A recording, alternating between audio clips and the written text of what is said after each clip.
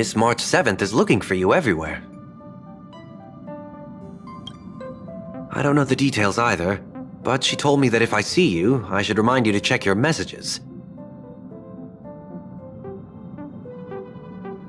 She also said that some things you missed are actually extremely important.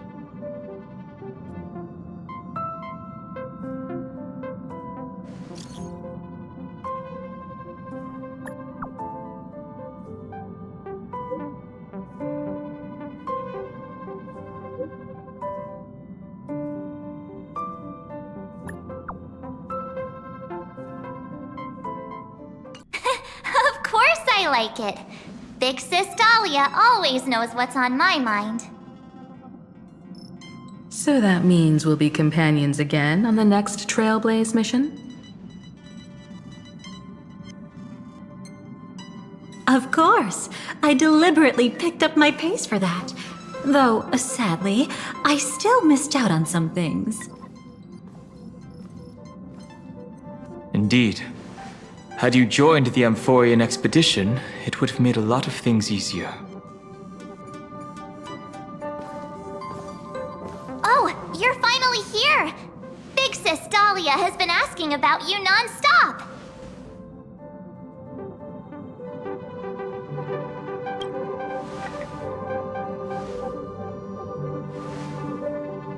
Whoa! Have you gone mad? Did you forget that we should never mention words like old or senior in front of Big Sis Dahlia?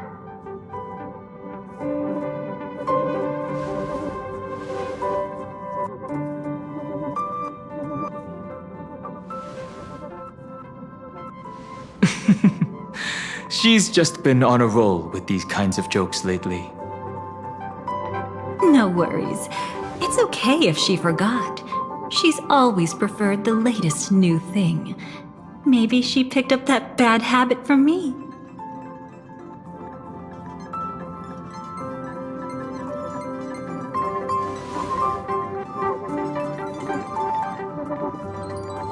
Long time no see.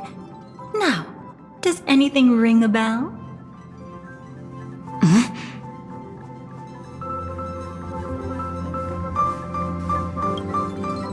Who exactly are you? What's gotten into you? Did Amphorius give you amnesia? How could you forget about Big Sis Dahlia? She was the one who helped you suppress the rampaging Stellaron back at the space station. Totally!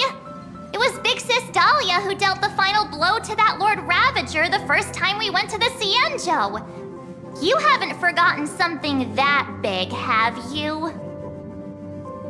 That was why Big Sis Dahlia had to go back to the garden to recover and couldn't join us in Penacony.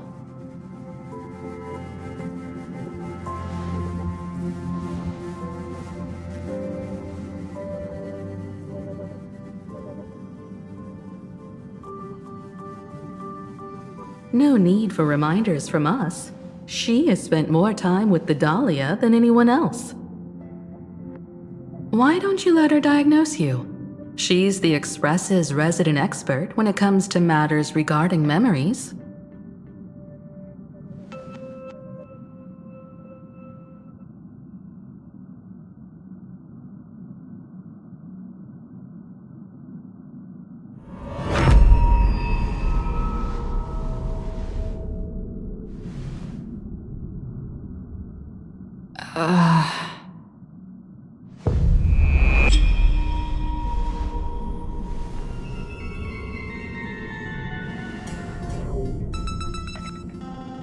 Oh, come on. Don't just stand there.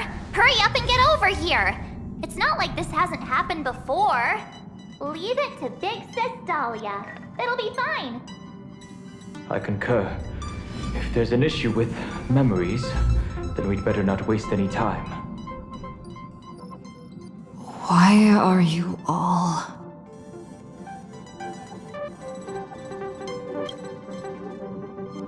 No. This isn't right.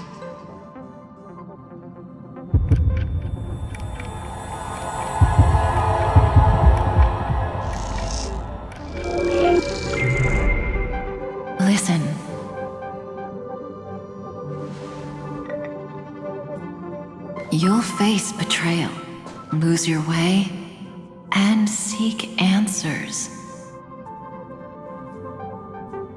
It was a wish from the cosmos that set you in motion. And in the tale where you are the protagonist, the stars themselves will defy the destiny of finality. Hang on.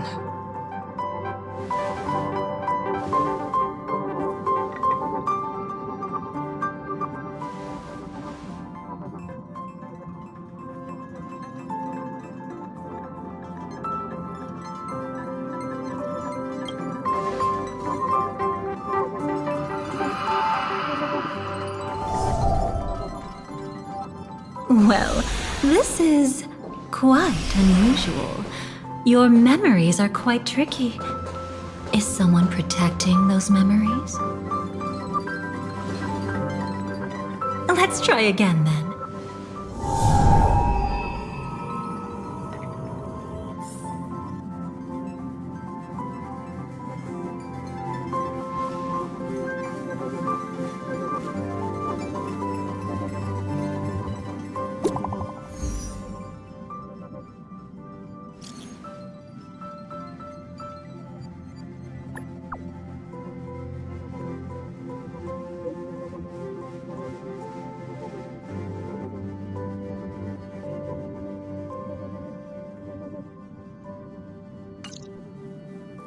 Destiny is much like memory. Since it twists and turns like a maze, even the vastness of the cosmos isn't too great for those fated to meet. Perhaps we'll meet again soon. You're finally here! Lady Black Swan has something urgent, and you almost missed her.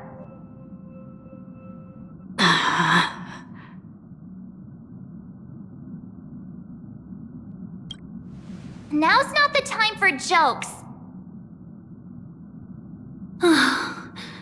We didn't have to be this direct. Guess there's no point in wasting any more effort, right? Your memories are truly extraordinary. It's as if they exist beyond the bounds of time itself. But why take memories so seriously?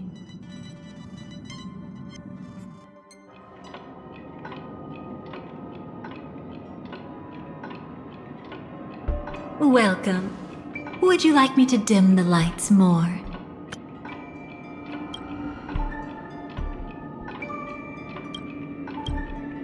Don't worry, I haven't harmed your companions. What you've seen stays between us.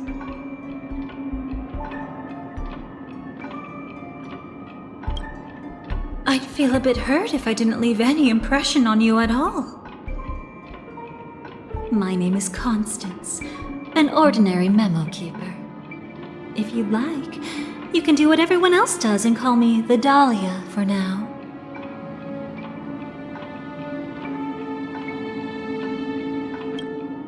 It's a bit complicated to explain.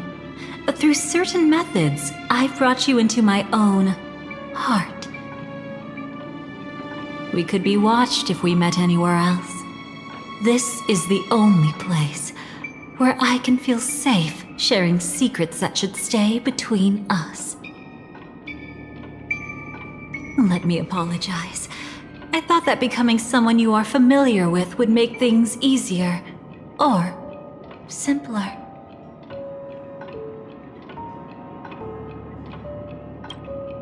Take it easy. That's exactly why I came to find you. All your questions will be answered. Let's start with the first question. Now, slowly turn around.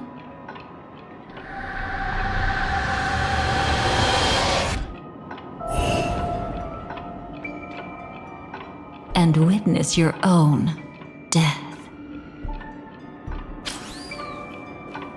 How does it feel to see your own corpse like this? I know death doesn't faze the nameless. It's practically just another day at the office for you. So don't worry. this scene isn't real. It comes from something you're all too familiar with. This was foreseen by the script. It's another possible ending for you in Penacony, but it was prevented by the Stellaron hunters long ago. It's a tomorrow that never came. In other words, it's a non-existent memory. Actually, I'm one of them. That's quite the incredulous look. Like the others, I can't reveal too much. Even if we are hidden in this place, we can't escape from omnipresent destiny. But I trust you won't be surprised by a Stellaron hunter's sudden visit. After all, that's what our two groups are. The Astral Express travels in pursuit of the light, casting long shadows in its wake. I'm here to tell you only one thing. Your memory of Penacony is incomplete. A part of it has already been stolen.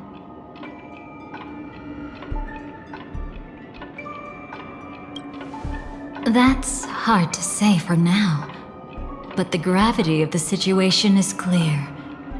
Someone might have made you forget some critically important information. Either way, I must help you recover everything about the finality.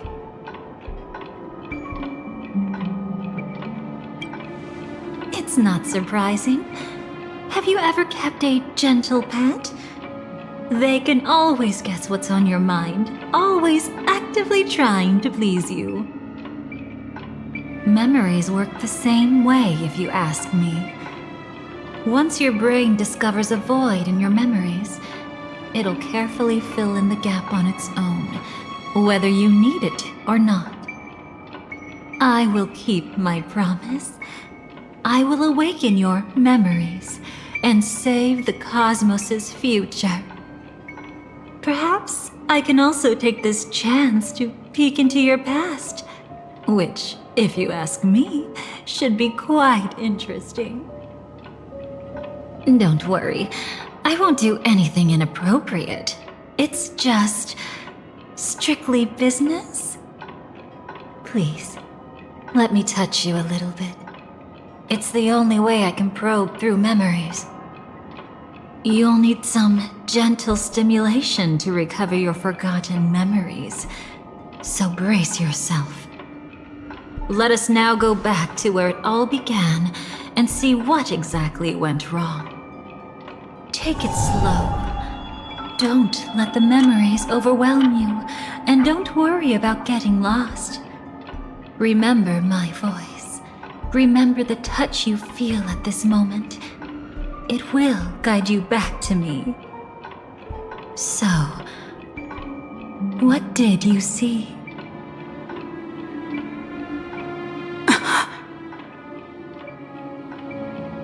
Seems like a rough start. Don't worry. Chaos is pretty normal in the beginning. Can you still remember where this journey began? Penacony, the land of the dreams, located in the Memoria-rich Asdana star system. At that time, a grand celebration of the harmony was about to begin, and as fate would have it, an invitation found its way into your hands. The family's esteemed guests are cordially invited to Penacony to participate in our grand celebration. Witness the impossible in the realm of dreams. Find the legacy of the Watchmaker, father of Penacony, and thus the answer to the question, why does life slumber? There, you encountered Adventurine, an IPC executive who appeared to be answering the invitation alone, but was actually there to reclaim lost territory. He desperately sought allies, attempting to tip the family's scales with himself alone. And then there was Sunday, the former head of the Oak family. A Pathstrider of the Order who would soon usurp the power of the Harmonious Choir and become your enemy. There was also his sister, the renowned Robin. She was meant to perform on stage, but got caught up in a series of unfortunate events, and in the end, found herself as lost as any bystander. Oh my, have there been gaps in your memories from the very beginning? This is quite troublesome. Where should we begin? Right. Let's start with her. You must remember. That girl who called herself an artist and was hunted down by the family. Of course, her true identity is no longer a secret. What you see as a first encounter is actually a long-awaited reunion for her. Let's begin our story here. Think of that girl who could neither enter dreams nor wished to wake. Why did she slumber with you? Is this what dreams are? I can't see anything. Can't hear anything. Nothing exists except darkness. I don't understand. Why do people long for this darkness? Don't move yet. It's going to hurt real bad. Is the surgery over? Yeah. As expected, you can't recover the ability to dream. Even after paying such a heavy price, we only get one shot at this. It's fine. One chance is all I need. Is there anything else I need to do? Just don't die. Take a breather. Once the calibration is done, I'll let you officially enter the dream. And then I'll be able to enter that land of dreams. Don't get your hopes up. It's just a nickname. Your dream might not come true. I've been waiting for this day. People always describe it this way.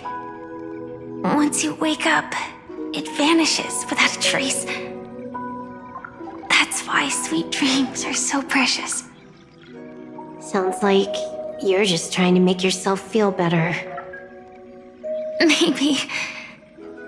But when the day we cross paths again arrives, I think I'll pretend we've never met and get to know you anew, as if starting all over. I made a promise with her. Our reunion is right before us. I have no reason not to give it my all. Even if she's already forgotten it? But I won't forget. No matter how this story ends, I want it to begin with a smile. In the future that Elio foresaw, we never had an ending. But I still have the chance to wrestle back from fate the right to have a beginning.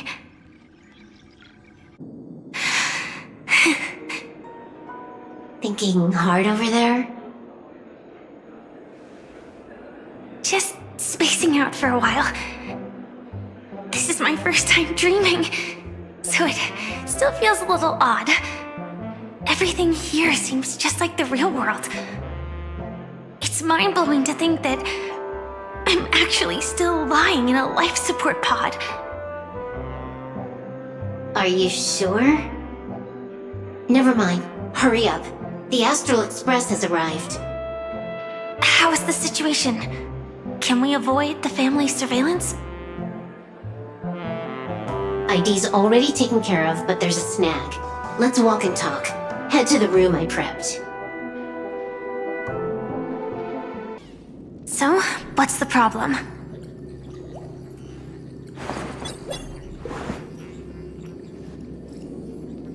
I hired a helper to slip into Penacony ahead of time to snoop around. She just sent me some intel. There's bad news. The family is borderline all-knowing and all-powerful in the sweet dream. Is there an emanator of the harmony here? It's not necessarily because of a person. It could be a phenomenon. Can't say for certain. Anyway, just like the script says, no matter how you sneak in, you'll be found out. There's not even a single gap? Even just for a couple of seconds? It's not that we can't create one. The problem is that you're too powerful. You're no small fry. Here in Penacony, you're a colossal threat. They'll be onto you even if you just try to enter the dream. That means, even if I manage to sneak in, I won't be able to escape the family's pursuit. Exactly. And a brawl won't change a thing. This is their turf. You'd be throwing your life away. It might be risky, but I have a plan. The family still hasn't figured out who Stellar Hunter Sam really is, right? At least not this branch family. Then, let's use that to our advantage. I'll activate Firefly Type 4 and attack the Reverie Hotel. I studied their defenses on the way here. Their basic security won't be able to keep me in check. Create a commotion to force Sam in the spotlight. Then, I'll rush back here at top speed, and while the chaos is still fresh, dive into the dream as Firefly.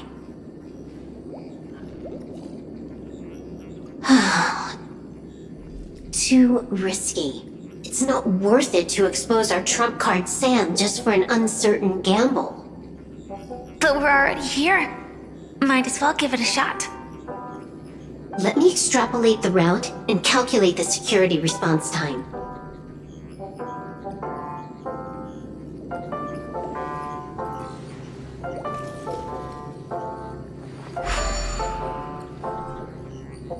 Hold on. What is it? Weird. My readings show security is practically non-existent.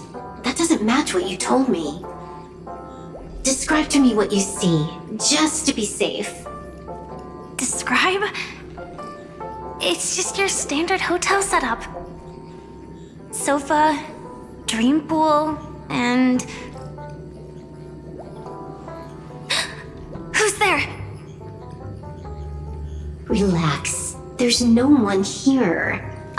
I knew it. What you're seeing isn't quite the same as the surveillance I see. That is weird. How does that work? Let me fix it.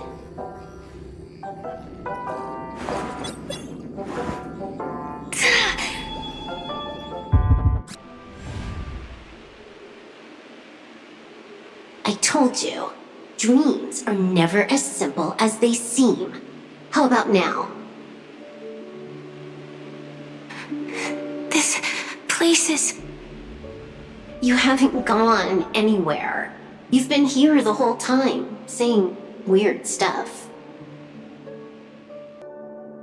This is my first time dreaming, so it still feels a little odd.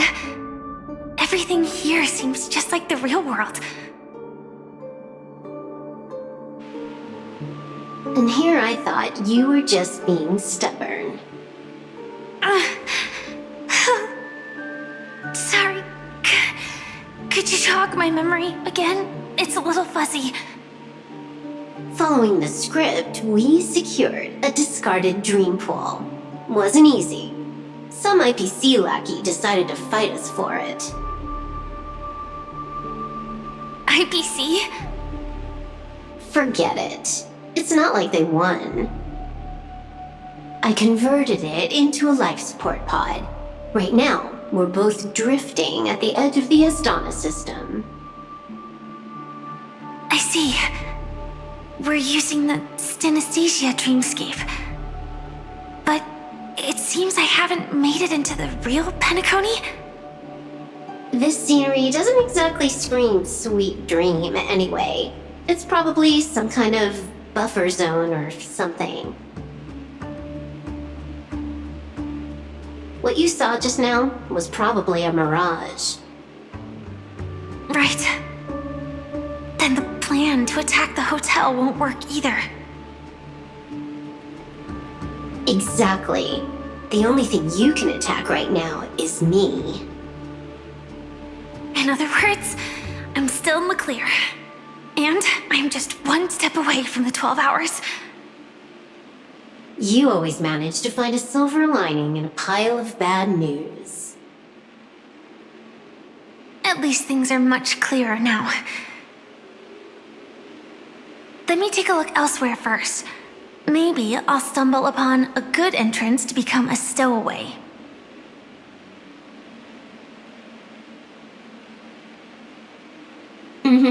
You scout ahead, I'll get in touch with the temp helper. Just as I thought. But why? Shouldn't you take cover first? No need. I know them too well. It's not necessarily the real propagation. This star system went through the swarm disaster long ago, remember? And it was anything but small.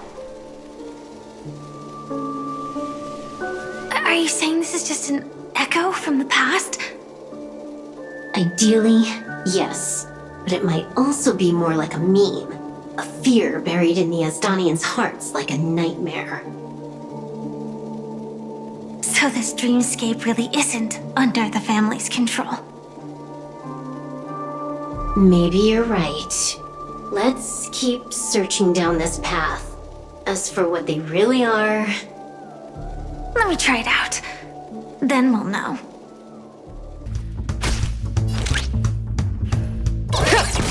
Let's begin.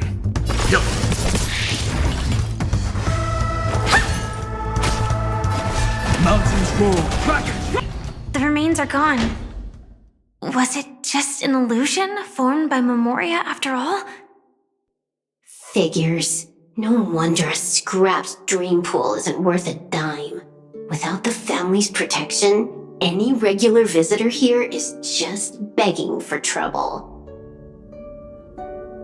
Better stay on guard. Not every illusion has good intentions. Got it. Also, you can actually just go around them. No one said you have to pay attention to the bugs. That's your bad habit. Sorry. I just can't bring myself to look the other way. Never mind. Everyone's the same. They all try to do something for the past, even when they know it's futile. If it makes you feel better, I'll leave it to you. Just be quick about it. Thank you.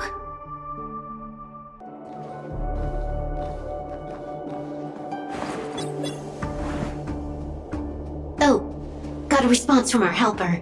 Head to the main lobby. She'll send someone to meet you. But watch your back. That one's a masked fool. Who knows what they might... Hello? The signal's gone. Here we go again. Huh? The mech won't start. Why? Huh? They didn't attack me.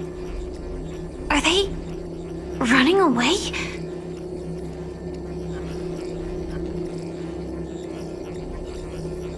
What lies at the end of this corridor?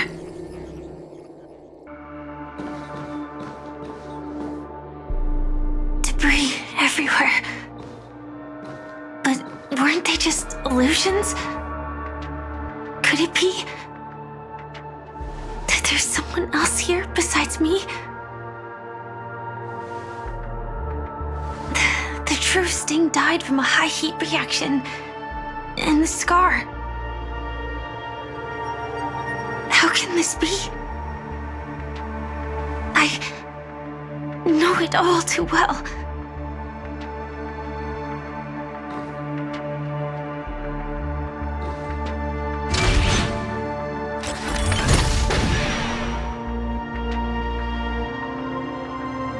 The swarm is one thing, but even for Memoria, why would Glamoth's Iron Cavalry appear in Penacony?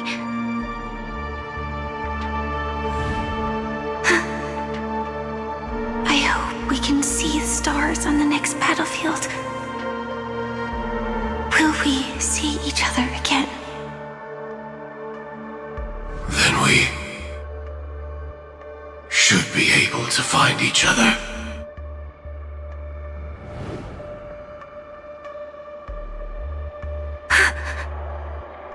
AR-214. Is this what dreams are? Is this nightmare your memory? All right. Not the best timing, but that's as far as this first try goes. So, how are you feeling? Any discomfort?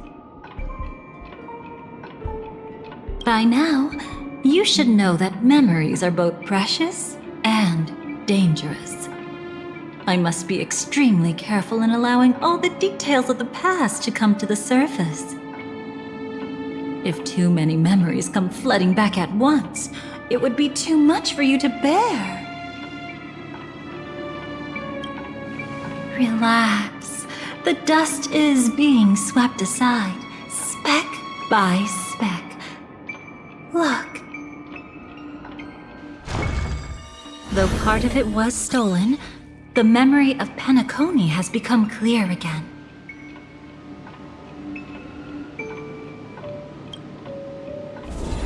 What you just witnessed was her beginning. This dream diverges into two parallel paths. Yours, named the Trailblaze, and hers, named the Finality.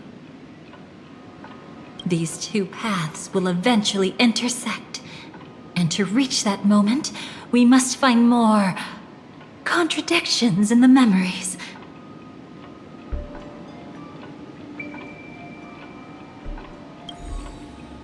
You still remember her, don't you? Robin, known by all.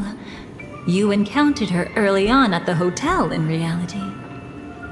After you entered the dream, she was using the Harmony's power to help you adjust to the sweet dream. Oh, it's just that. After your farewell, she had already become a victim of a sinister plot when you saw her again. What did she discover during that time that would make her suffer such a terrible fate? Be careful. This time, we're going to dig deeper into a past utterly at odds with the memories you hold.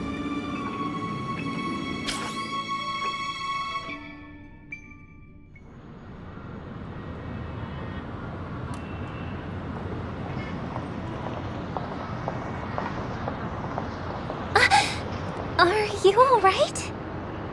Surprisingly, I don't feel anything. Well, you are in the dreamscape after all. Seems like our guest here hasn't gotten used to the transition. Fret not. Feeling a sense of weightlessness is normal for new visitors. Robin, please guide our friend in getting more comfortable with the new environment.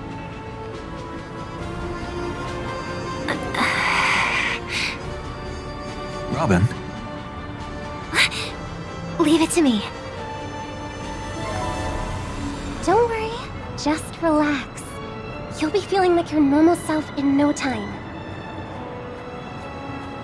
Even so, tuning is still beyond me. worry. Keep going. I'll help you. But brother, this...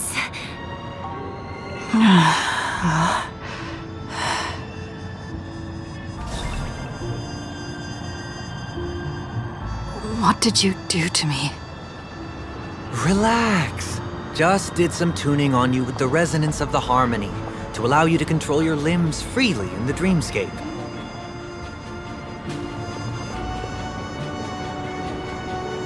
Essentially, the dream of Penacony is a world formed by memoria. Only by fully understanding its nature can you move freely within it. Unless you're one of the memo keepers of the Garden of Recollection, it can be difficult at first to manipulate the memoria as you wish. Once you've been tuned by the harmony, you can use the same laws of physics from the real world to understand how the dream world works. Oh, oops. I've fallen into my professional habits again. I just can't seem to shake off this urge to be a know-it-all. Don't mind him. He's always like that. Please, enjoy the beautiful dreamscape the family has built for everyone. We shall take our leave. Have a blast!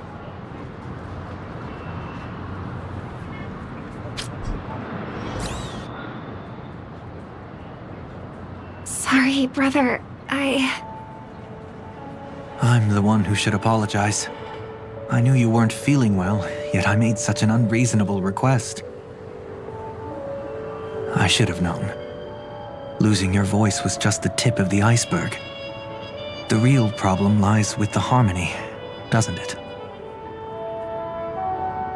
Just as I thought. You figured it out too. Your letter. I've kept it with me all this time.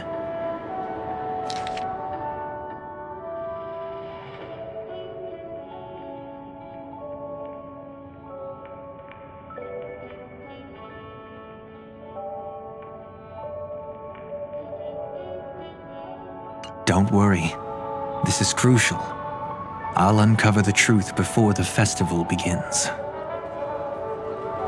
Let me help you shoulder some of the burden. Did something happen in Penacony? The Charmony Festival is approaching, and with all sorts of guests mingling, Mr. Gopherwood must focus entirely on the preparations, leaving no attention for other matters. This creates an opening for some people to exploit. If there really is a traitor in the family, now would be the perfect time to make their move. I heard the Dream Master has fallen ill. Since I came back, I haven't seen him even once.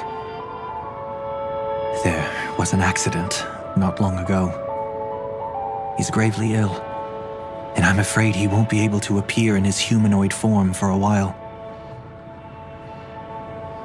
That's why we need to help him even more. Leave the investigation to me. You don't have to worry about anything else. Just focus on the stage. But... No buts. Listen, Robin. Never get involved with death in dreams. You need to sing your heart out. I promise you, when the curtain rises, no noise will drown out your brilliance. Not even the shadow of harmony itself. that's true.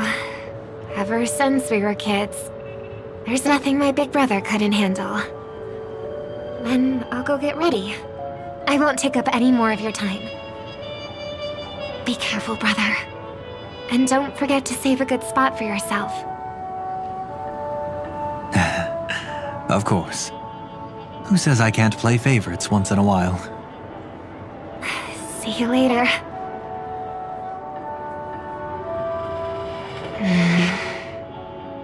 Big brother, you're always hiding your true feelings like this. You're acting like everything's fine. But I saw you at Daylight Pavilion. You were clearly at your wit's end. When I wrote that letter, I could still barely manage to tune. Later, things just kept getting worse. My intuition tells me that something must be wrong with the dreamscape. In my current state, I'm wondering if I can even sense any anomalies. I'll do my best. Let's hope this is just a false alarm. Is that her?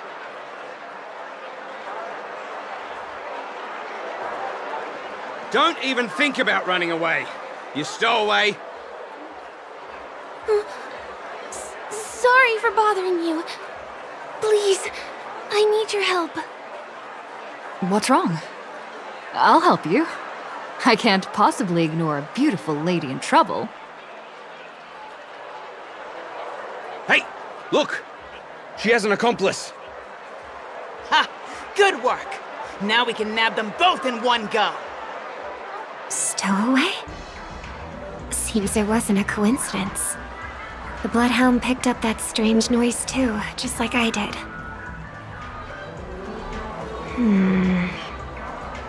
Better to stay out of sight for now. If that girl really is an outsider, this could be my chance. That's enough, boys. Sir. What's gotten into you all? Open your eyes and take a good look. Is this lady the stowaway we're looking for? Huh? Who's this? Don't you know him? Look at his brown hair and grey vest.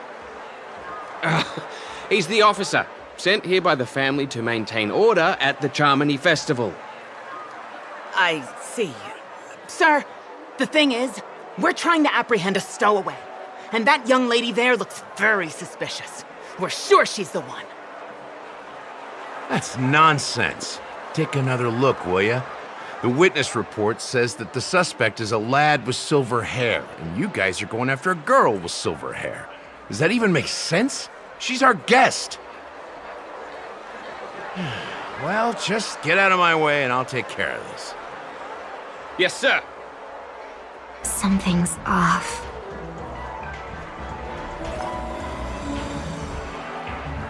He's not lying. But why? An officer from the Bloodhound family shouldn't fail to sense something is amiss. Don't worry. I believe this is just a misunderstanding. How could such a lovely girl like you be a stowaway? Thanks. Without your kind help, I wouldn't know what to do. Just part of the job. I need to get going. If you need help, you can reach out to me through the young bloodhounds in this area. I wish you an enjoyable experience in this land of dreams. Too many people know me. It wouldn't be wise to follow them so openly. Looks like I'll have to use a few methods of my own.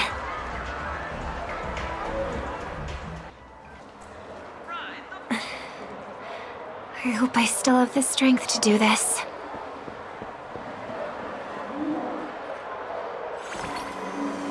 Although the Bloodhounds mistook me for a stowaway, I'm actually a local. My name is Firefly, and I'm from the Iris family. I work as a stage performer, although right now I'm just an extra. Success! Thank goodness I wasn't discovered. That girl claims to be an artist from the Iris family, but I can't hear any resonance in her voice. Well, we can talk about that another time. Right now, I want to give you a tour of the town. Here we go. If I'm wrong about this, I'll make it up to you properly afterward.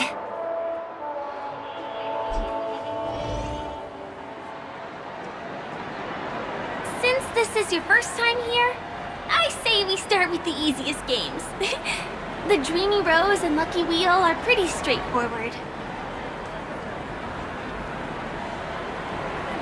here to play games? I guess I was worried for nothing. Sorry, Trailblazer and Miss Firefly. Maybe this was just a beautiful encounter. Nothing more. I should leave the dreamscape and see the sights beyond it. Maybe things will be better in the real world. Running out of time? Huh? They split up? Everyone needs to be here is here. Not to be a buzzkill, but just a reminder. Don't forget about your first death. Who's she talking to? And what's this about death? Shh. Let's not talk about this right now. I think someone's following me. Did you have fun? No. My intuition was right. That girl is definitely not what she seems. Now I need to be extra careful. Ah! He's coming our way! Hey, well, if it isn't my most loyal customer, the Trailblazer girl. It's been such a long time, old friend. And who's this? A companion? I feel like things are getting more and more chaotic. Long time no see, superstar. There's someone else. Oh! Lady Siobhan?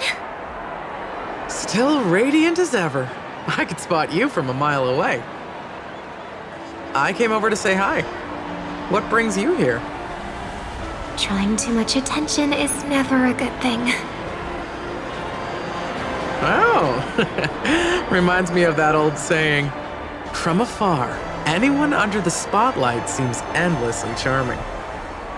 But only when you get close do you realize how restless that heart truly is.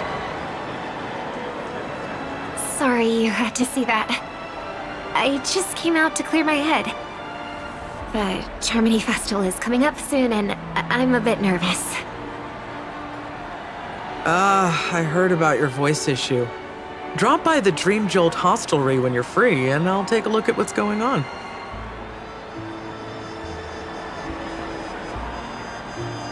Thanks. I never thought even after all this time, I'd still be troubling you, Lady Siobhan. You must be pretty nervous if you're being this formal with me. Looks like my analysis is spot on. Follow me, you two. Let me give you a taste of the adult world. I'm afraid I'll have to take my leave. I'll come visit you properly. It's just that, right now... You need some alone time, I get it. It's a date then. Catch you later, superstar. It's a deal. Right. It is the Charmony Festival after all. As people say, you'll be performing for the Harmony. Remember? Before one of your tours, I asked you a question. It's been quite a while since then. I wonder if you found your answer.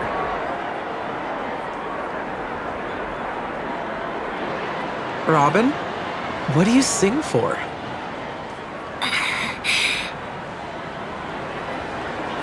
I think I've got my answer now. But instead of words, I'd rather answer with a song. That would be more convincing, no? That's actually more convincing than a straight answer. Looking forward to your performance.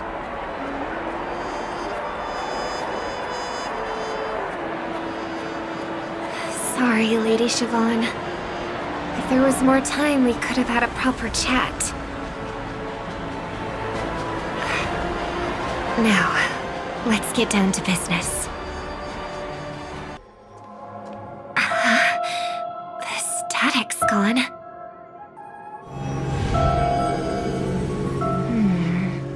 They passed through the commercial district. and past the Papashi Club. And then the voice just vanished. Did she return to reality? That can't be right. There's no entrance or exit there.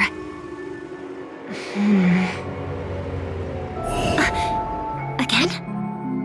Further away than before. This time in... Dream's Edge. Oh, I get it now. It's the underground tunnel. Right. Makes sense. I should have known. That place is a hotspot for smuggling cases. I should have pressed those two bloodhounds for answers back then. Anyway, I'll check it out.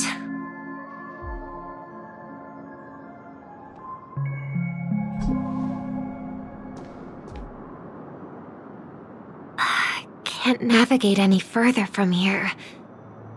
Is it because the dreamscape construction isn't complete yet? The family never stops weaving their sweet dreams.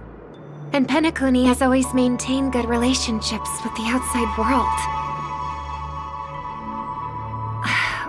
Why would someone choose this moment, of all times, to plot something sinister? Excuse me, ahead is... Is that... Miss Robin? Hello. I never thought I'd meet you here. When I joined the Bloodhound family, you were the one who delivered the family's greetings.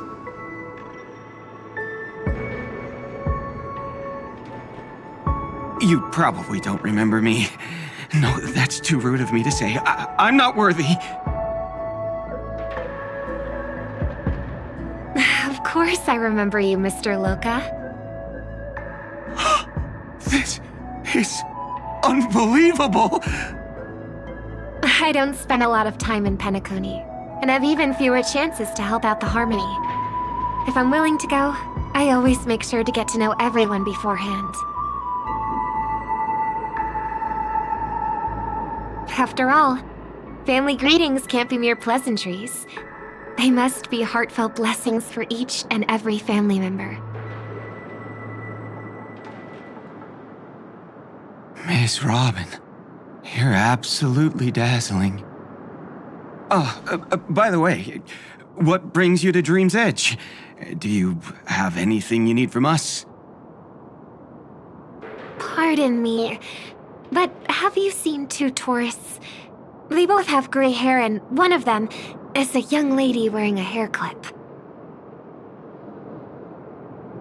You're looking for someone? I don't really recall seeing them, but I can keep an eye out for you if you like. Oh, well... Don't bother. Ah.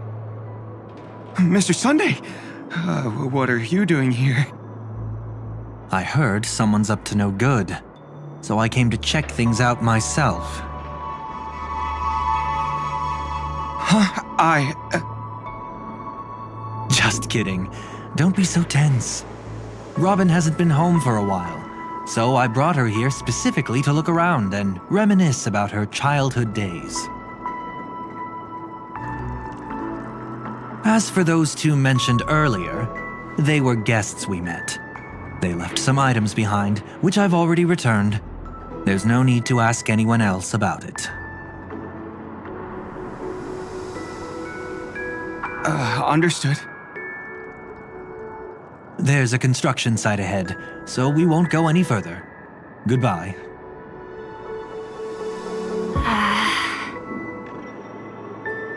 Thanks a lot, Mr. Loka.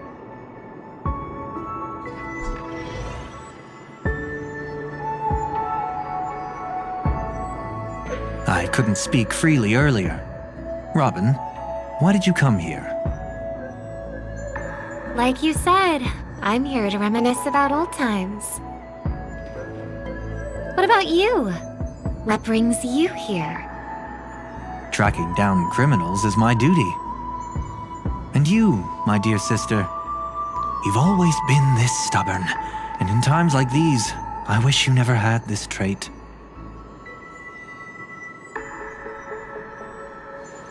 You're still investigating on your own, ignoring what I said? Yeah. I can't stop thinking of death, so I followed some people all the way here. After all, I witnessed that horrific scene at the Dewlight Pavilion with my own eyes. I can't let you bear this burden alone.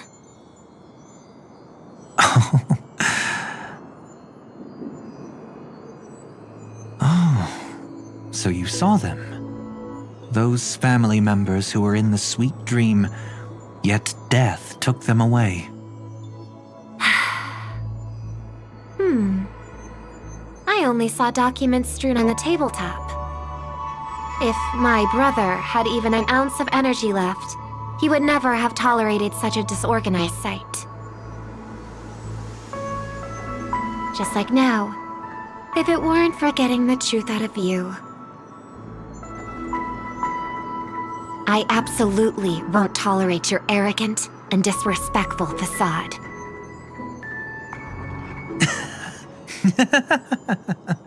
What are you talking about, dear sister? Just kidding. Don't be so tense. But my brother never jokes around with strangers. I watched as he smoothed away the sharp corners of himself, bit by bit, hiding them in the deepest corners of his heart.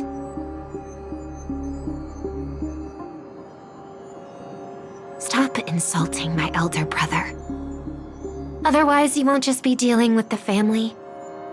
You'll be dealing with me, too.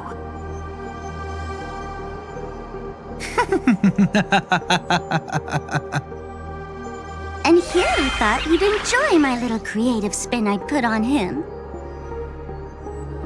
Don't you think he's more likable that way?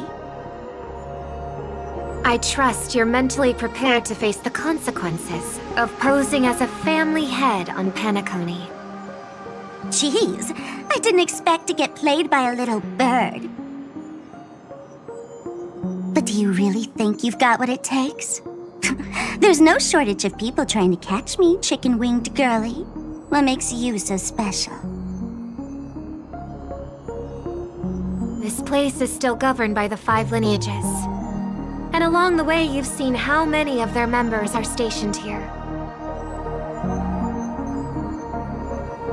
Besides, here at the edge of the dreamscape, I can also...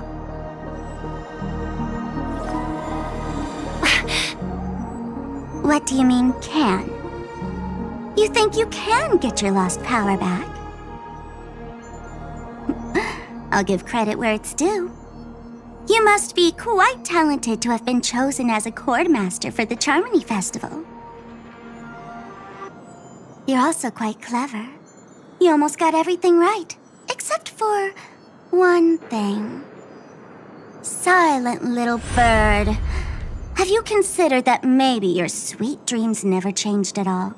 They just stopped welcoming you because you grew up. Like a mask. Once you wear it for too long, you can never take it off again.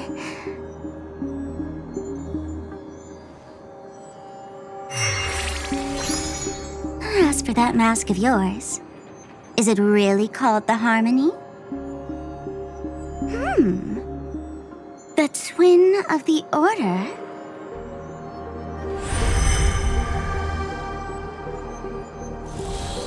Oh, you know what they say. Robins will fight tooth and nail to protect their territory, even at the cost of their own lives. Looks like that name suits you pretty well. Oh, right on schedule. Gray hair should be wrapping up soon. Miss Sparkle, time to head to the next scene.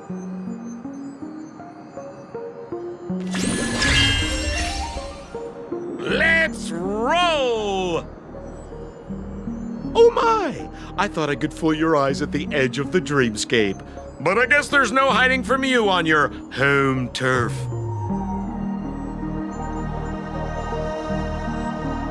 What? You want to settle the score with me for messing with your people? Why don't we sit down and have a chat? You seem like a patient one to me. So tell me, what exactly do you want to take from me?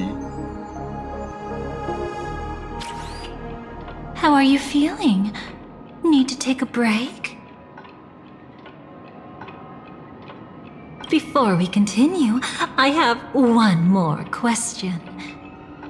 We've spent some time together, so at this moment, how do you feel about me?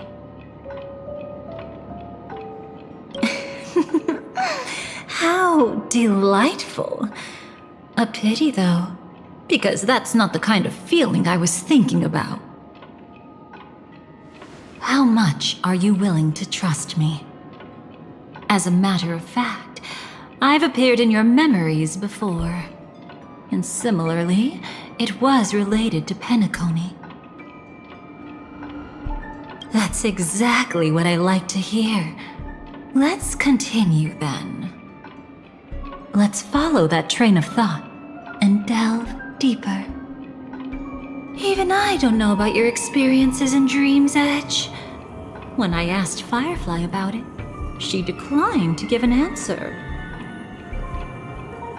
But judging from her expression, I believe it must have been a beautiful and unforgettable time that belonged to just the two of you.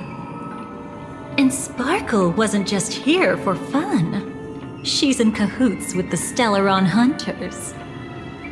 She disguised herself as someone from your past, using every means possible to hint at the truth of the dreamscape. In the end, she simply sent you both deep into the dreamscape. What a kind-hearted fool she was. Thanks to her, you and Firefly managed to uncover a piece of Watchmaker Mikhail's past. And the dangers that lurk within. A memory zone meme, something unto death. At least back then, you mistakenly thought it was dangerous. With the help of a, let's say, graceful memo keeper lady, you managed to escape from there. But in the rush, you and Firefly got separated. And her experiences afterward might differ from what you remember. I was there at that time, too. See you next time. Hurry.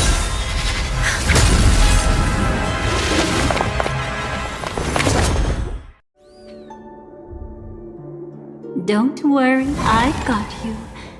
How are you feeling? Passing through Memoria so suddenly always leaves you in a daze. That memo keeper had ulterior motives. She could have sent all of you away, but deliberately kept you behind. What happened just now? It's a memory zone meme. Some Penaconian legends mentioned it and called it death. I caught something unusual, but couldn't get a clear look at it. But I saw it. In that instant, before it was about to strike, a reflection of another dreamscape appeared in its pupils. It was somewhat similar to the 12 Hours, yet the atmosphere was completely different. What if death doesn't exist in Sweet Dreams? Or so they say. But what if that's not a lie? Perhaps death is just sinking into a deeper dreamscape. Too bad. A nosy memo keeper had to show up. Next time we meet, leave it to me. I'll give her an experience she won't soon forget. Every time you say that, it's always you who seems to be having fun. This time, try not to go overboard. It's not necessarily a bad thing. If I really do meet my end, I won't have a chance to tell them the truth anyway. Are they still around? I can't sense them anymore. I'm afraid they must have gone back to reality. Hold on. Still no good. can't get in touch with Silverwolf in the primordial dreamscape. I left her a message. If she gets it, she'll help guide her back here. Or we could head back to reality first and get in touch with Silverwolf. Hold on. Recklessly crossing through the dreamscape now would be far more dangerous than before. What's the matter?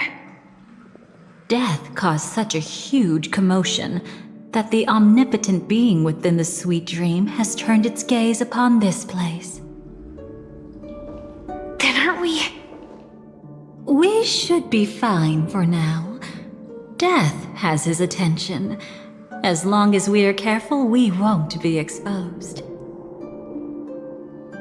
In fact, within this dreamscape, we might find a way to strike back against him. Before you arrived, I did some digging around. From what I've learned, he buried his darkest crimes right here. Whatever it is, I believe it'll be of some use. Let's go look for it before they come back. From the traces nearby, it was Death's doing. But did they really die? No, your conjecture is right. It's just that these birds weren't welcome in another dreamscape. You've seen them before? Yes, but that's what makes this so intriguing. The outcome of the battle was the complete opposite of what I expected. That reminds me, there's something important I still haven't asked you yet. Would you like to die together with me? Today? Not really. I just love catching you off guard like that. It's adorable. Then, take a few steps back. I have a few conjectures. There might be some risk. If anything happens, don't worry about me.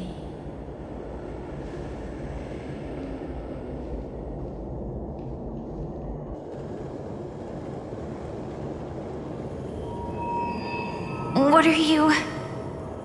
Just as I thought. So, what happened? These ravens are the incarnation of the Dream Master Gopher Wood, that omnipotent being in the sweet dream. In front of him, even death has no strength to resist. The power I just released should have been enough for him to notice and deliver a fatal blow. Yet here we are, completely unharmed. You know, you're quite similar to Blade sometimes.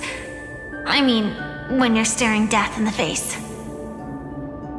It's not relief I feel. I'm savoring a once-in-a-lifetime thrill. If only it was just once for me too. But was it really him?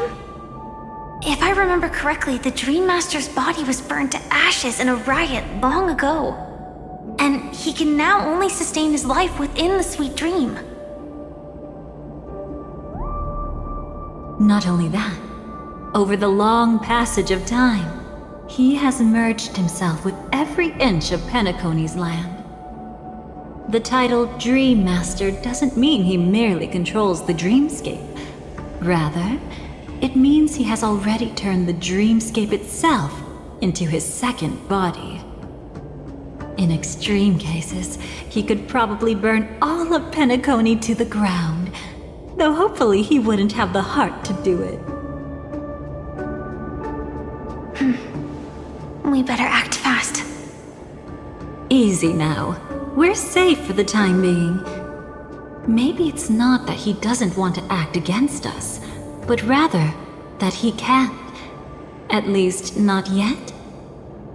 Lately, Gopher Wood has been claiming to be ill, never appearing in the 12 hours. Yet just recently, he buried his darkest crime deep within the dreamscape. So, you're saying that burying this crime took a heavy toll on him, leaving a flaw in his supposed omniscience and omnipotence. That does sound plausible. Could it have something to do with the Watchmaker's legacy? I don't think so. After all, that secret was branded as the darkest. And perhaps the legacy is not one alone. Only by seeing it for ourselves can we know. A mistake anyone could make. Setting up layer upon layer of security around a secret only ends up exposing its flaws. Why don't we give it a shot and build up some experience dealing with memes? There won't be any new experiences. I'll activate Firefly Type 4 and end this quickly. What a pity. I would have much preferred to see you in a pinch, so you'd have to rely on me all the more. Do you know who I— This big diamond! It's all yours! Time to twirl! Is this it? An entrance? It only looks like an entrance. That crack doesn't lead anywhere. It's a lock of memories. And the key is a light cone carrying specific memories. Clearly, Gopher Wood had help from a memo keeper. And since that light cone isn't in our hands, I fear we'll be returning empty-handed. Is there really no other way? We could try our luck. Perhaps the memo keeper helping Gopher Wood shares the same habits as me.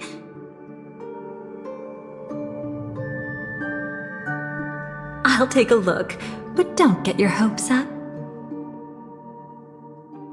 Looks like we're in luck. We found one of their contingencies. Do you have memories like that? A moment in time you never want to forget. One that you find yourself reliving over and over again. Of course. And more than just one. What a shame. Huh? Don't take it to heart. I'm just imitating those annoying memo keepers. In their view, the more memories recalled, the more likely it is to become distorted beyond recognition. Each time you recall a memory, you risk distorting its true face. That's how they justify the necessity of light cones. How tragic. They never understood the truth. The more eternal a thing, the more it stirs the desire to destroy it. But they weren't wrong about the present situation. Even if Gopher Wood were to come in person, he'd need to bring a specific light cone. His own memories can no longer be trusted. That's exactly why we have a contingency plan right in front of us. But I haven't seen anything since just now. Oh, sorry.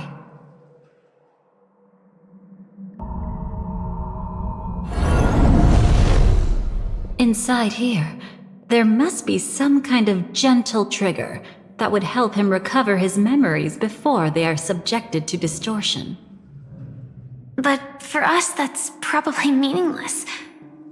Whatever triggers his memories would just seem bizarre and random to us. Still, let's go take a look inside. We might pick up some clues at least. That's right. Go ahead. Every action brings joy. And a price to pay.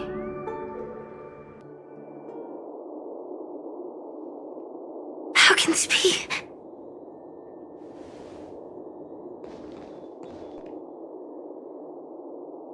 AR 214. Is that really you? You don't have to force yourself. I can take care of it. No, it's okay. Was it her that you saw when infiltrating Penacony? Yes, I saw her fighting off the swarm. But it was just Memoria, and it vanished quickly. Silverwolf mentioned that Penacony had also faced a swarm invasion before. I kept telling myself that she was just passing by and lending a helping hand. And after everything was over, she had already left, safe and sound. So this time, do you still want to know the answer? Would it be any different? I really want you to tell me that this is not real. It's just Memoria. But thinking about it calmly, nothing can change it. A memory is ultimately something that's already happened. You're more composed than I expected.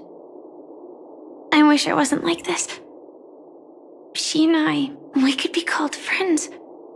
I wish I could just break down and cry for her, like any normal person would, to mourn her loss. But what surfaced in my mind was that one sentence. This is our predestined fate, and one day, I too shall meet the same end. One day. Not today. Though it's already too late, there are still other things I can do for her.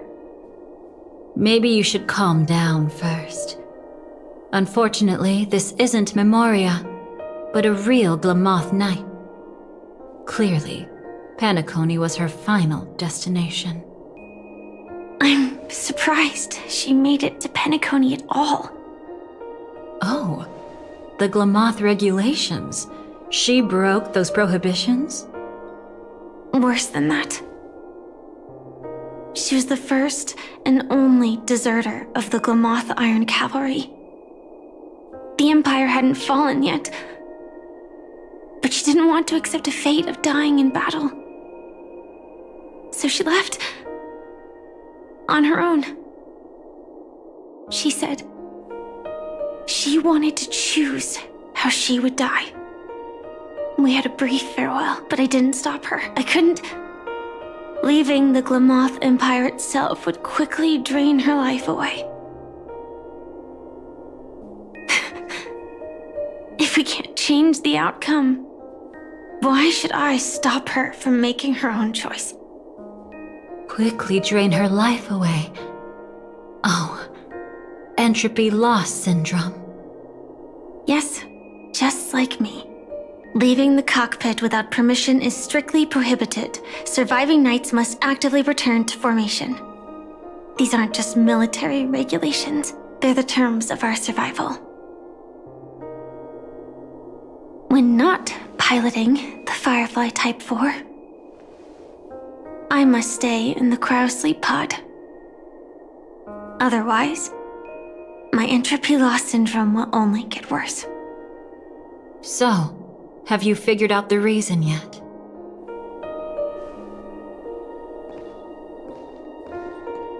When she and Kafka found me, I had just finished my duties as a Glamoth Knight. My final battle as a Glamoth Knight. The Empire fell, and all restrictions vanished. For the first time, green flames ignited upon my body, and for the first time, I touched the true path power that the Glamoth Knights wield. That's when I realized entropy loss syndrome is a death called living. The propagation? That's the true source of the Glamoth Iron Cavalry's power? Yes, I've seen it happen. When the Swarm King dies, the swarm completely loses its vitality and falls into silence. Just like Glamoth's Iron Cavalry, they weren't given a sense of self. The moment they stray from the hive, they're already dead. The same goes for entropy loss syndrome.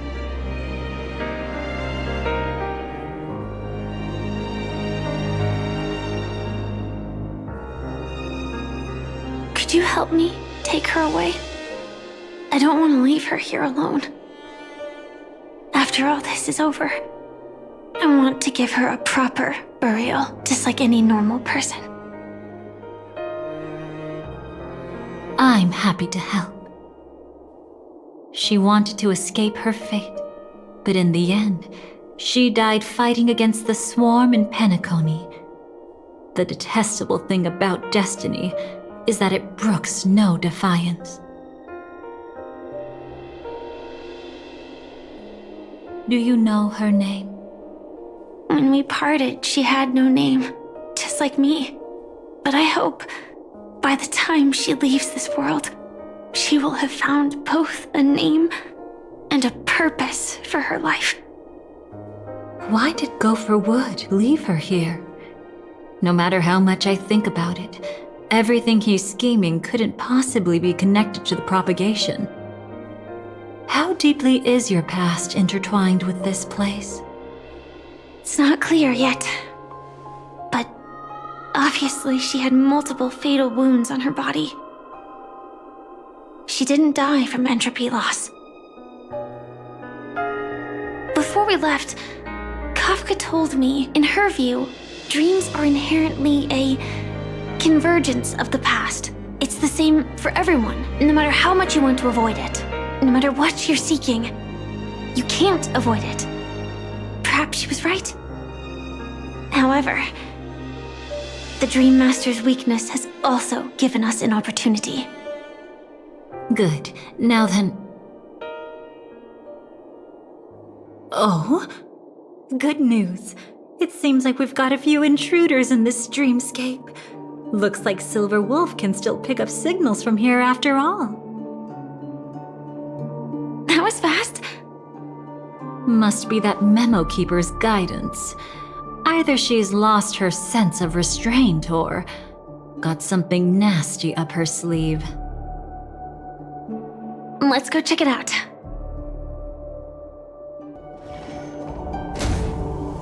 You aren't hiding anything, are you? Great. She's okay too. Hold on. There's a troublesome stranger here. She looks familiar. She's... Oh? You don't know? Setting allegiances aside, she's much more dangerous than the Dream Master. When facing an emanator who walks in the nihility, we must always tread carefully, no matter when or where. An emanator of the nihility. Was she ever mentioned in the script? No. If it weren't for my father's death, I wouldn't have known about this either. Your arrival is timely. This dreamscape is fraught with danger. Since our destination is the same, how about we join forces? I can protect you from harm, but in the memory zone, I'll need assistance from the Memo Keeper as well. And if we run into the family, it wouldn't hurt to have one more person to explain the situation.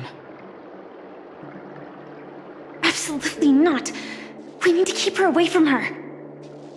Shh, be careful. What's wrong? Right now, their journeying together is actually saving us a lot of trouble. I can sense it. Death has cast its shadow once again. It's close. And unless things change, they'll cross its path before long. That Miss Stelle is clearly unfamiliar with Memoria. And that arrogant swan, always mindful of appearances, is unwilling to show all her cards. Only with Acheron present can they cross beyond death.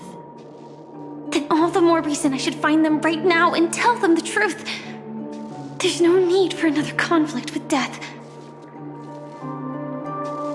But Black Swan is still here, with unknown intentions. If she chooses to twist the truth, you won't be able to convince the others. Here, a Memo Keeper's word carries more weight. No need to rush things. There's still time to reveal the truth later. Absolutely not. Have you forgotten? As a Stellaron hunter, I have a 0-point mission. One that must be completed at any cost. If there's even the slightest chance that Acheron might draw her blade, I cannot let her be there.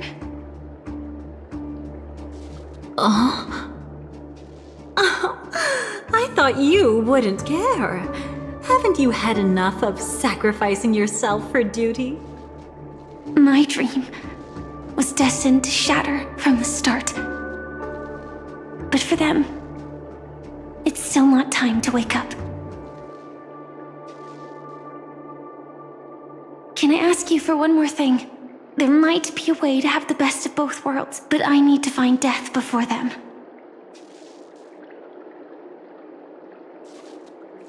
That's not hard.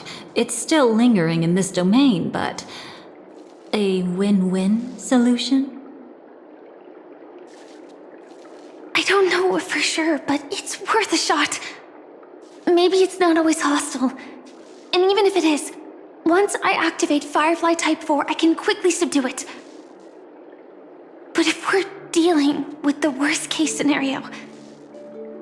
Elio once said that I would face death 3 times in Penacony, and for this first death, I want to decide how it comes.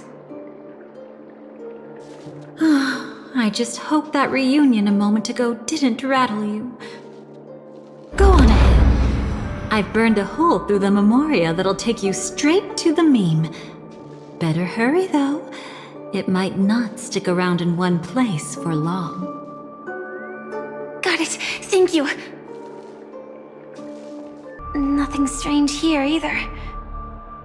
Wait. It's right here.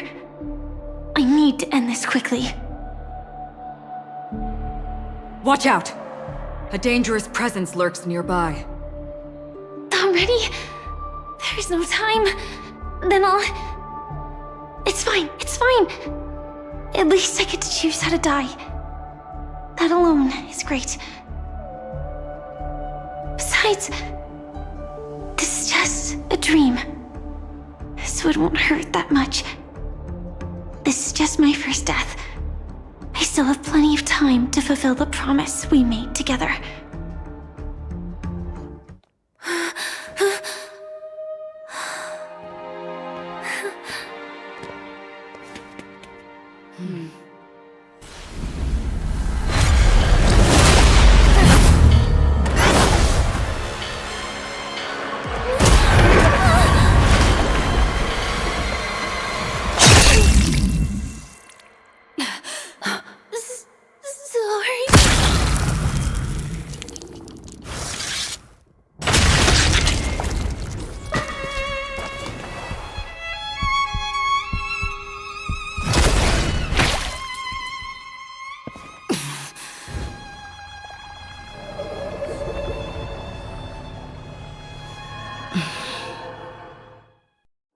You should be able to recall at least some of what comes next. She hoped to reveal the truth of the dreamscape to you through her own death. At the moment she was impaled, even the emanator of the nihility would falter, blade wavering in hesitation. That was her way of securing the best of both worlds. Unfortunately, fate still played a cruel trick on her. The memoria transformed so quickly that she didn't even have a chance to explain. After that, she arrived at Dreamflux Reef, land of the exiles, the true Penacony. The family went to great lengths to conceal its existence, using death as their justification. However, at that time she still couldn't venture deeper with peace of mind. Unable to reveal the truth, the situation that had worried her before continued to persist. She was burning with anxiety to return and get you away from the battlefield. Fortunately, a kind and caring lady was still watching over her. I reached out to help once again. Her worst fears didn't materialize. Death retreated on its own, allowing you all to escape unscathed. After that, guided by Black Swan, you tried to uncover the truth behind Firefly's death.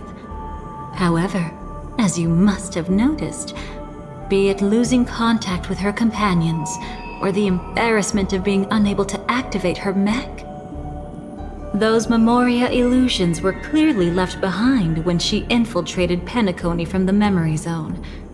But that hardly matters. Because of Black Swan's blunder, Firefly gained the precious time she needed. When she appeared before you again, she was already using a different identity.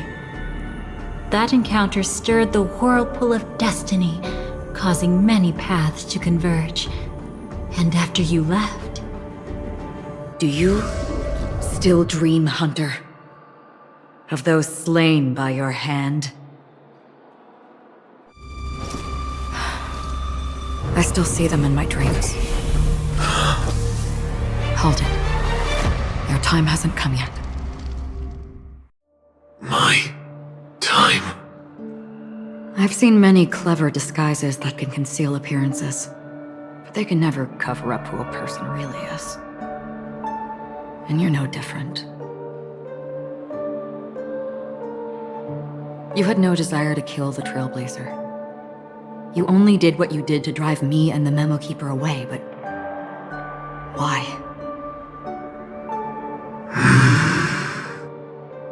Did Destiny's slave make you do it? You know, Elio. I thought this is just the kind of thing that'd get written into your script. My script has always been brief.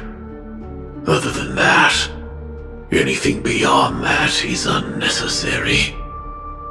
Now it's my turn to ask. Who exactly are you? Why ask when you already know the answer? I tend to forget things. Which is why, rather than memories, I'm accustomed to using my emotions to capture what I normally wouldn't otherwise.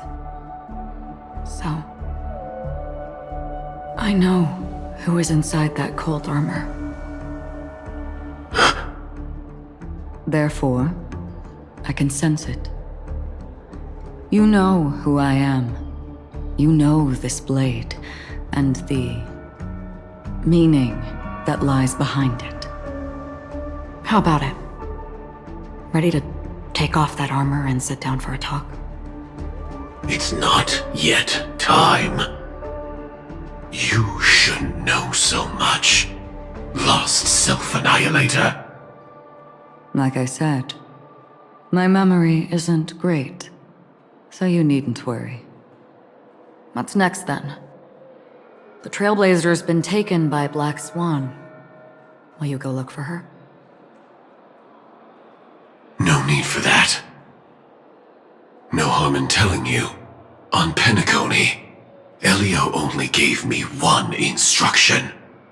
Allow the Astral Express to pursue the Grand Legacy. The Astral Express is not your enemy. If your goal is the Watchmaker's legacy, then go look into the family. Not only are they covering up the existence of death, but they're burying the past and the truth about the dreamscape. Already on it. Before we part ways, let me give you a piece of advice.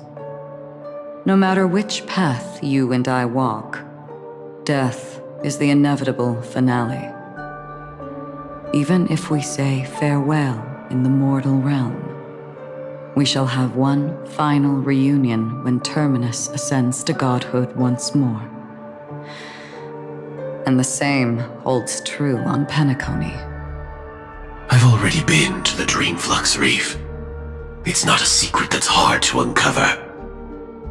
Well, I'm afraid you have yet to realize just how awake you truly are.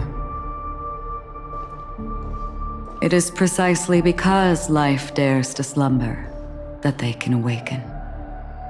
Ascends to godhood once more. Even if she's an emanator, she shouldn't.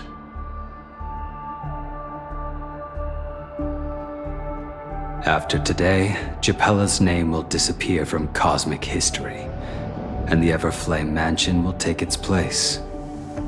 In the not-too-distant future, you'll receive an invitation. That's your next stop. Land of the Dreams, Penacony. I hope you find whatever you seek there. Be it answers or salvation. Thanks. I hope. Huh? A phone call? At a time like this? You can turn him down. You know what I mean. But Elio said I'm the perfect candidate. Candidate. So Elio finally came to a conclusion. Yes. He said he saw the fourth fate clearly. There won't be any more surprises. He also chose me as the last survivor. Just like her. Which path is it? The Nihility. After it engulfs everything, I must be the last survivor. Giving my all to turn the tide. How ruthless. However, it's a bit different from the other three. Before that, I have other matters that need my attention. If possible, I must prevent her from being tainted by the power of Nihility. Even the slightest trace of it. After all, everything she carries is not only heavier, but also more precious. If possible is a bit vague. I suppose, if it comes to that, even if I have to die for it, I cannot run away. In the future that Elio foresaw, we never had an ending. But I still have a chance to wrestle back from fate the right to have a beginning.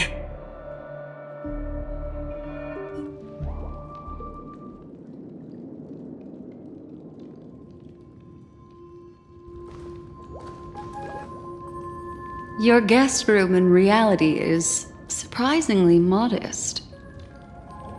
An aesthetic you share, Miss Acheron.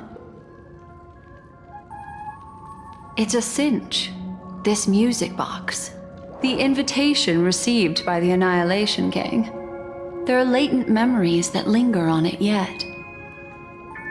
You see, memories of you are not yours alone. They travel in other people, other things. I know much, and I can predict even more. With some help, the dead can be made to speak.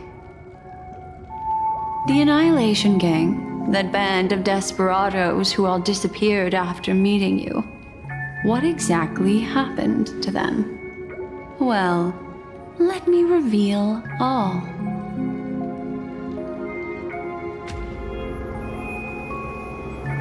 Gradation 12. Dreamscape 12. Father, I dedicate this to you. Well done, Dubra. Wherever they go, shall be met by annihilation. There it is.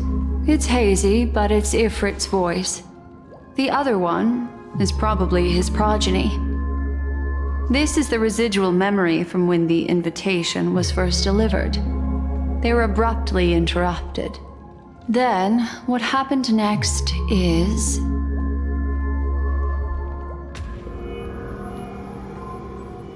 They sought refuge in a land of sleep, merely wishing for undisturbed rest away from the storms. Children of the flame, this marks your rite of passage. She won't be necessary. I alone am enough.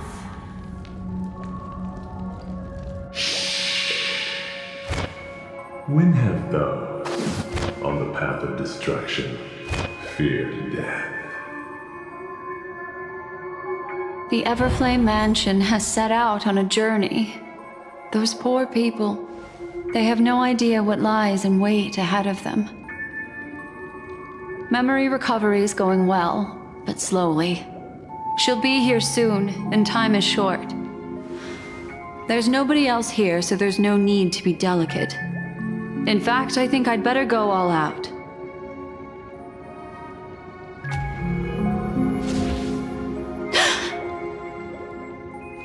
What happened?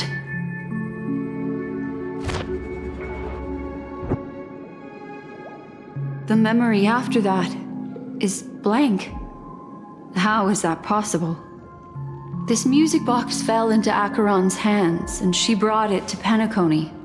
That's a fact, and that's how it should have gone. But along the way...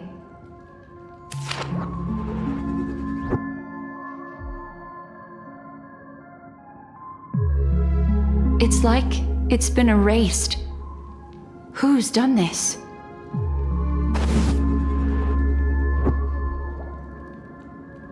Who are you? Who are you?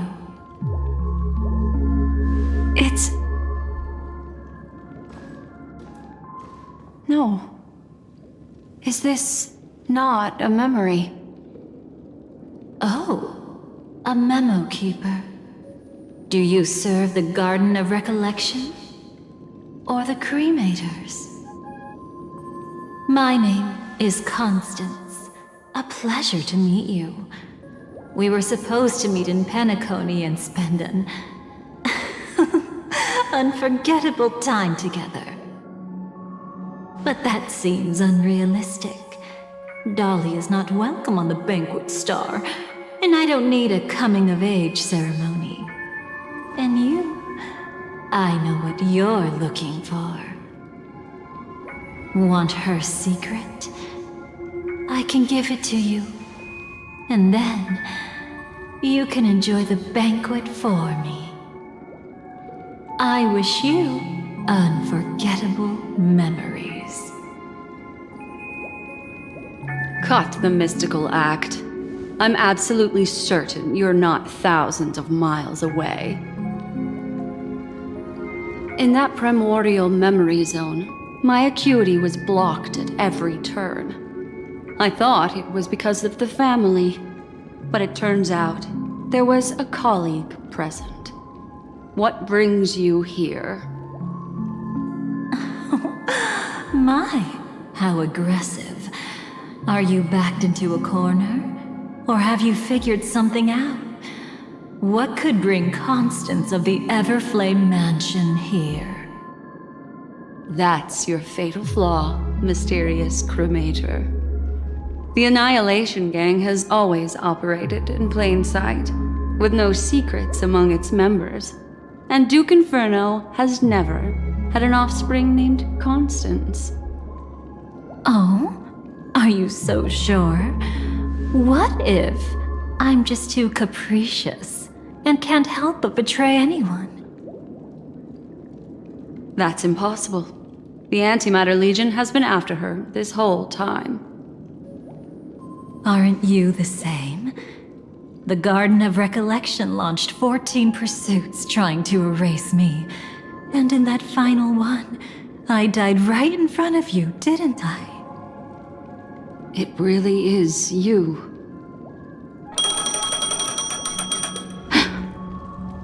To interrupt another's reunion. Such a graceless act. But by all means. After this, we'll have ourselves a nice long talk about your ingratitude, my dear cellmate.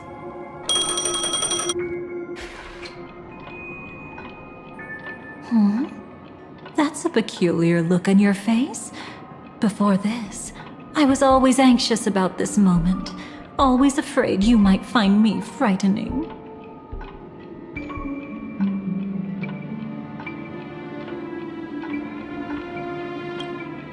Now, let's turn our gaze to where the threads of destiny intertwine. Soon after, you finally learn Black Swan's intentions. She made a deal with the IPC to bring you before Aventurine. In order to reclaim Penacony, the IPC had been seeking temporary allies. As a show of initial sincerity, he revealed his discovery to you. The crime scene of Robin's death that was staged by the Fool. From that moment on, Aventurine embarked upon his great gamble. Willing to shatter the cornerstone as precious as life itself, he deceived Sunday with his schemes, earning himself a chance to risk it all. With such a high-stakes gamble, he succeeded in provoking the Emanator's strike. The family's carefully guarded secret was exposed, and you, caught in the eye of the storm, were pulled into the chaos. But that's all about the living. In the same moment, what became of those within the world of the dead? Miss Robin arrived at Dreamflux Reef ahead of you. But what awaited her wasn't the uncertainty of a gamble, but rather a destined life and a destined death. Brother, I don't understand. For a bird, does flying also need a why? Since it falls to us to decide whether to release it back to the sky, we must take responsibility for that choice. That really sounds like Mr. Gopher would. But I've made up my mind. Let it soar free and wild. If I had feathers and wings like it does, I definitely want to fly. Even if just to try it once. Besides, Big Brother will help it, right? But... It's truly reassuring to hear such words before parting. Come, Sunday. Your little sister will be walking ahead of you now. Mr. Gopherwood, how did you... The gods bestowed upon us heavenly fire, and with it divine tribulations. Let them be, for we are all mortals, born to love and to suffer. Today, more than one little bird will embark on their long journey. How could I miss the moment of your departure? Come here, child. I've prepared a farewell gift for you. What did she give you? Miss Robin? Sorry. Where was I? In Dream's Edge, a masked fool attacked you and left behind a parting gift? Though it's hard to call it a gift. When the fool killed me, they put a mask on my face. But when I woke up in Dreamflux Reef, it was gone, and I couldn't feel any effects from it. As for that mask of yours, is it really called the Harmony? The Twin of the Order. She might be hinting at something, but I still can't figure out what she means. Speaking of which, how is that anomaly of yours doing now? I'm gradually getting better. There's no denying that Dreamflux Reef also spreads the Harmony, and it hasn't been affected by the family's traitor. As for my loss of voice, I still need to keep investigating. Perhaps I've been wearing a mask all along, without even realizing it. If you need any help, just say the word. Thanks for your help. I'm starting to get familiar with this place. But Dreamflux Reef is so isolated. Is there any way to know what's happening outside? I want to check on my brother's situation. That's easy. Just head to where all the action is. Want me to show you the way? I'll take a walk around by myself. Thanks, Mr. Micah. Miss Robin, can you hear me? That voice. Over here.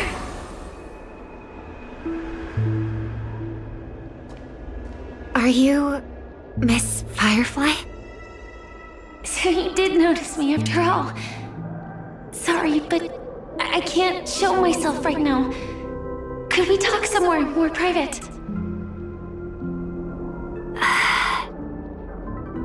To be honest, I have no reason to trust you.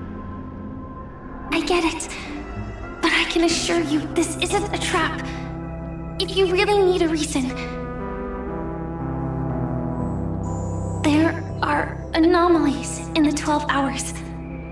We are suspicious of the Dream Master's true identity. Lead the way. But let me be clear. Agreeing to me doesn't imply anything about my stance. Understood. My companion will show you the way. Miss Firefly, you can show yourself now. Sorry, just a moment.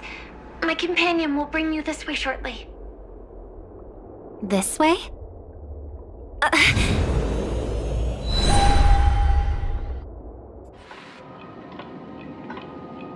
Where is this? As expected of the Harmony's favorite, passing through such dense memoria without even being affected in the slightest. Hello. You may call me the Dahlia for now. This is our cozy new home in the sweet dream, where words may flow more freely. A new home burned out of the sweet dream? If you really wish to have a proper conversation, you shouldn't resort to provocation like this. I apologize, but she's different from other cremators. She has no intention of stealing memories. The same goes for me. I have never wished to destroy the sweet dream. Sneaking into the dream was my only option. I really like Penacony as a tourist. This is my first time dreaming, and Penacony is more wonderful than I imagined. Thanks. So, what brings you here? I'm sure you've noticed it too. The Dream Master Gopher would completely merge with the dreamscape, becoming virtually omniscient and omnipotent in Penacony. But now, he's losing his grip on the dreamscape.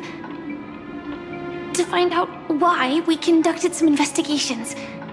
In the primordial dreamscape, we uncovered a crime that he had buried away. We suspect that's why his powers aren't what they used to be. And that's why he's been telling everyone he's under the weather. Crime? I'll show you later. Belonging to his family, you wouldn't believe me unless you saw it with your own eyes. You've indeed uncovered many clues. But before we proceed, I must confirm your true intentions. My purpose is about a reunion, a rescue, and a farewell. Will you believe me? Miss Firefly, that expression and tone of yours just now, I've seen it many times in my audience. Expression? That's the look one has when describing what they hold most dear in their heart. So I'll trust you this time. When I first left Penacony, the Dream Master gave me a parting gift. A divine law, so to speak. For a leader of the 5 lineages, that's pretty cheap, isn't it? Since then, I've walked the path of harmony as a Pathstrider, wielding its power. Until I returned once again for the Charmony Festival. In the 12 hours converged by the Dream Master, I developed symptoms of losing my voice, and the strength of the harmony began to wane. Yet in Dreamflux Reef, I wasn't affected at all. I believe that the path he once pointed to might not have been named the Harmony. That's why I gradually became incompatible with the sweet dream. In the past, the Dream Master would harmonize for me. But when he was too busy to tend to me, I finally noticed something was wrong. So, which path did he choose to walk? It's not clear yet. There aren't many clues about this, but I suspect it's the Order. Thank you, Miss Robin. You've helped us clear up many of our doubts. However, regarding the Dream Master's path, we have different conjectures. What is it? Come with me. It's time to see it with your own eyes. Here lie secrets that the family tried to conceal, and a long, romantic tale. Sadly, most of it has nothing to do with us. Brooklyn Tiernan. I remember that name. A Galaxy Ranger, worthy of admiration. When Penacony was plagued by the swarm disaster in the past, he was the one who fearlessly protected our sweet dream. That's why we had to come here. We suspect that after turning away from the family, the Dream Master sided with the propagation. How could that be? History as we know it may be long gone, but people's memories remain preserved in the memory zone.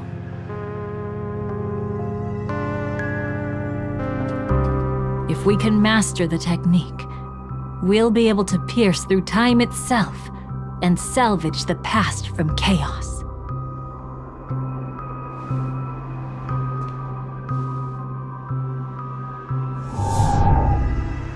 Is this Memoria? Every disaster brought by the swarm was accompanied by countless sacrifices. Some names were remembered, but others were not only forgotten, but betrayed. What are you doing? I am not your enemy. Indeed. Our true foe is that abominable fate. Then why? Why? Easy, child. Your struggle only adds to the pain. The strike I just delivered, dishonorable though it may be, did not miss. Here and now, your death is certain. But I was clearly helping fight against the swarm here. Indeed. As the swarm ran rampant, a Glamoth knight passing through joined the battle without asking for anything in return. Truly admirable. But have you ever wondered why, right after that, the infestation only grew worse? Could it be? The Glamoth Knight, born to purge the swarm, turned out to be a pathstrider, walking the path of propagation. The sweet dream has never been tainted by the propagation. You brought it here, and only your death can remove it. How can this be? I can leave and never come back here. I can't die. I don't want to die. That's precisely why I said that strike wasn't honorable.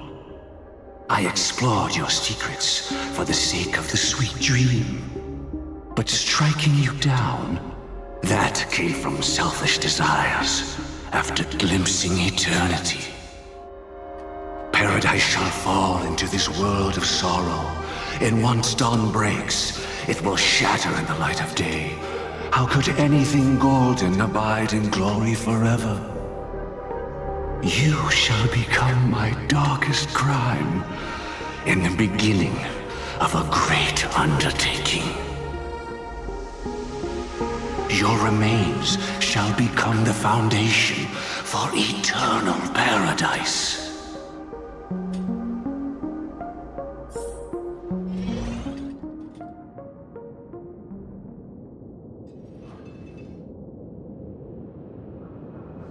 You're quite familiar with the Memoria, so you should be able to tell whether this memory is fabricated or not. Laying the foundation for eternal paradise? This... At that time, she was trying to escape her own destiny. But when the swarm was discovered on Penacony, she didn't just stand idly by. Even though she died while fighting against the swarm, it wasn't destiny catching up with her again.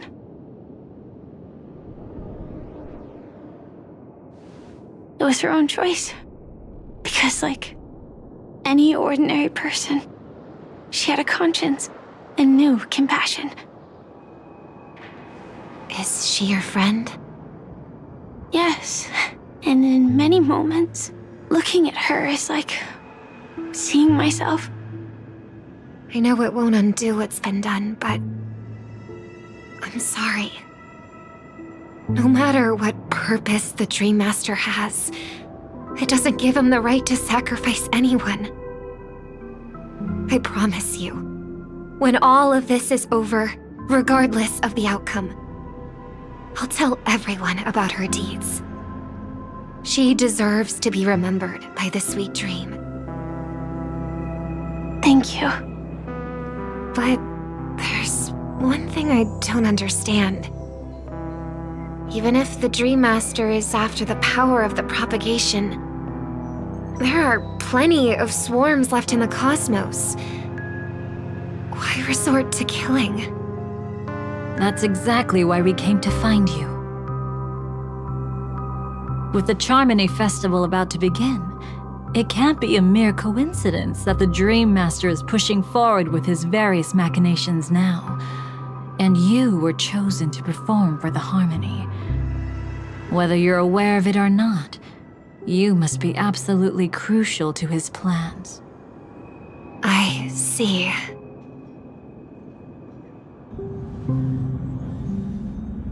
You want me to become the conduit to retrieve the past from the memory zone? What exactly do I need to do? I'll need to temporarily take a piece of your memory. By letting it stir up the memory zone, I can follow the flow of Memoria and burn a path through, retrieving scenes from the past once again.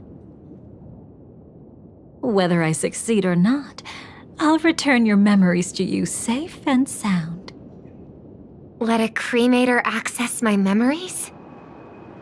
I also think it's too much to ask. If you deem it necessary, you can use tuning to leave a safeguard in our minds, preventing any ulterior motives.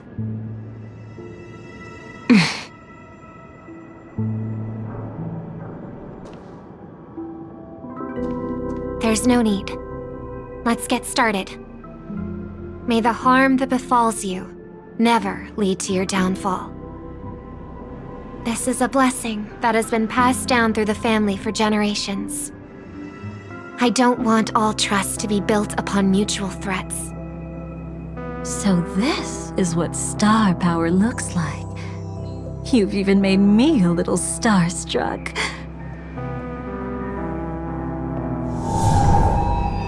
All right. Looks like we got lucky.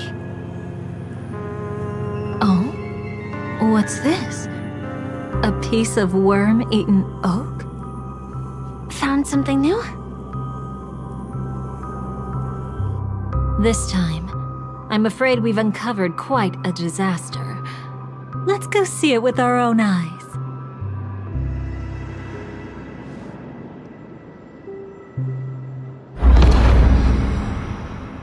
Nothing but lies, my dear. Hiding behind the title of a memo keeper?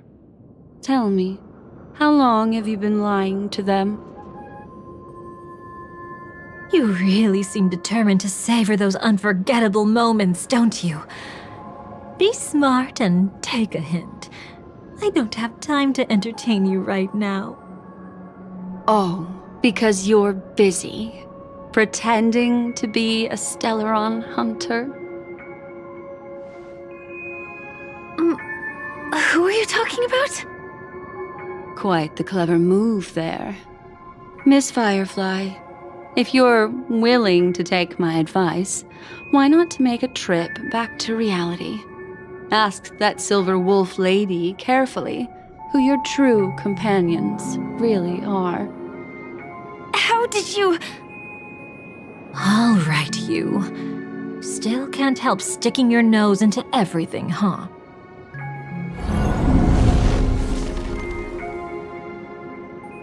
Who exactly are you people?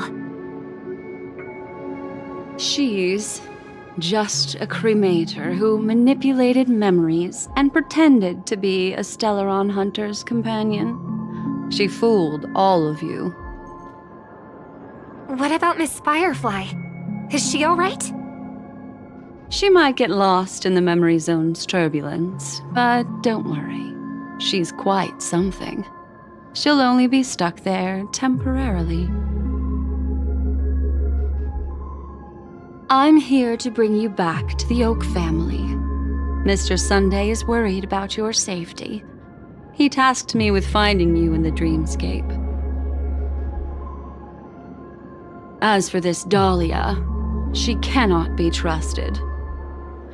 To extract specific history from the memory zone through just one memory?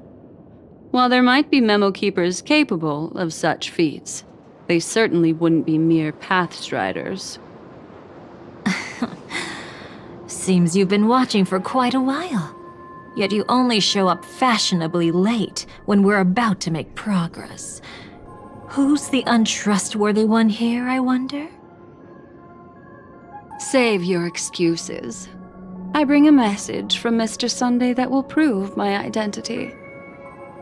Just a message? Don't you find that a bit ridiculous? Let's give it a try. It's only 2 words. Charmony, Dove. I don't know the details, but Mr. Sunday said you would understand. Indeed. Unless it's an extreme situation, this is enough to earn my trust. The IPC, Astral Express, and now you're even taking assignments from the family? My, aren't you popular? But you just had to choose the path of your own demise? Back then, I not only kept Lady Acheron's secret, but also left you with your life intact. What? You're that eager to rekindle our past? Well, you are the Dahlia, after all. I have to keep an eye on what kind of trouble you're going to stir up next. I've been questioning this for a long time. How could Destiny's slave possibly accept someone like you, whose very nature is betrayal? And what's the deal with the Stellaron hunter? Let's get somewhere safe first. Then we can talk. She's too dangerous for us to let our guard down. Many thanks.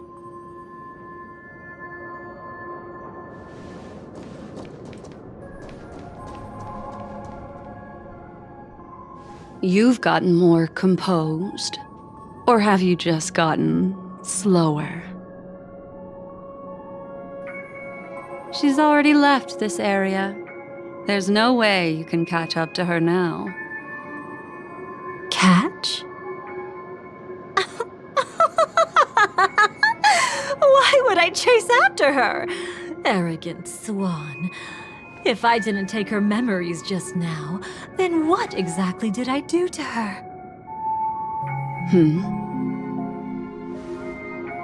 I might as well tell you. I planted a spark of the cremator's fire in her memories. It will spread silently, and in an instant, it will burn away all her memories of seeing me. She'll believe she was never here. The suspicions that have already taken root in her mind will also gradually fade away. No matter what she has discovered, the moment she attends the Charmony Festival, she'll revert back to that good child who was born to walk on the Order. You're the one who's run out of time. I see. Not a member of the Everflame Mansion, and definitely not a Stellaron hunter. Your true ally is the Dream Master? Oh, aren't you clever? How about a little reward for that?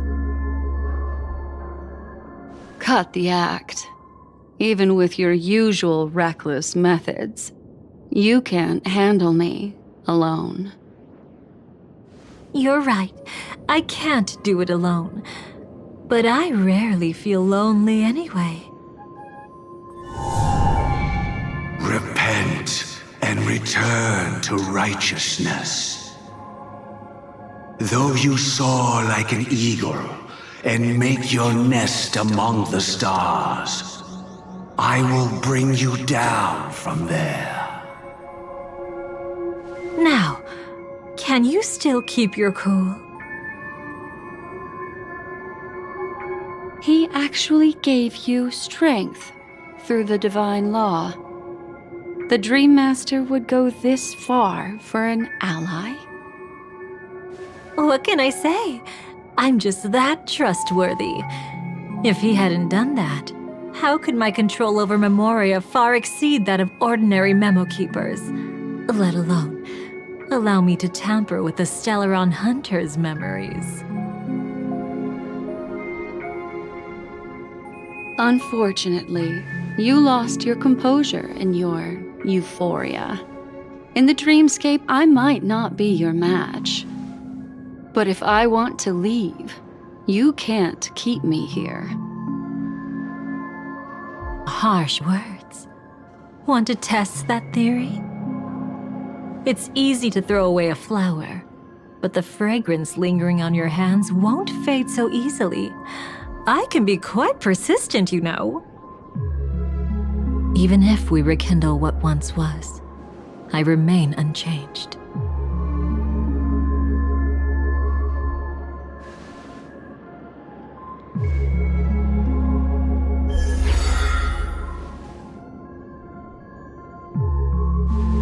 faster. I love watching people resist, love watching them flee.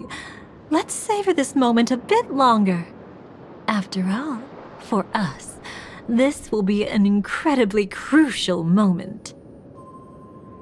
No matter where you run, I will always find you.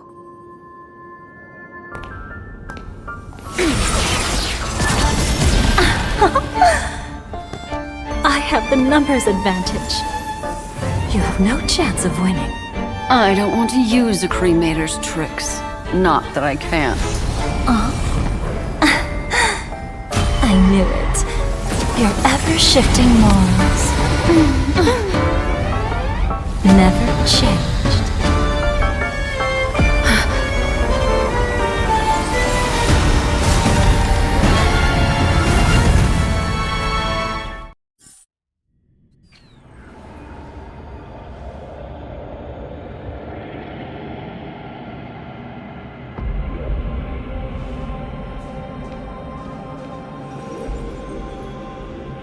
Where do you think you're going?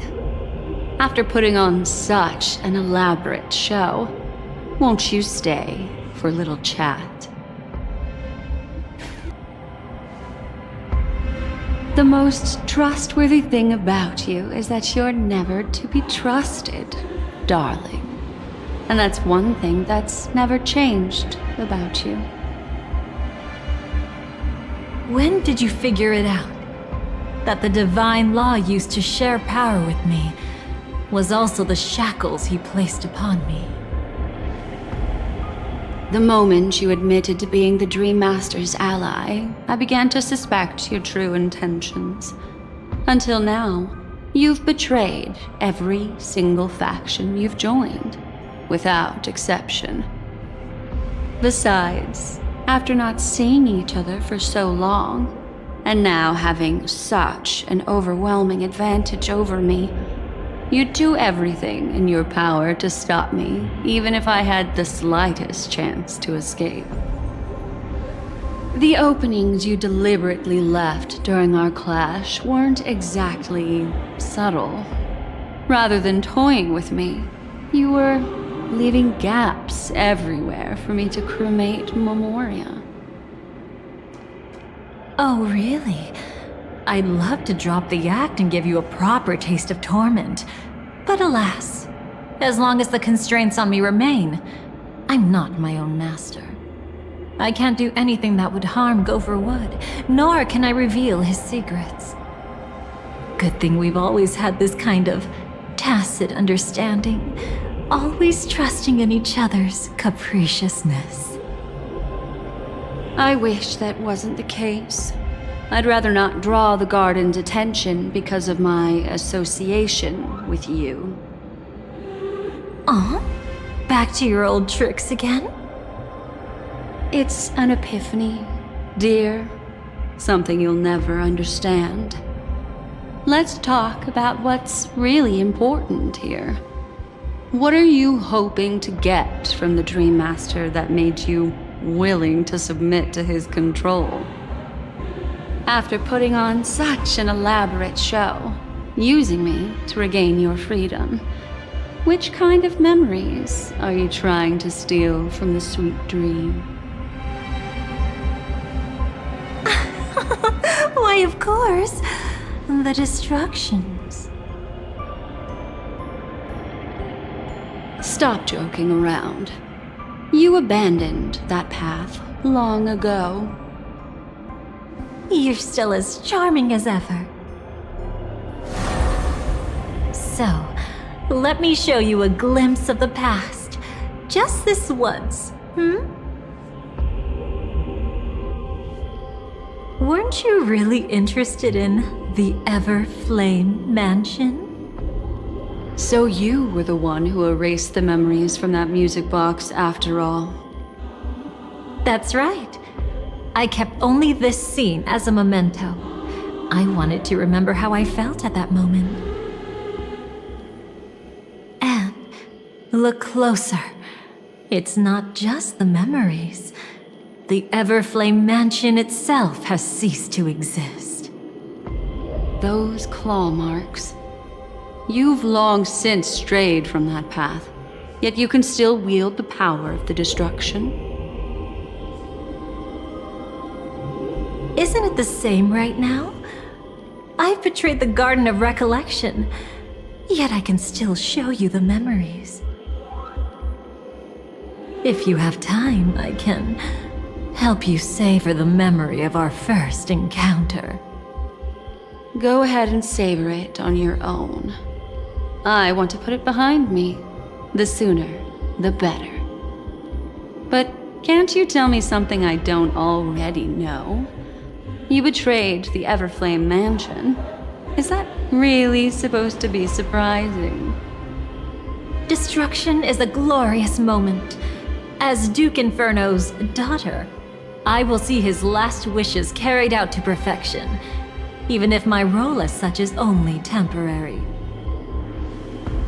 And besides, who said I betrayed them back then? I came here to fulfill Duke Inferno's last wishes.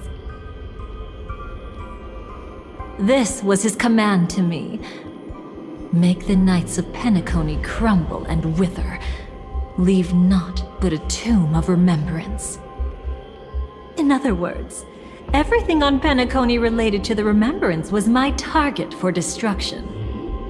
But this was already a world of memoria. How could I possibly accomplish this without any help? Working with the Dream Master may be like dancing with the devil, but I have no better choice. Oh yes, everything tied to the remembrance includes you, of course. Grateful? You should be. My whim is the only reason you're still alive. I won't be grateful for that. You couldn't have done it anyway. Filial piety has never been one of your strong suits, so drop the act. That's exactly why I'm saying, you only think you understand me. Think about it carefully. As a Stellaron hunter, didn't I work my hardest to help Firefly get closer to the truth? As an ally of the Dream Master, I also helped monitor the dreamscape. And when a hunter infiltrated Penacony, I seized the chance to pose as her companion and trapped her in the memory zone. As for Robin, whom he chose as his songstress, I burned away her doubts too, leaving nothing to chance. Like the destruction, betrayal is but a fleeting moment. And before it came, whether with Duke Inferno, Gopher Wood, or Firefly, I wasn't pretending. I truly, wholeheartedly became their companion. What about Robin? Those sparks that burn through memories. Don't you think that was a bit too much? Oh my! I thought I could fool your eyes at the edge of the dreamscape. But I guess there's no hiding from you on your home turf.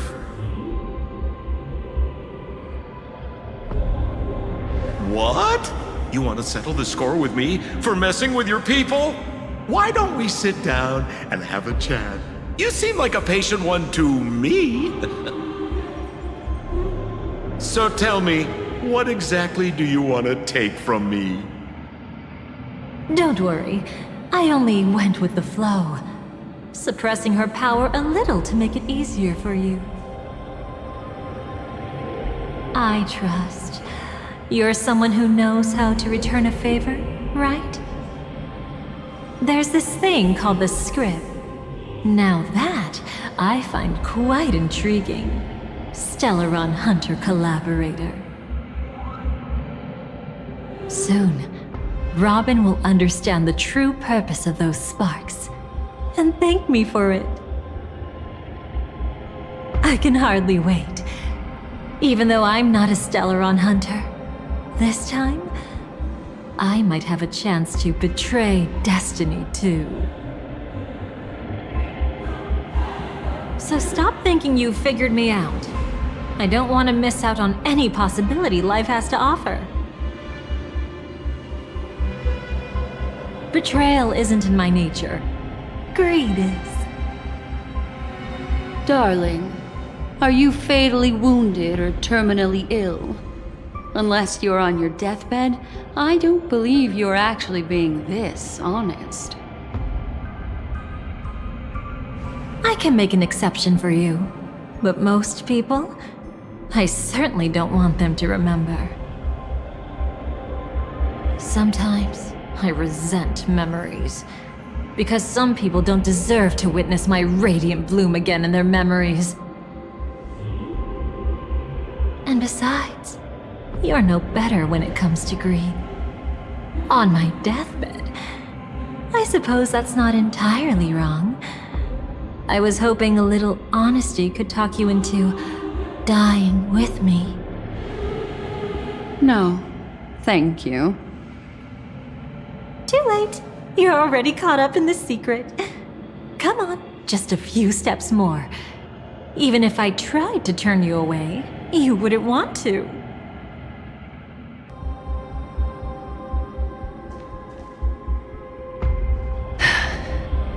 Just look at this place. Shouldn't be this lively here. Ladies, which one of us would you say is the uninvited guest? Mr. Aventurine, what are you doing here? Well, the game's over. And I scored a big win. Oh, what did you get out of it?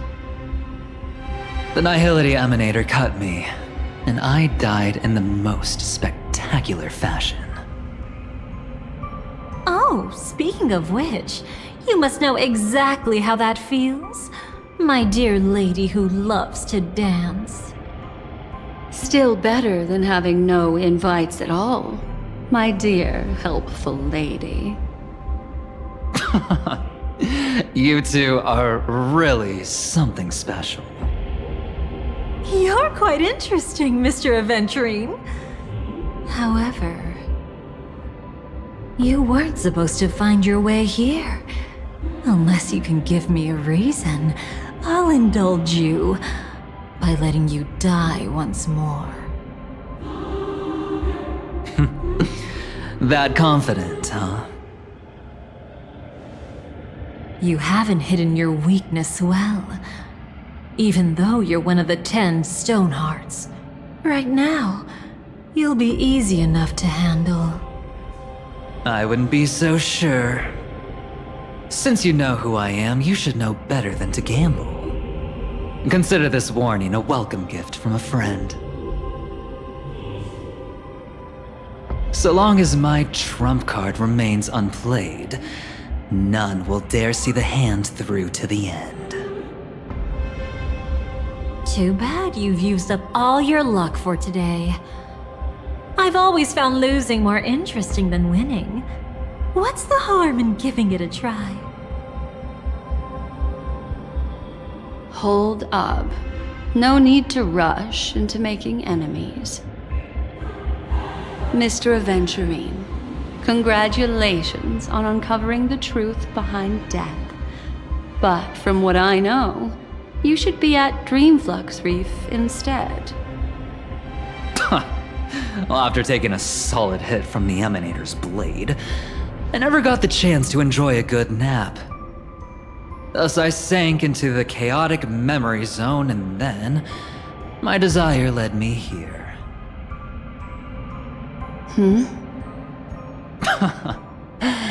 As I thought. You two haven't noticed. The answer was right under your noses this whole time. You can traverse through Memoria without relying on roads, which is exactly why you missed it. Ladies, you didn't think the IPC would enter Penacony unprepared, did you? Backed by a most attractive package, I quietly assembled a team to research the memory zone. And I only asked for one thing in return. How to escape alive if I accidentally got lost in Penacony's Memoria. To be honest, they didn't contribute a thing. But they did help me discover a certain legacy. Rosalina Jane Estella, the former undertaking once belonging to this nameless. She once boarded the Astral Express as an outstanding surveyor. Years ago, in pursuit of the primordial dreamscape secrets, she ventured alone into the memory zone and was never seen again. Everyone believed she had perished, taking the mysteries of the dreamscape to her grave. But that wasn't the truth. Before departing from this world, she single-handedly forged the pathway of Memoria. Mr. Aventurine, do you even realize what you're saying? Look, I didn't believe it at first either. But the Nameless, as it happens, had quite a unique background that led her to devise a brilliant solution. Using the technology from the Zarina Erd system, she gave her life to the memory zone, giving Penacony's dreamscape a unique signature. When dream chasers wander into the memory zone, they'll drift towards places that can fulfill their desires. Those who yearn for freedom will witness the form of the primordial dreamscape. Those consumed by obsession might encounter certain special dream bubbles. And those who are lost and directionless will return to the 12 hours, seeking their path within their own past. The family discovered this trait and cleverly utilized it, allowing guests to be sent to different hours upon their first dream entry. In other words, this Nameless is the true founder of the planet of festivities. As for me, maybe I ran into a good doctor. From the look of this place, he's the one who let me blunder my way in. The impossible in dreams is not death, but dormancy. Do stay alive. I wish you the best of luck. Looks like I'm pretty lucky. I can't wait to see what I'll discover here.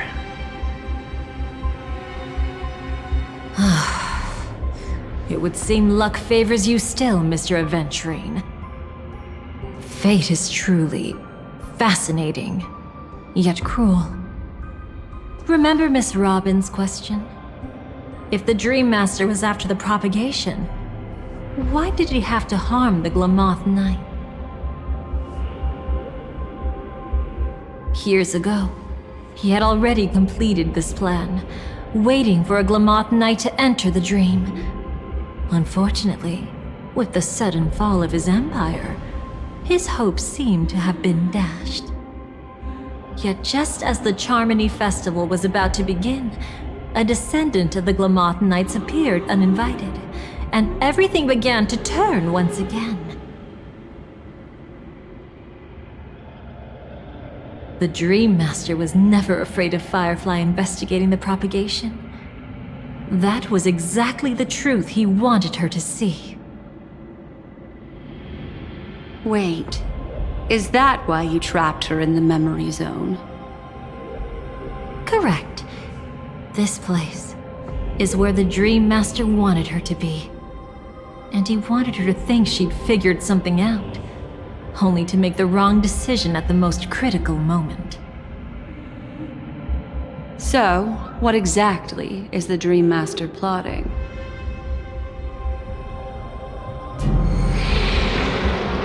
It doesn't matter anymore. We've missed our chance to stop him. Even if we catch him in person? From the very beginning, he never existed anywhere at all. When he attempted to merge with the dreamscape, he transformed himself into 4 primordial divine laws.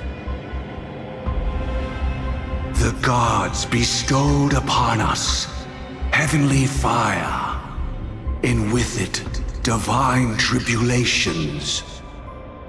Let them be, for we are all mortals, born to love and to suffer. The first law. As his parting gift, he bestowed it upon Robin, guiding her onto the harmony. Repent and return to righteousness. Though you soar like an eagle and make your nest among the stars, I will bring you down from there. The second law is the power he bestowed upon me as his collaborator. At the same time, it serves as a constraint to ensure I won't act recklessly. And the third law... Paradise shall fall into this world of sorrow, and once dawn breaks, it will shatter in the light of day. How could anything golden abide in glory forever? I haven't seen it myself either.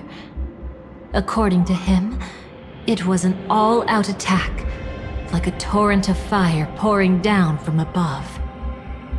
And the last one? Nobody knows. After claiming to be ill and withdrawing from public view, even though the constraint remained in place, he never contacted anyone again. Not even me, his collaborator. It's just my theory, but I'm pretty sure I'm right. By then, he had finally completed the last law and used it to eliminate the one weakness that exists in any plan. The mastermind himself. The moment the plan was set in motion, Gopher Wood died a martyr's death for the just cause he believed in. And the swarm disaster shall reappear again in the sweet dream. The moment has finally come. Resentful from being deceived. Confused by conflicting memories. Your expression right now is so similar to what I had imagined.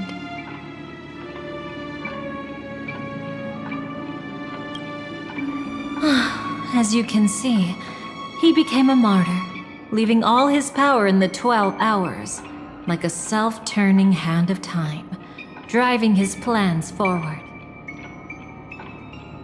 The Order truly is a harsh path.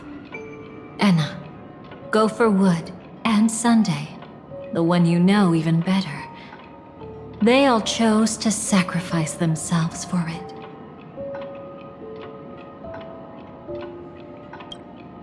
Every side.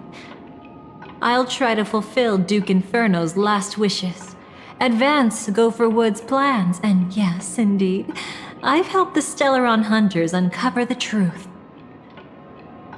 Don't be too mad. I wasn't a Stellaron hunter back then, but wasn't everything that happened in Penacony the perfect opportunity to join?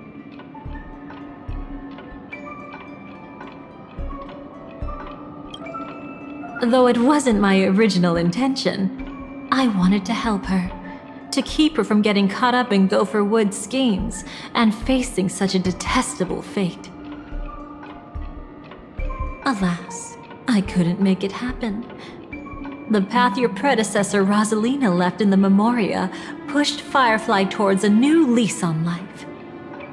Indeed, how could a nameless who walks the path of the Trailblaze leave behind a legacy built on evading destiny? But then, something interesting happened. You turned out to be that variable. As Aventurine said, Rosalina's legacy would send dreamers to where they truly yearn to be. For Firefly, that place turned out to be by your side. She revealed her true self to you, reuniting with you as a Stellaron hunter. Then, guided by a history fictionologist, you witnessed the life of the watchmaker Mikhail. It was truly a life worth remembering, worth giving everything for. I would have loved to raise a glass of hello and goodbye to him, just like the one who saw things through to the end, Mr. Gallagher. What a shame I can't do it properly here. Sunday also came here, feigning cooperation, to reveal to you the truth about Penacony, the foundation of the sweet dream, hidden behind the Grand Theater's curtain, was actually a Stellaron, and the true mastermind behind everything was none other than the Dream Master Gopher Wood. But you know now that his words weren't entirely true. What followed was one of the few beautiful memories that Firefly has held onto to this day. In order to win tickets to the Grand Theater, you and Firefly participated in the Moment of Scorched Sand auditions. Your coordination was so perfect, like you were companions who'd long shared the same rhythm. See?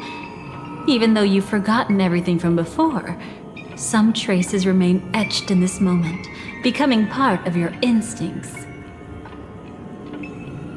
Until, following the script, Firefly sent you all to the final stage before departing on her own. In those beautiful moments before that, she experienced the joy of living, yet she still had to face the terror of death. However, you may have noticed that during this period there was a small gap. She and you weren't together the whole time. You returned to a child's dream through a dream bubble left by Mikhail and witnessed his legacy. However, Firefly was not a trailblazer, so she couldn't enter it. While waiting alone, she met her true collaborator, and thus learned that there was more than one legacy in Penacony, and more than one watchmaker.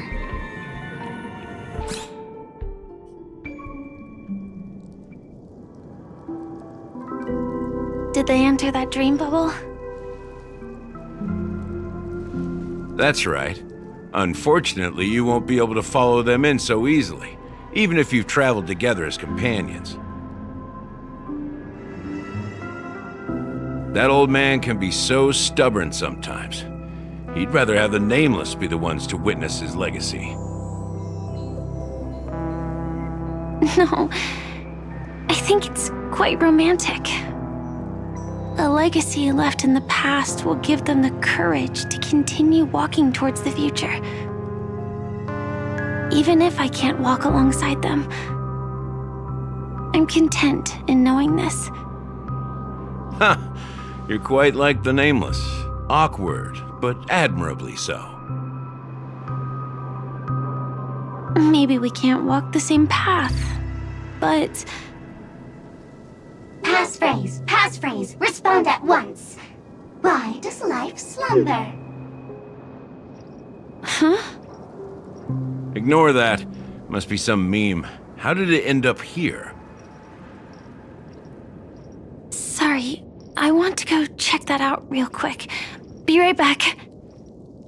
Oh, so you're into fluffies too. You've got taste. Better not wander too far though. Passphrase, respond at once. Why does life slumber? Because people are afraid to wake up from the dream. Perfect! Identity confirmed. Welcome, Agent Mech Tycoon. Please proceed to the next rendezvous point. Our people will be waiting for you there. Is this really necessary? Gotta stay in character.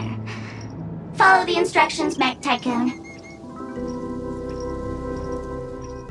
Hello. Please submit identity verification for Agent Ultra Firepower Instinct Star Traveler.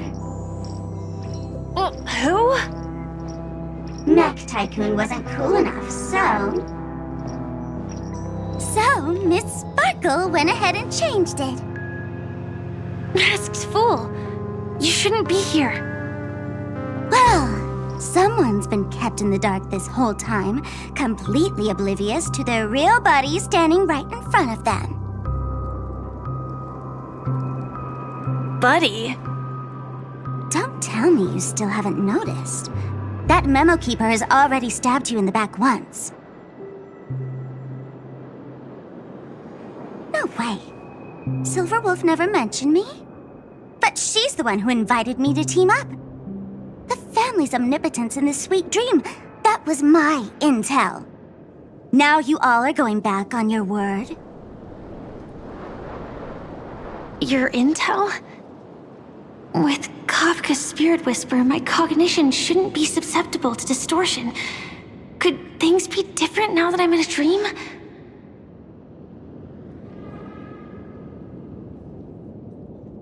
Before heading to Penacony, Silverwolf did tell me to keep an eye out for anyone asking, why does life slumber? But as evidence, that's not enough.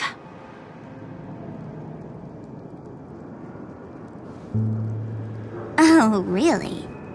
Then what if you were to die 3 times in the sweet dream? Then why is this the first time we're comparing notes? What else could I do? As a fool, how could I ever catch up to a memo keeper in a dream? Every single time, just when I was about to reach you, poof, she'd vanish with you. Who exactly is Constance? She works for the Dream Master, but she definitely has her own agendas. She secretly made a deal with me.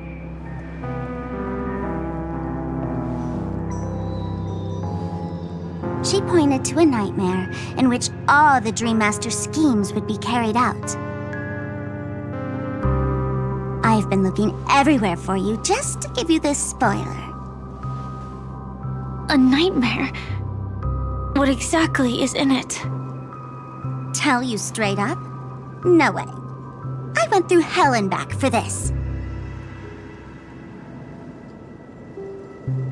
Here's the short version. After you've lived through the best of times, soar toward the sky with all your might.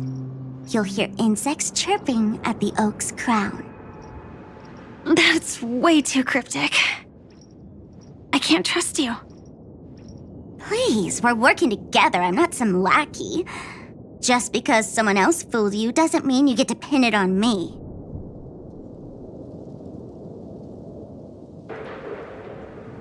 You're back sooner than I thought. Any results? Yes. And now, it's up to us to forge ahead. Sorry, I'll catch you later.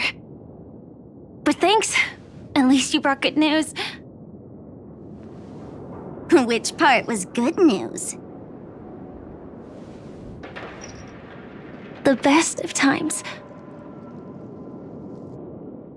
And now, the Dream Master's plan begins to turn like clockwork, and so too does destiny. What does the Dream Master gain from recreating the swarm disaster? Oh, reminds me of the good old days during the War of Gods. Oh, silly me. I almost forgot. I need to retrieve a certain lost item. Otherwise, there's a lady who won't be too pleased. Sorry, but I need to get going.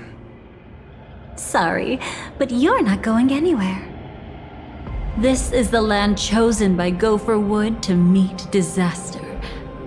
But he doesn't want the swarm to truly surge forth and devour the world. The swarm disaster will be trapped here, and so will you in your weakened state. Unless a kind memo keeper lends a helping hand, right? But I can't find a reason. So far, there hasn't been a single case of one of the 10 Stonehearts being killed. It's driving me crazy with curiosity.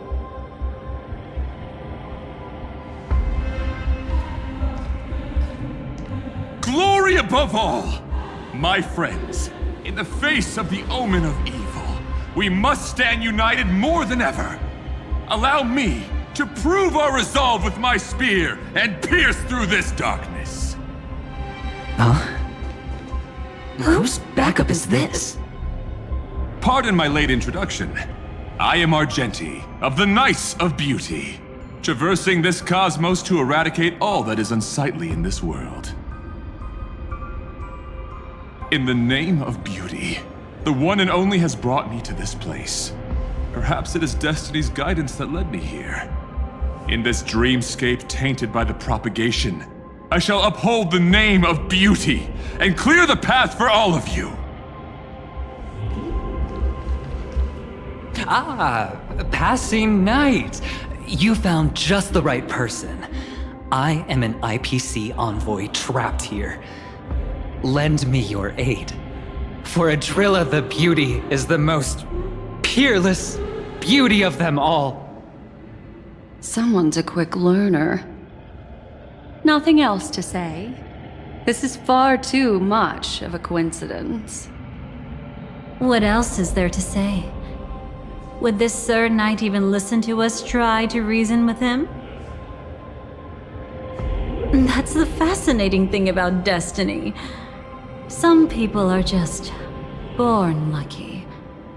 Let them be. We should get moving now. Where are we going? To find your dance partner, darling. By an unexpected turn of events, the Dream Master's plan is about to come to fruition. And to deal with him, we'll need an emanator to step in.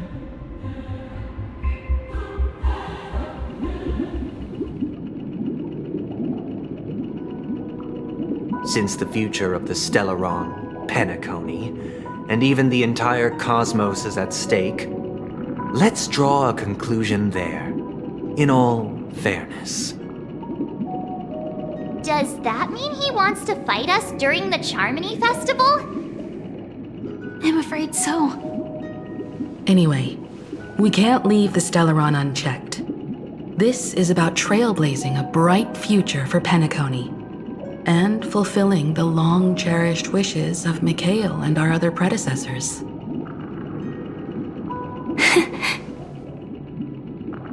After you've lived through the best of times, soar toward the sky with all your might. You'll hear insects chirping at the oak's crown. It's all over now. So that's how it is. Well then, it's time for me to depart. They've harnessed the will of an entire planet to create an eon. This confrontation is far more complicated than a simple power struggle. To secure Penacony's future, fighting on the stage alone is not enough. What do you mean? Are you not coming with us? I believe Firefly is trying to say that she's heading off to another battle.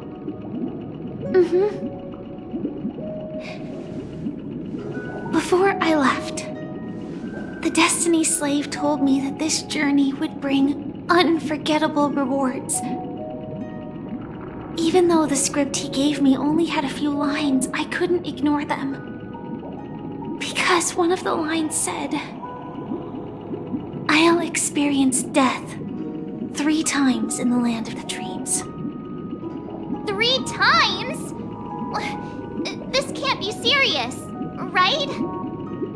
The first time was a painful death when I was stabbed by the Blade of Dormancy, which led to all subsequent events. The script will always come true, but in a way that will only be revealed when that page is turned. But the death granted to me by the planet of festivities was merciful enough. For my first death, I chose how it would come and what it would change. For the next 2, I want to try my best to achieve the same outcome. Have you made up your mind, Firefly? Yes. Otherwise, I wouldn't be here. Thank you again for your assistance for the Astral Express. May we meet again, in reality. Yeah. Farewell, everyone. May your trailblazing expedition never end.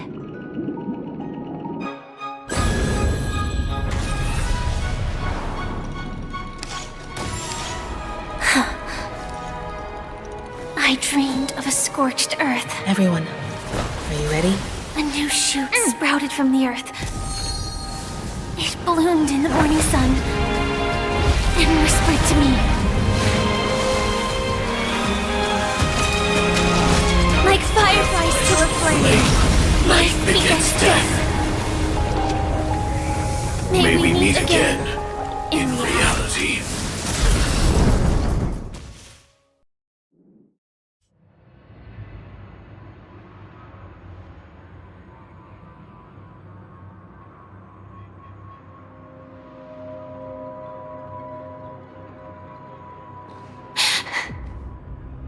Is this the place where the Dream Master executes all his schemes? Or perhaps it's the place where he'll find redemption. Dream Master? No. Just one of his divine laws. Don't think I'll let my guard down. I know your true nature. Whatever your goal is, I will stop you. No need to be so tense, Miss Firefly. I am but a thought, formed from memory. Feel free to strike me if you wish to verify this. But his actions aren't baseless. There's a reason for my presence here. Please continue. Thank you for your openness. I'm equally unaware of the Dream Master's malicious plans. But he's been waiting for your arrival. That Glamoth Knight he killed with his own hands, through me. He hopes to restore justice for her. And you, her friend, are meant to witness it. Justice? Indeed. I'm quite familiar with this place, and can guide you. This has its own significance for you, too. Witnessing his confession is tantamount to unveiling his crimes. I don't need your guidance to get this done. But you need someone to decipher the truth. Force alone won't solve anything. It's not like you'll stop here if I refuse. Lead the way. But I'll be keeping my eye on you.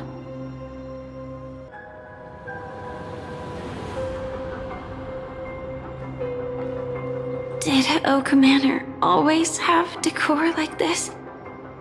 After taking over the sweet dream, he never turned away any sincere dream seekers, even if they were shady characters. Walking along the harmony, he firmly believed that even villains could be transformed by Shippei's benevolence to show mercy, act with justice, and walk with humility. It seems his wishes didn't come true. Indeed. Those villains never learned their lesson.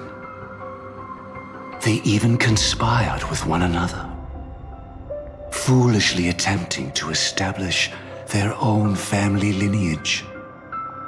Such arrogance. They went as far as sending a messenger across the vast cosmos to seek permission from the main family. In the end, they only brought shame upon themselves. And then there was a revolt. Fortunately, his heart was already aligned with the Oak family, allowing him to survive by sheer luck though he could never leave the sweet dream again. Soon after, the manor was decorated this way.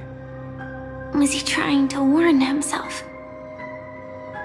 If your beliefs lead you down a path of plight, why stubbornly cling to them? That's exactly what I'm getting at. At least now, I can understand those feelings. And I think I've come to understand why I exist here.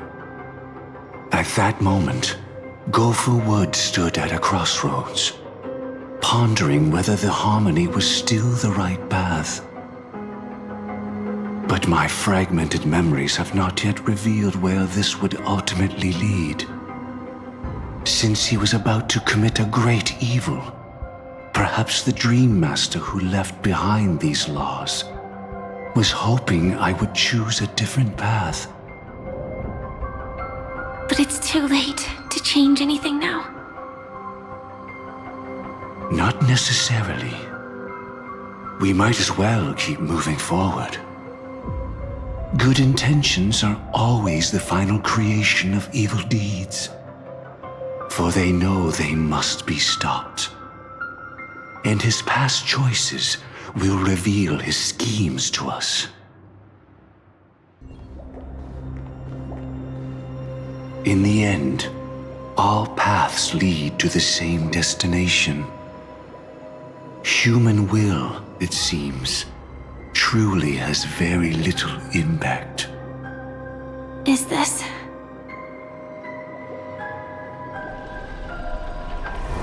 The manifestation of Nanook and the fall of the Eternal Centurion. Such news has shaken the universe, and I've long since known about it. So why would a messenger of the main family take the trouble to visit this frontier? Just so you know, I'm here to deliver punishment, and you're the guilty one. I barely escaped death, and I still can't reveal my true form. Tell me, why have I been branded a criminal upon returning to this place? You've already confessed to your crimes. The family doesn't tolerate incompetence, even from a branch leader on the frontier. Not only did this one fail to quell the situation, he was even murdered. If it weren't for Nanook's manifestation, the Eternal Centurion would have descended upon Penacony to eliminate these villains.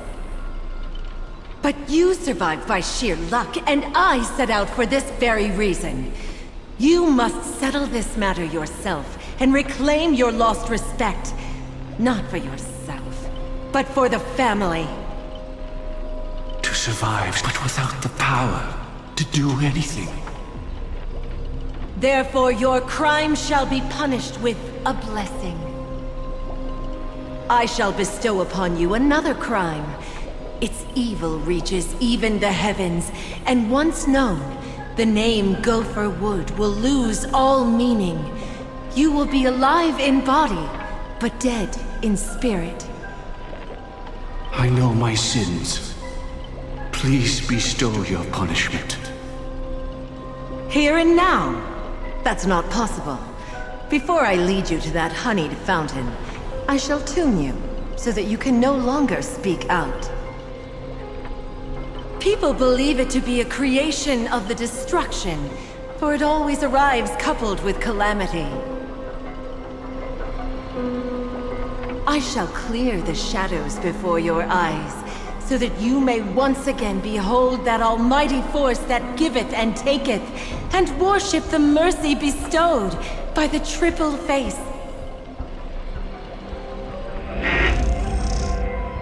The harmonic cancer, the Stellaron.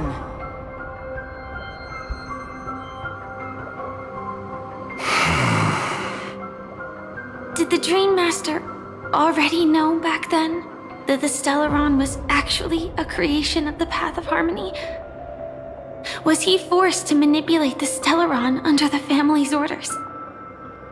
I'd like to defend him, but calling it forced would be self-deception.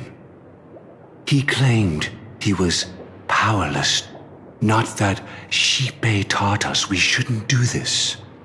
Whatever the family's true face may be, right now, Go for Wood is no longer a follower of the harmony. What if you were the one standing there? Perhaps I too would betray the harmony.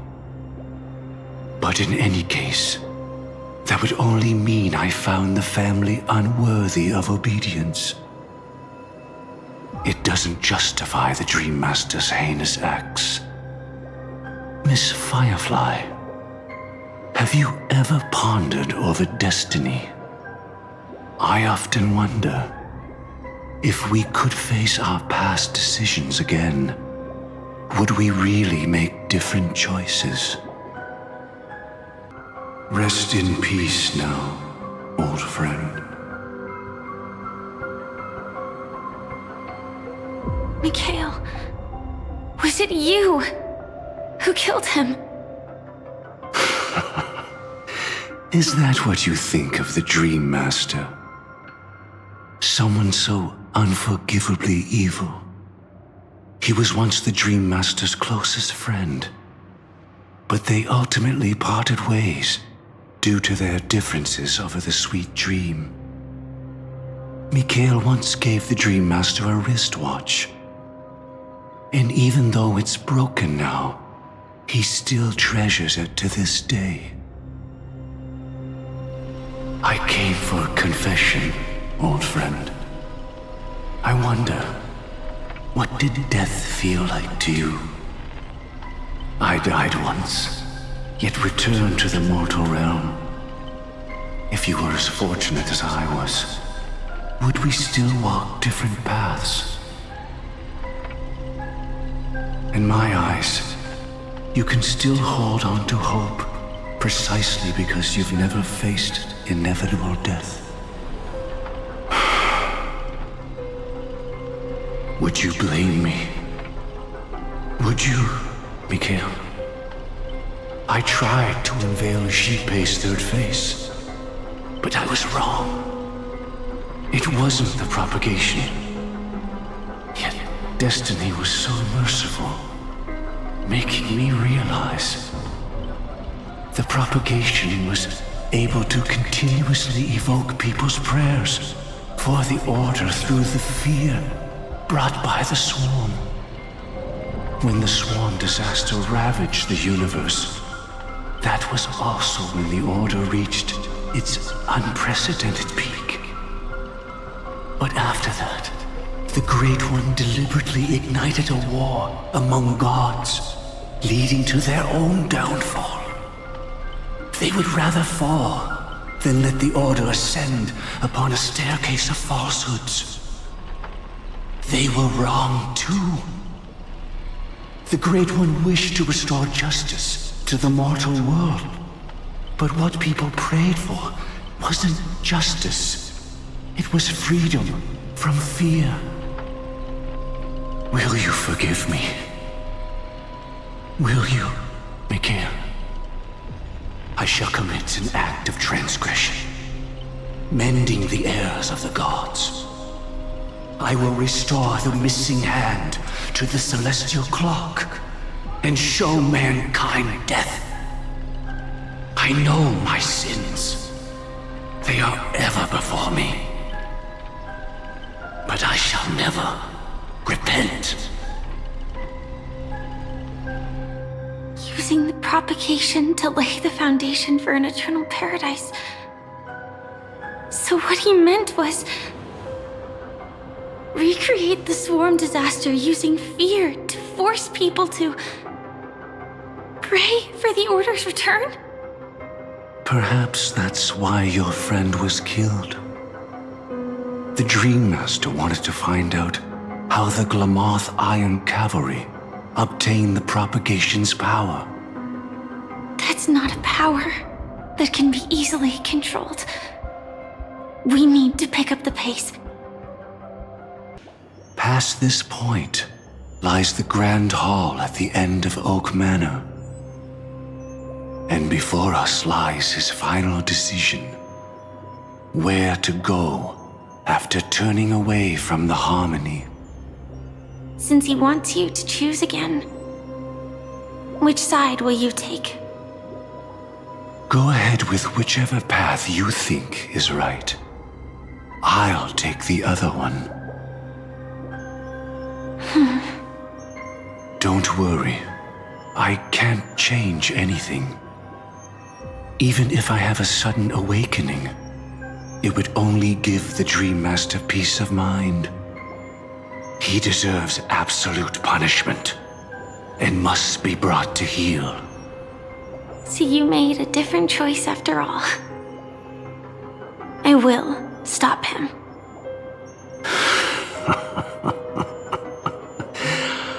I hope everything goes well. This is goodbye then.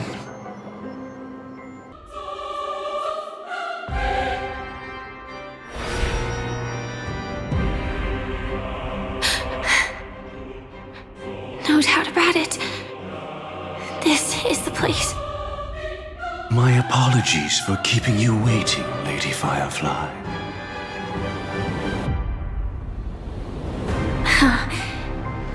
It's you. It seems the other path leads here too.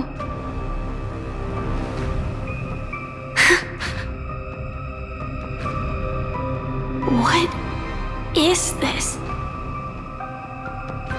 It's the terror that humanity dares not recall. The swarm disaster's chrysalis of extinction. The Dream Master's devastating strike, like a torrent of fire, lies hidden behind the stained glass, waiting to shatter it and unleash the swarm disaster once again.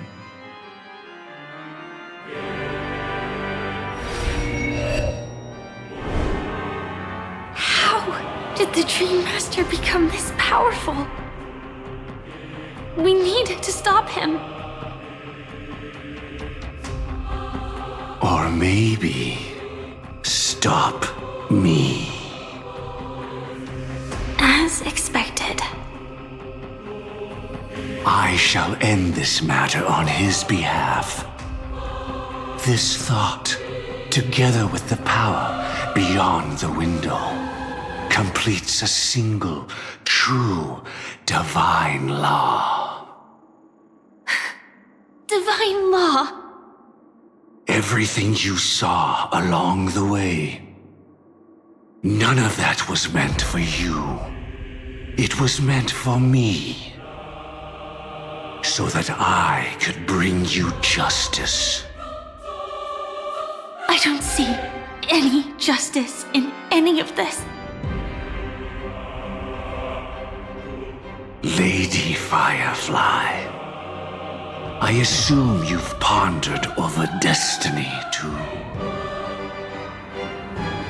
I don't think it can be used as an excuse for anything.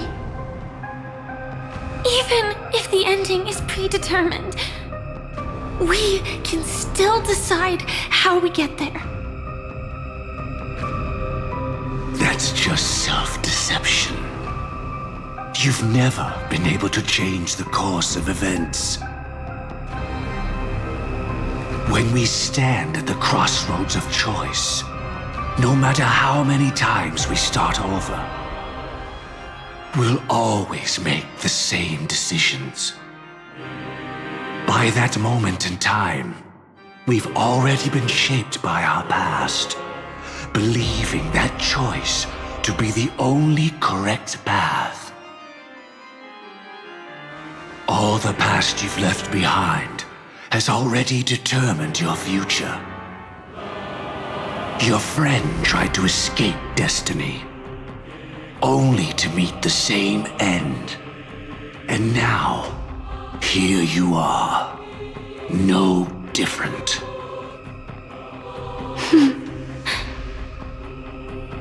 But the person you met today is someone who has rewritten their destiny.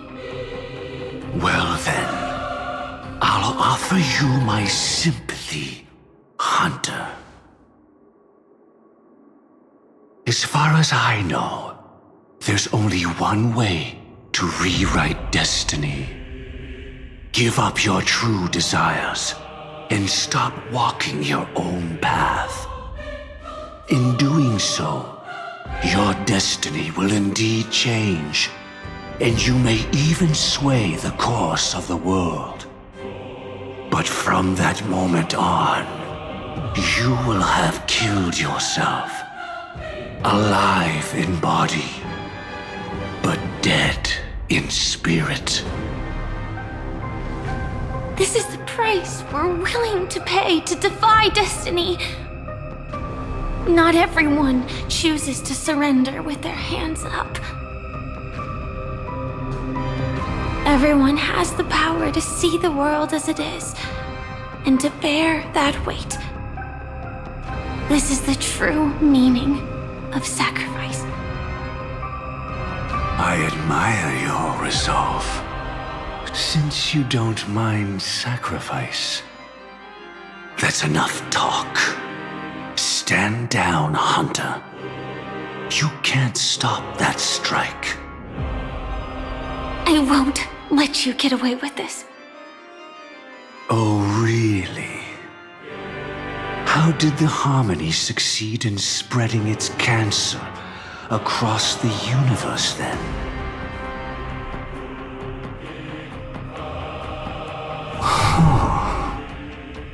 Though she wasn't my true companion, the cremator left me with a spark of her flame. I never trusted you. During our journey together, I planted it on you. And now, I'll let it reignite. It can burn away a thread of thought with ease. Impressive. But do you really think you can get ahead of me? If I can't, I still won't run away. If that strike is inevitable, I'll be the only one who dies in this nightmare. Your courage shines like pure gold. Even so,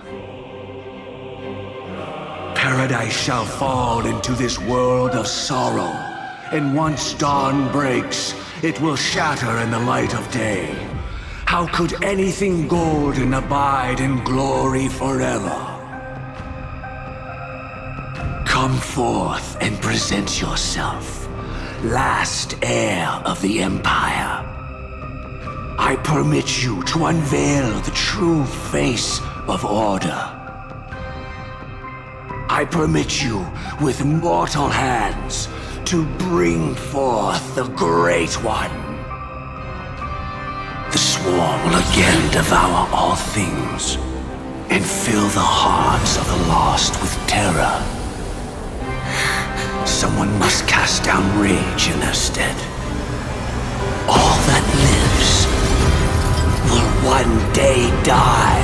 Even so, I will still do as I've always done, and pray that I can stay alive. I can do it. Right? But death will come because you, out of all people, are the foremost in seeking life.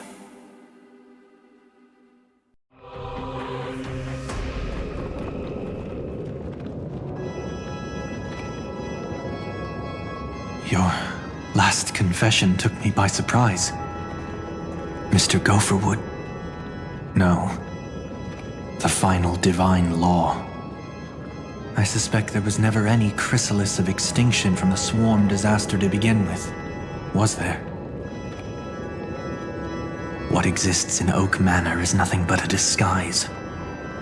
The only thing hidden within is a Stellaron. True. I never unraveled the secrets of the propagation. Now, split into 4 parts. A single strike of mine cannot harm that hunter, But if a Pathstrider of the same origin as the Swarm were to be deceived by tuning, mistaking what lies before them as certain death, if they were to make a wish to live before the Stellaron, the outcome would twist into a catastrophe that brings death. The Swarm disaster. Her life shall beget death, and that death shall beget life unto this world. But why are you so certain that nothing will go wrong? I've already glimpsed the secrets of the Stellaron, and I have no need for certainty here. Even if she never entered the game, that strike would still fall at the appointed time, causing the Stellaron to shatter. The dreamers will learn that the power to destroy their own lives comes from the harmony, but that it is ultimately the worst option. You should know that I won't agree with this. Too late, child. The hands of time have struck midnight. Look up at the stars. Do you know why they are so cruel? That reason shall be the final divine law. And with this, we entrust everything into your hands. Because the stars belong to everyone, they have never belonged to anyone. If you love everyone, then you love no one. Well, that's where our conversation ends. Go ahead. The 107,336 souls of the Oak family have dreamed of this moment too many times. The opening is near. Go, my child. Seize the power of the harmony and reveal your karma. I shall walk the path of the Order to its end, as you wish. But I can no longer accept your divine laws. If I become the only star in the sky, even if I belong to no one, there would still be no cruelty. The stars are cruel, only because they have never shared their heat with the masses, burning fiercely only for themselves. Well, there can't be two suns in the sky. I'll step up and take down the other sun if necessary. Moreover, how could I allow other stars to shine during the day? Paradise shall soon be created. Not at midnight, but at noon. I shall initiate the first and only divine law of the great Septimus. I shall ascend to the heavens, becoming the scorching sun. Bathed in my light, my people shall flourish, while all evil shall be eradicated.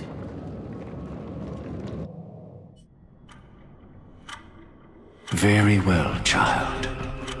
Do what you must. Perhaps I was never without choice, merely too entangled with the fear of losing, never knowing what was possible if I chose to act. I should become a watchmaker too. The harmony I seek has but one note, repeating endlessly, never falling out of tune. Life, too, has its time.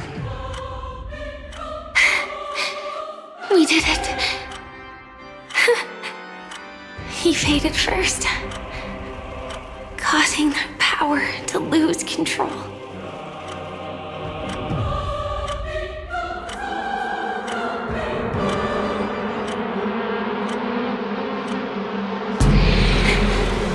Is that...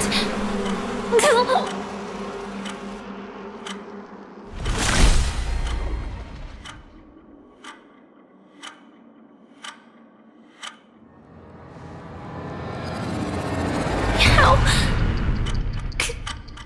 did you.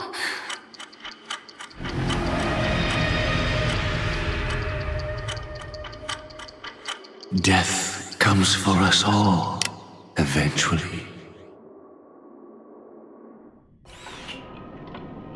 I'm starting to hate how powerless I am. How I wish that I had some way to comfort you right at this moment. Oh, don't worry, that was all in the past.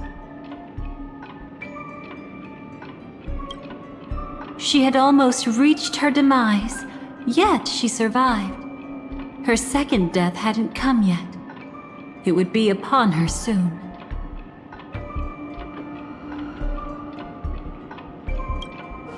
He lured a Glamoth Iron Cavalry to face a Stellaron after years of plotting.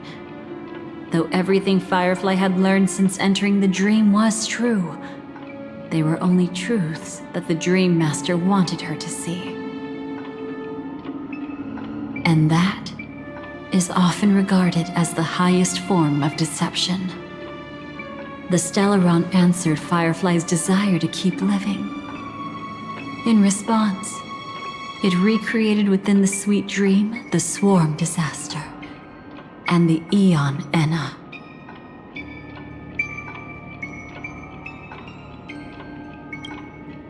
It was confined within the dream.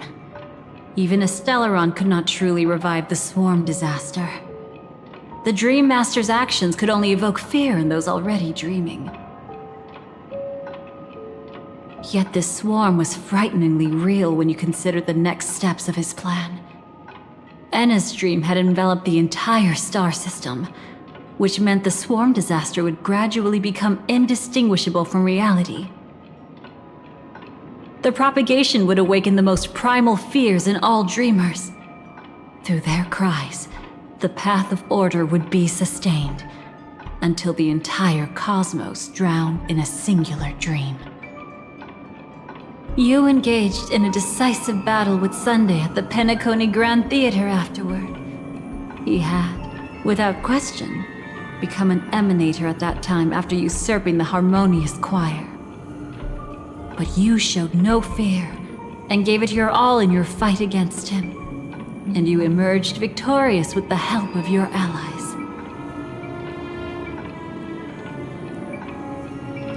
Yet that battle, the setbacks, the victory, was just an illusion woven by Sunday.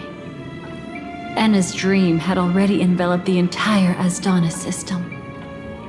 It was impossible for you to beat Sunday at that time. Enna's dream was so terrifying that even memo keepers could not act freely in it. Fortunately, we sought out Acheron first, and she lent us a helping hand. That allowed us to take action and try waking people one by one. Indeed, don't forget that, even within the sweet dream, there were still many people yearning, striving, and pushing forward with all their might. At that moment, you too would face a similar deathmatch. Being woken up by Black Swan was a watershed moment. Due to the existence of Enna's dream, your memories from that point onward can no longer be viewed from the same perspective as before.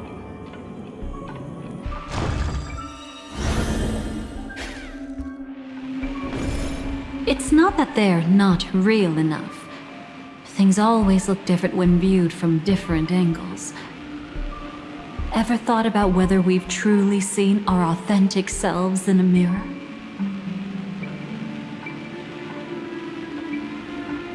And from that moment forth, I would also no longer be able to help you. Your memories belong to you alone at the end of the day. Destiny only allows me to intervene this far. However, you must remember this. How your memories manifest is ultimately up to you. People can't dream of things they've never seen before. They're afraid to wake up because the sweet dream is woven from their own past. A past they still can't let go of. It's just like your actions at this very moment.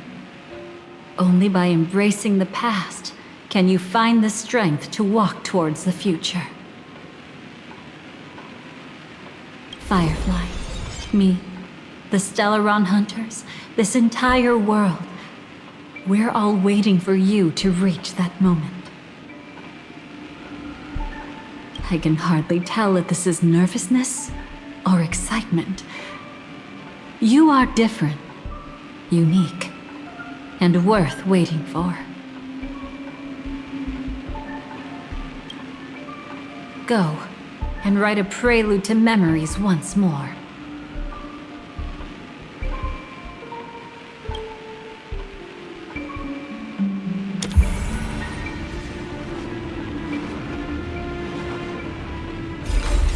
From within the ashes of time, you must reignite destiny.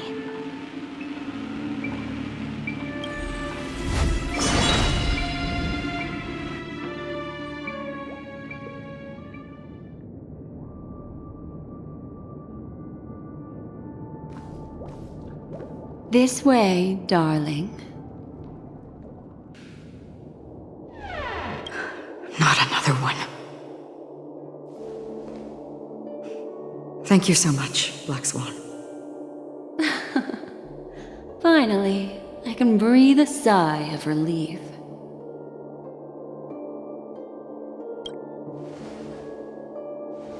I understand you must be confused, and we'll do our best to shed light on the situation. However, before that, it's essential to know that this place is the rift between dream and reality. A place reserved only for those who have awakened from Enna's dream. Do you remember Sunday's ambitious plan? He intended to harness the power of the Stellaron, the collective will of over 100,000 Oak family members, and the desires of everyone in Penacony to usurp the harmony and restore the order. Unfortunately, it didn't stop there. From the early days of our journey into Asdana, we were already affected by the Stellaron. That strange dreamscape where we met. Maybe it was a sign that your thoughts were beginning to drift away. I don't think the goal of the Order was to put everyone into a deep sleep. Quite the contrary. They used the Stellaron to catalyze the leakage of Asdana's memoria into the material world, allowing the dreamscape to blend with reality. People think they are awake, but their spirits have long since stepped into the Temple of Order. This is what makes Enna's dream so powerful. In this paradise governed by the Order, everyone indulges in their delightful dreams and lives happily ever after. I believe what you experienced in the sweet dream, except for that flaw, was real. Only in this way could you reach the destination, lifting the crisis in Penacony and embarking on your next trailblazing expedition. If it wasn't for Acheron's plan, we might have been trapped in this dream forever. Well, I'm not as fortunate as she is. Even if I'm a memo keeper, I was still influenced by the power of the Order and fell into hallucinations. However, thanks to your memories, now we still have a chance to turn the tide. We still have a chance, though. To make it happen, please, Black Swan, guide us to those with a strong will. The truth of the dreamscape runs deeper. We must notify anyone willing to wake up, so we can end the long night together. All right, please come with me. I bet that even if I don't resist, you'd still...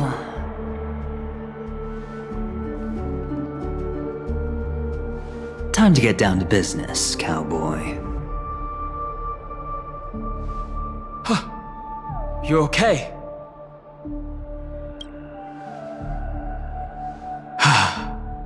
Me too. Quite the fateful encounter we have here, friend. Seems you're also a light sleeper. I'll send you some of the IPC's sleep aids one of these days. Unfortunately, we need to stay awake right now rather than sleep. We're still nowhere near capable of breaking free from Enna's dream. Let me break the bad news first.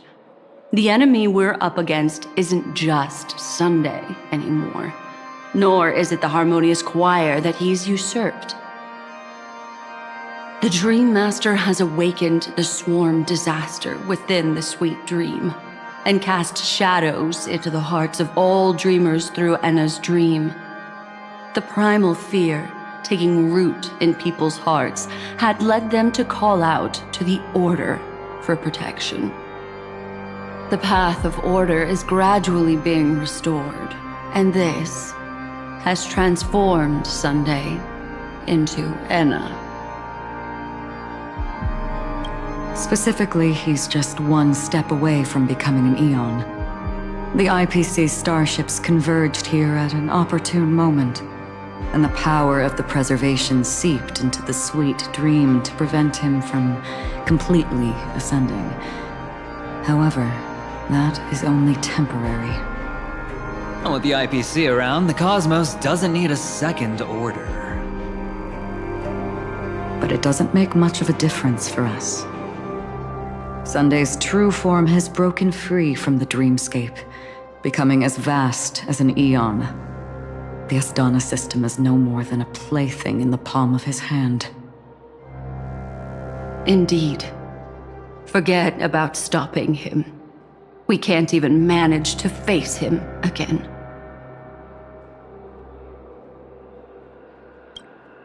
The key still lies in Enna's dream. Fear and sweet dreams. He relies on these two lies to gather the dreamer's shared wishes. He's still just a false god who barely managed to ascend. If we can wake people up and break Enna's dream, Sunday's divinity will fall with it. But the current sweet dream is extremely complex. Miss Black Swan, could you please explain the rest of it? My memory isn't the best, after all. Time is of the essence, so I'll cut to the chase. There are 3 layers to the dreamscape trapping us. First, there's Enna's dream controlled by Sunday. It wove a beautiful illusion for every dreamer, making them flounder in it. Second, there's the primordial dreamscape, which includes Dreamflux Reef. The swarm disaster is manifesting again in the Oak Dream within this layer, and is continuously empowering the Order through an endless stream of fear.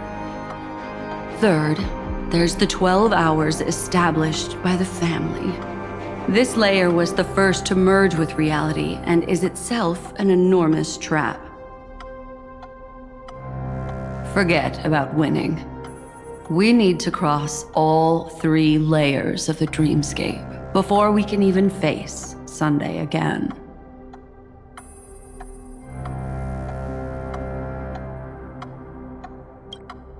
Unfortunately, we're still in the first layer, which is Enna's dream. Although we've regained our sense of self, we're still dreaming. We've only managed to connect our individual dreamscapes, but have not escaped. To destroy it, we must make everyone in Penacony want to wake up from their dreams.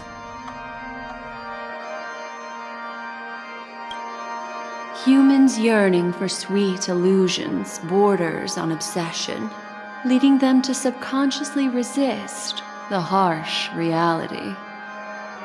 Therefore, I carefully selected a moment where she was completely unguarded, guiding her to uncover the truth herself to make her regain her consciousness. However, to wake up everyone in Penacony and get them to share the same determination, that would be nearly impossible. But we can't just stay here and do nothing. This is the first step of our plan. With the assistance from the Garden of Recollection, those who possess a strong will, like you, will gradually awaken from the dream. These free wills are the discord that will sway Anna's dream. However, awakening a mere handful of individuals is insignificant compared to the vast number of people immersed in the dream. We must find other ways to awaken the free will of millions of people within a short period of time. Looks like the Jade Abacus of Allying Oath will be the only solution. No need for that. Keep your once-in-a-lifetime treasure. We don't need to bother the Cienjo Alliance for such a tiny request. You want thousands of people with unwavering free will? That's easy. Just leave it to us Galaxy Rangers. Do you know what it is, Acheron? It's the relic I returned to you. Exactly. Its owner must have told you that it's meaningless to anyone other than a Galaxy Ranger, and that it can only fulfill its purpose when returned to its rightful owner. Because it's a burial artifact, worthy only of a hero who has served the Galaxy Rangers with honor. When its light illuminates the universe, it means the fall of a hero, and in the direction it falls, countless meteors will streak across the sky. Those meteors are Galaxy Rangers, coming from all corners of the cosmos, driven by a shared purpose, without questioning the cause or counting the cost, because we abide by a bottom line. The shooting stars of the hunt only descend on the longest night, and with them comes the dawn. We've stayed silent for far too long. Now, it's time to remind all the cowards, oppressors, and villains of the universe of our presence. I'll be the one to ignite the first spark. This should be enough to delay his ascension to godhood. As for the foundation of Anna's dream, it would take an immense power to shake it in an instant. I think that shouldn't be too hard. So, you're the key in the end, I assume? Even if it is just a counterfeit god, we'll need an emanator to step in. Perhaps it's not about being an emanator. This is a different collective wish. I will do everything in my power to strike down that evil god for you all. What about the other two dreamscape layers? There's nothing we can do about them. They're even more dangerous. Unlike our current gathering, the dissipation of Anna's dream will take time, which will draw Sunday's attention. Exactly. Once we enter the next layer of the dreamscape, we'll be facing an eon's strength head on. But by then, we'll have played all our cards. Anna's dream is no ordinary matter. Even with Constance and me giving it our all, we could only reach the few of you here. It's impossible to find more help.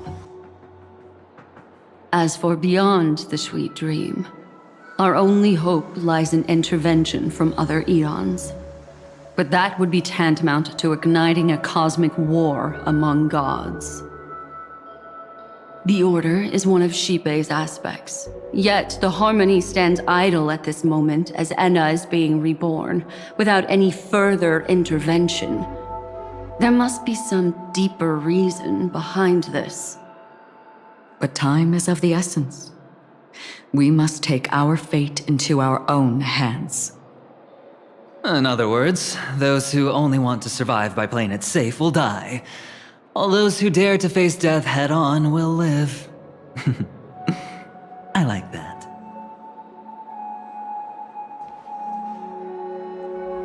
Just these few people?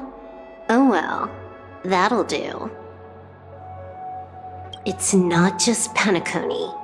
The entire Asdana system is done for. A Stellaron hunter? She was at the edge of the Asdana system, but she still got dragged into this mess. Just finding her nearly wiped me out. Quite a bold investment strategy. Tell me, with such a huge risk, what kind of payoff are we talking about? The other 2 layers of the dreamscape will be handled by the Stellaron hunters. One of our associates is searching in the 12 hours for the other person chosen by the Harmony. Oh? Miss Robin? She broke free from Enna's dream through her own strength, and left behind a song for those in slumber. It's true that some people are born strong, and others are born weak. If the Trailblaze is the target of heroes, then the Harmony will guarantee that the strong help the weak. Only the people of Penacony themselves can be the saviors of their homeland. Their path of happiness should be forged by themselves. While I may not be a nameless, I'm willing to instill courage in all those who need it. This includes my brother as well. Enna's dream is too cruel for him and everyone else. I see. So, we were able to wake up thanks to Miss Robin's help. But the flaws rooted in human nature can't be eradicated overnight. Do you believe that these efforts alone are enough to convince everyone to choose the right path? I agree with you, Black Swan. That's why the most critical aspect of this plan is not to convince everyone to choose the right path, but to inspire them to save themselves. They'll stir up something big to help break you free from the 12 hours. As for the primordial dreamscape, Sam is standing by, just waiting for you to break free from Enna's dream.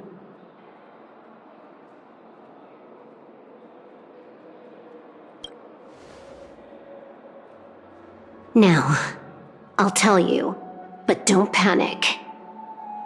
She will die. She will die a second time, facing everything she wants to run away from. But her fate will be determined by you. She will help you break through the second layer of the dreamscape. Then, she'll fall into Enna's dream, which hasn't fully dissipated yet. If you defeat Sunday and wake her from that dream, then her second death, too, will become nothing but an illusion. But if you fail, the dreamscape will ultimately merge completely with reality, and her death will become a fact. But that still doesn't solve the fundamental problem. What about Sunday? He could wipe out all our efforts with no more than a glance the moment we cross the 3 dreamscape layers. Oh, Miss Memo Keeper. It's time for a game of recall. I once said something to you lot back in the Oak Dream. So long as my trump card remains unplayed, none will dare see the hand through to the end. And now, it's time to reveal that ace. Let me point out 2 mistakes. One of them is yours. Having personally been to the heartland of the Dream Master's plans, wouldn't I have already found a way to inform the IPC? The fleet's deployment was never meant for a direct confrontation. It was to seed the preservation's heart into the dream.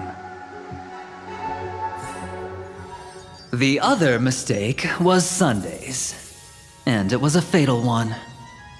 He should never have confiscated my cornerstone. He should have kicked me out right from the start. That's how every gamble with me goes. The moment you sat down at my table, you've already lost. A jade-colored light still sleeps deep within the dreamscape, and it does not require the presence of its owner to unleash its powers. So what? Even the power of the 10 stone hearts can't rattle an existence already approaching eonhood. That's why I said the cosmos no longer needs a second order. The Dream Master's plan is indeed flawless. However, when faced with the terror of the swarm disaster, how is calling for the preservation any different from calling for the order? The release of the Cornerstone's powers will absorb the Dreamer's desires and offer them the preservation's promise instead, guiding them to cry out these words: all for the Amber Lord. Is this the IPC's real goal? To completely take back Penacony on a conceptual path level? What, you think I'm also trampling over others' beliefs? Sorry, but that's exactly what the IPC believes in. Don't question your own ruthlessness. All that matters is profit. The new swarm disaster will end the same way as it ended before. The hammer strike will echo throughout Asdana, seizing the Order's powers on the level of paths to launch our counterattack, leaving Sunday powerless to interfere with your actions. But a new Amber Era will not arrive because of that. Today's hammer strike is not the wrath of an eon, but humanity's battle cry of defiance. I'll hold my breath and listen for that moment. Once our plan succeeds, we can strip Sunday of his godhood, but we'll be too drained to join the battle afterward. So...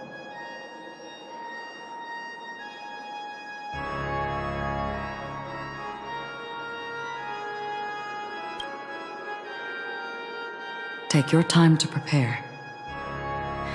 Before you head out, may I have a moment alone with you? There's one more thing I need to explain to you. This grand festival is drawing to its close. This is the starting point for the ultimate stage of our journey, just as it marked the beginning of all the stories in Penacony. Are you ready?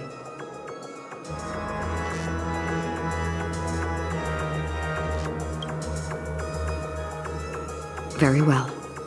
Now, please close your eyes. A glimmer of fireflies. A sigh of regret. It is because life dares to slumber that they can awaken.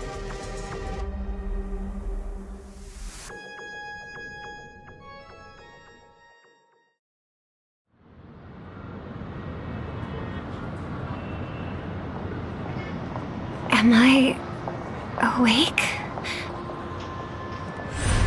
Sorry, Robin. It's just you. I did not wish for you to know this. It's a pity that things have turned out this way. Within the foundation of law, humanity establishes civilization, and through harmony, we obtain order.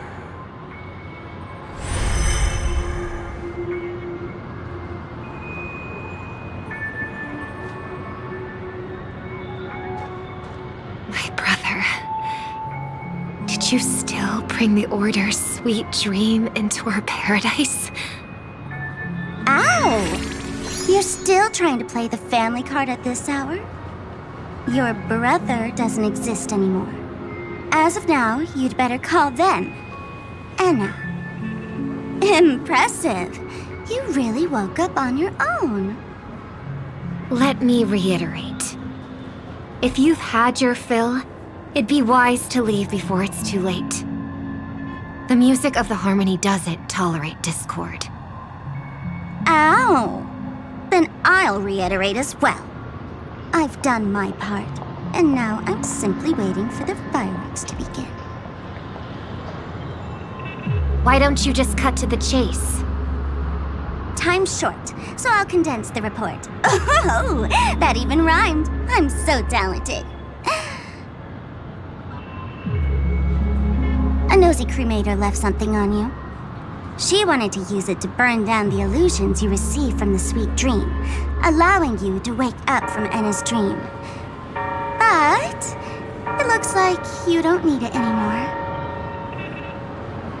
Then, how were you able to reach this place? Well, a fool has thousands of faces. It's gonna take a lot to create a sweet dream that can satisfy me.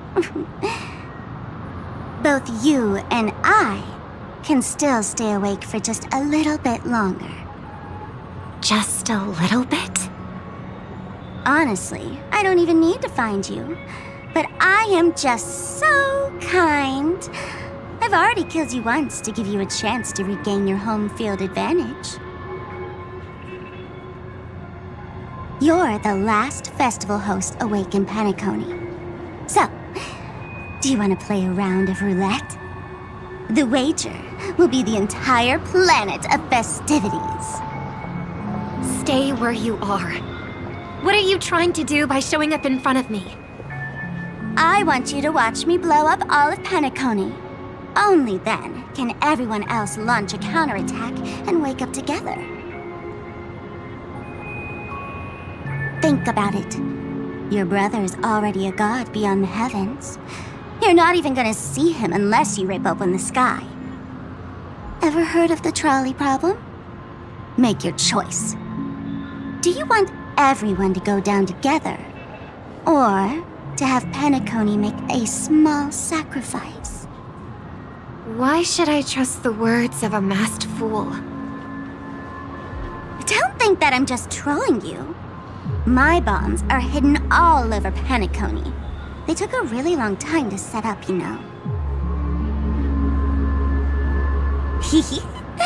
Maybe I should blow up a few to demonstrate how they look. Let me see. Which one should I choose? Stop.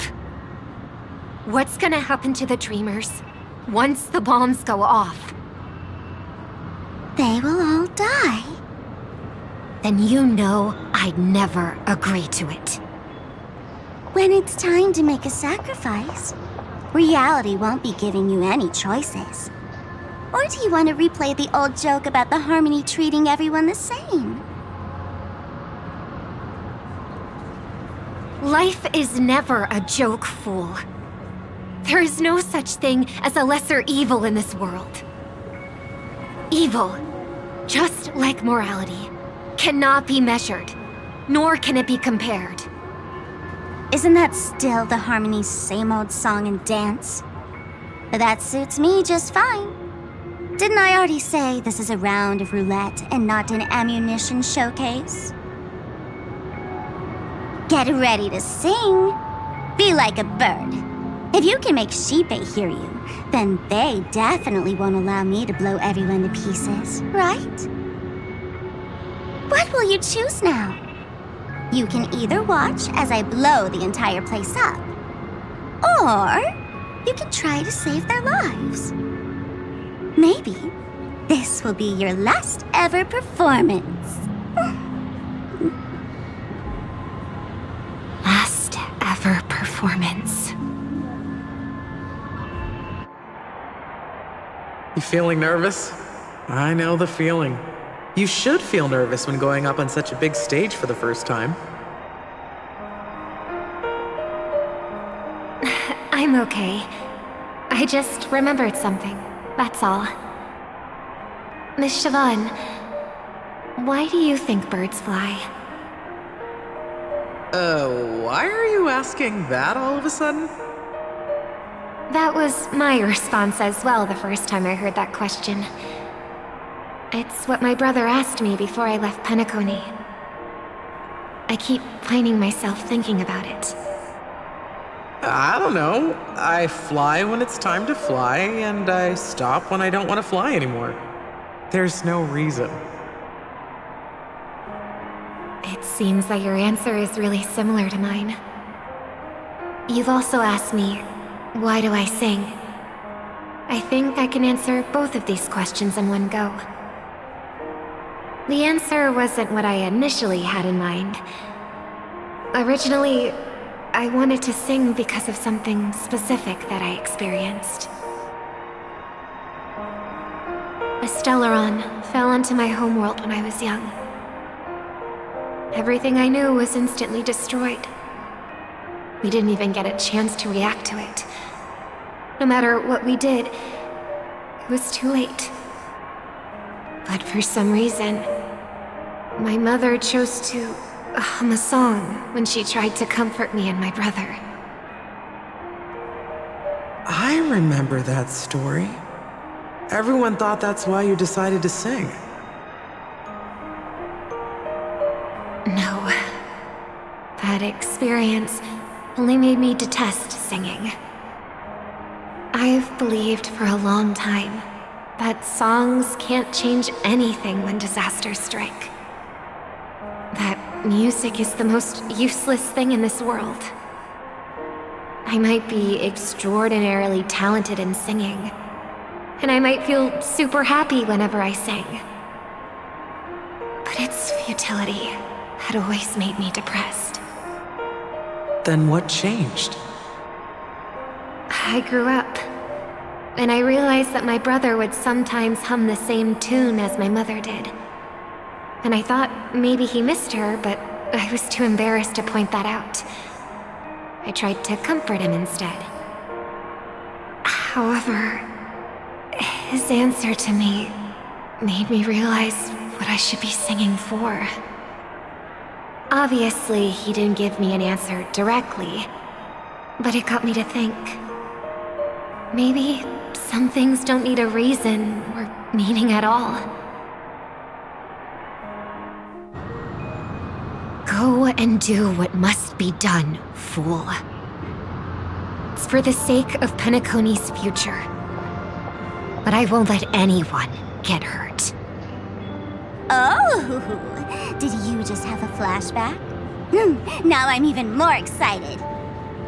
Let me check one last time. If you were to die, how would you want people to remember your ending?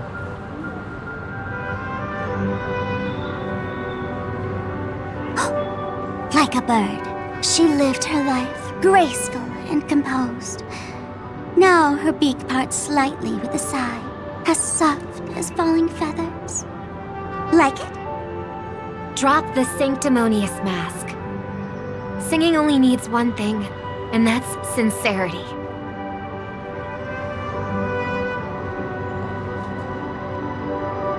My brother. Birds born with wings need no reason to soar into the sky. And those forced to fall back to Earth don't need anyone's condescending sympathy. The sky and Earth are each other's proof and aspiration. When a soaring bird looks down below, it discovers that even after falling, life still holds hope to continue. And when a fallen bird looks up to the sky, it discovers that the possibility of soaring once again still exists in this world. Perhaps they'll never truly understand each other. But what people need is an understanding. It's showing a little more compassion for the way others choose to live. And, when necessary, extending a helping hand. Even if you become the only star and prevent everyone from soaring into the sky, they will still be inspired by your radiance, flap their wings with all their might, regardless of whether they've been hurt in their fall. Thus, the Order's sweet dream will eventually fall. Oh, triple-faced God. If I manage to step onto the path of harmony, then please extend your hand and shelter those who believe in you. And if I am a bird destined to fall, doomed to never sing again, then while the sound of me hitting the ground may be my last note for the harmony, it will never be this world's swan song. In the name of the sweet dream, the Charmony Festival now begins!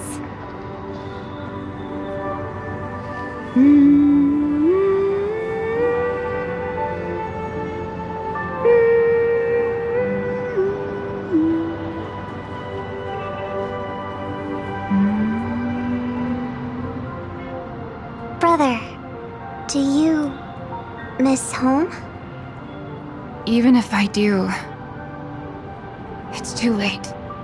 But you're singing the song Mom used to sing.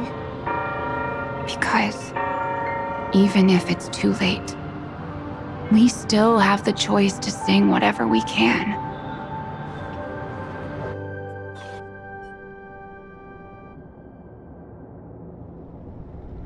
Welcome to the horizon of existence. This place is one of the thousands of manifestations belonging to the sleeping and shapeless. And it's also an exit out of the nihility for the awake ones. Let's bid our final farewells here. Remember your name. I'll be waiting for you at the end.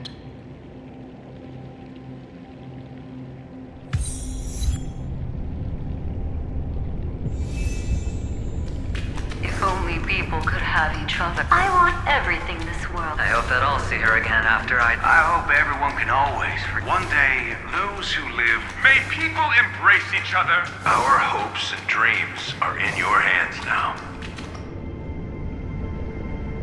Hey, I've read the script. Why are you asking me?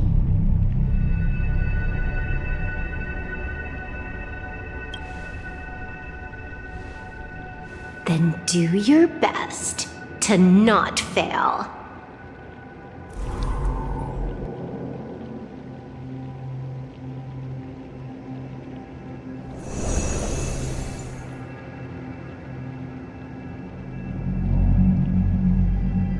It's not the time to leave your final words yet. We all believe in you. You need to believe in us too.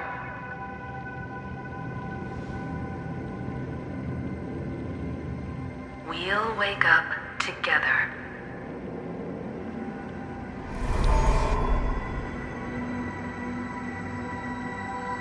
Why does life slumber? We don't know the answer yet, but we're about to awaken from this dream. Or perhaps such is the answer itself. It's the people who first broke free from the sweet dream. The sleeping and shapeless caught a glimpse of their desires.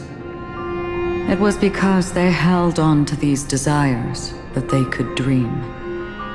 It was because these desires were never fulfilled that they could wake up.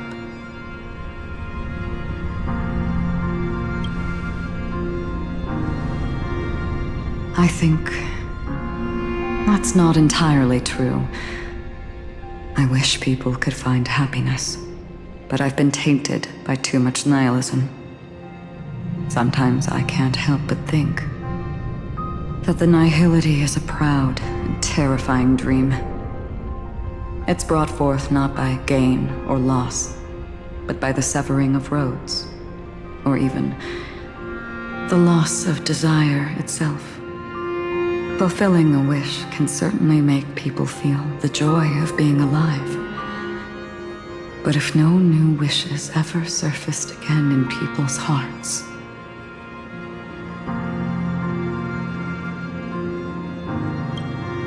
Indeed. Behind the shadow of the nihility, there must exist the most blazing source of light in the world. Just as every life that edges closer to death fervently approaches the end of the nihility, we must pursue that primordial light. Before you go, would you tell me your wish?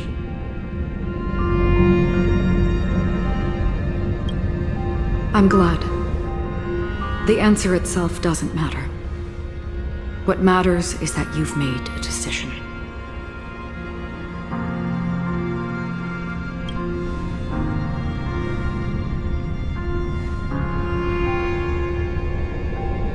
You're looking right at it.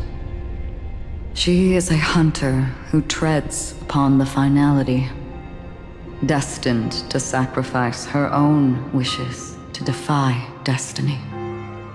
But no matter which path you and she walk, death will always be the destined finale and the last reunion. Are you ready? She too was here not long ago. You can witness her resolve through this. Witness how that tiny spark of bug light broke free from the pull of the nihility.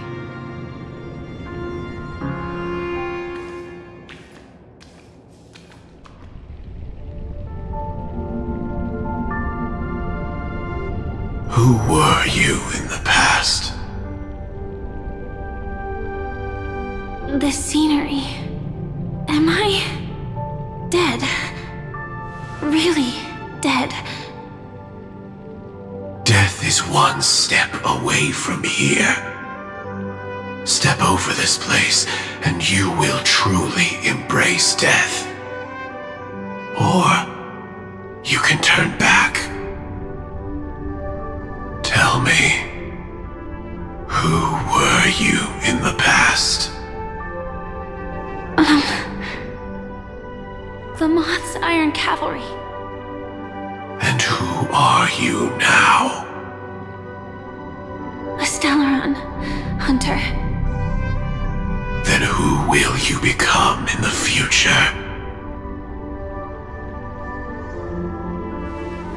Just an ordinary girl. Well then, keep walking forward. Death would suit you better. Never. I fought tooth and nail to get where I am today, and this isn't over yet. Even if everything burns to ashes, I won't give up. You should know that's a wish that can never come true. You couldn't become an ordinary girl, even in the last sweet dream. Why do you think that? Entangled in the family's conspiracy, facing the mimetic entity's blades head-on, while challenging the resurrected swarm disaster alone, armed only with the script that can peer into the future. That's more than enough cards stacked against you. Do you really think that the time you spent with her proved anything? For an ordinary girl, simple happiness shouldn't just be a matter of chance. But who's to say all of this isn't what an ordinary girl would do? What? Perhaps the Dream Master was right. All the past we've left behind has already determined our future. All my experiences so far will still make me choose to step into danger when I face it in the future. But you misunderstood my answer. I guess it's my fault too. Always talking about wanting a normal life. As if the past that shaped me is some heavy burden weighing me down. Being a Glamoth's Iron Cavalry and having entropy loss syndrome are more than just scars. They are a past that taught me to cherish, urged me to seek, and showed me how to love. All the things you listed are quite extraordinary indeed, but I believe any ordinary girl would make the same choice I did. When faced with everything I have faced. In the darkest moments, ordinary people never need to feel small. After all, they always discover that they've already become something noble and bright. Indeed, I can't change the outcome or even the process. But I can decide how to view my destiny. This is just an even deeper form of self-deception compared to actually changing the outcome. Free will is mere self-deception for most people anyway. But as long as I'm not asking others to do the same, there's no shame in it for me. Everyone has their own answers as to why life slumbers. Some will never find their answer. But no one can take away their chance to keep looking for the answer. I won't give up, nor will I blame those who do. All I need to do is return their right to make that choice, and return that right to myself as well. So, I will leave this place together with you.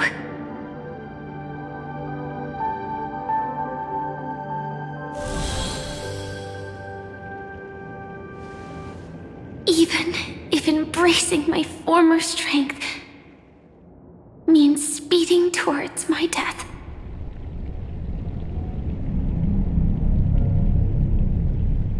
The name I gave myself is Firefly.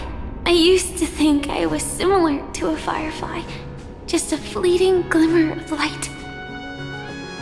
But later, I realized no one would give themselves an unlucky name. It was also because I thought fireflies were beautiful. Later, someone told me that my eyes don't actually work very well. Otherwise, I would have figured out that those insects aren't beautiful at all. Beauty, love, all our feelings stem from the flaws we were born with. And that's what makes each of us unique. Yet, I can't help but love these little things. Even though I'm sensitive to cold and can't stand the night wind, I still go stargazing. Even though baking cakes is really troublesome, I'll still keep trying. Because I love giving them to people who matter to me and seeing those people smile. I love going around looking for cute dresses, not to show off to others, but because it makes me feel good. So, I won't mind any flaws anymore. I won't fear any new scars. I'll give it my all to find what I love, and I won't let destiny take them away. So,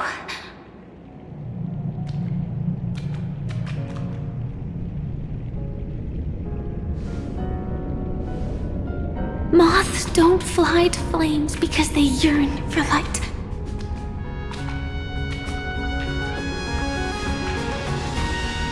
It's about going through the flames, igniting yourself and burning with the most intense light. My destiny won't fall into darkness. I will light up everything around me.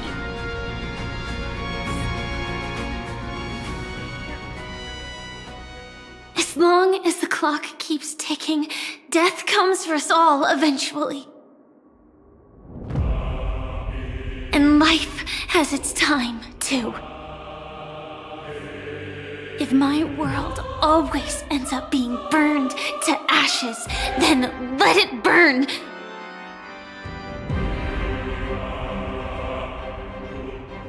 As long as I can keep burning, then wherever I am will be flames, not ashes. Order. Dismember. Actually, I used to envy you.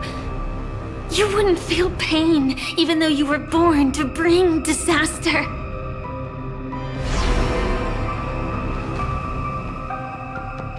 But you should be envious of me now. I'm unwilling to face death, nor do I want to keep fighting. But when faced with destiny,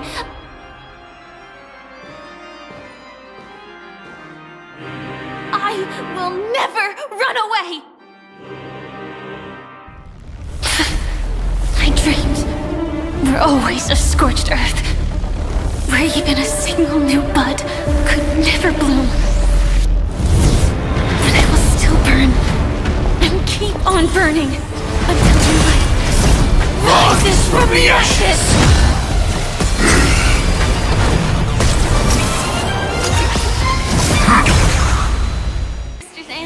Then listen to my reply in his stead. People hold on to hope not because they have never faced inevitable death.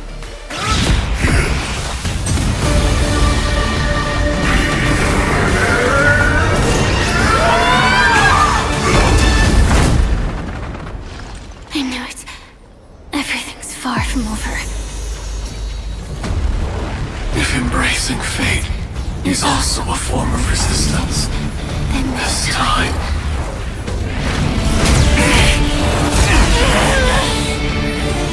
I shall embrace death!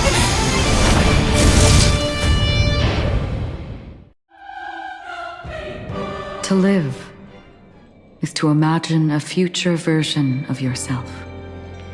But fate is never fair. The choices people make are almost completely dictated by their past. No matter how much they try to move forward, there's no guarantee they'll see the future they've imagined. It's the same for every path. The nihility already exists, whether you admit it or not. And nothing can ever completely escape from nihility. Most paths make people believe that this world is good. That as long as you are willing to believe, you would gain power because of your belief. But that does not apply to the nihility. The nihility is absurd and vast, capturing those who were unwilling to blindly believe, yet are powerless to fight back. It has nothing to do with good. Be it willing or blind, the way people obtain strength from faith should come from within, not from being forced to bow their heads. This will be a tough journey. Are you still willing to return to the starting point once again?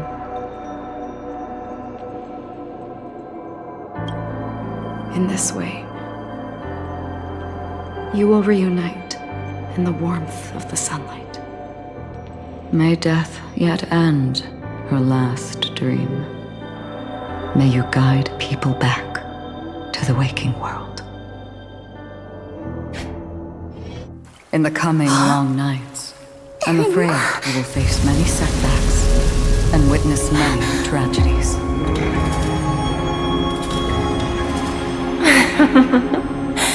I come to greet, I come to whine, I come to claim. I grant poison for nectar, sow in spring to reap in fall. Await wizened fruit to fill livened boughs. All for the Amber Lord. But when you make a choice, there will be a fleeting red that reappears before you once more in that monochrome world.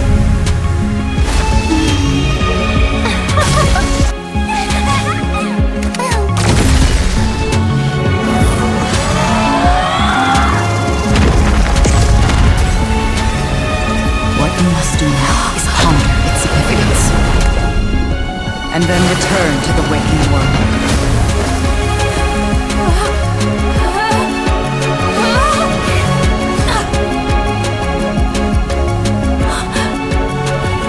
Don't worry. Even if this is doomed to fade at dawn, I won't fear waking up from this dream. Go. Take back the right to Trailblaze. For them, and for me. That's where we will all find our answers.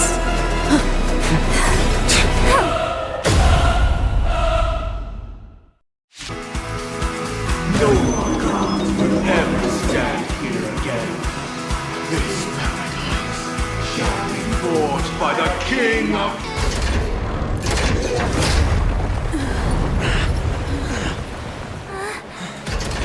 So, why does life slumber?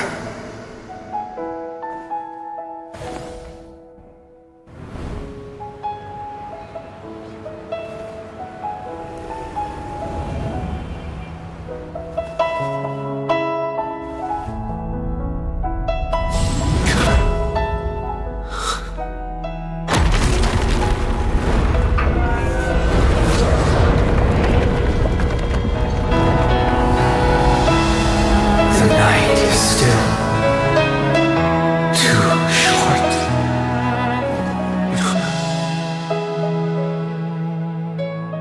Brother, the dream is over.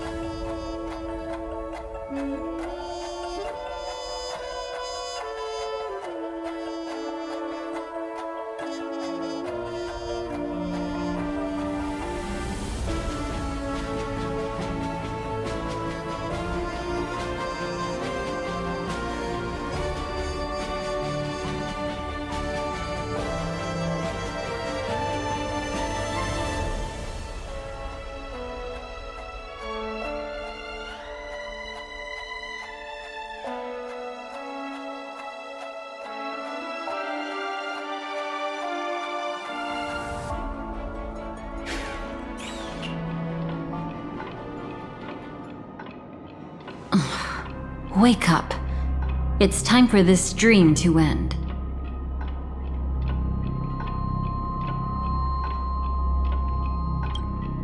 Destiny won't let me give you the answer, and the true ending is too sad. I'd rather you forget about it.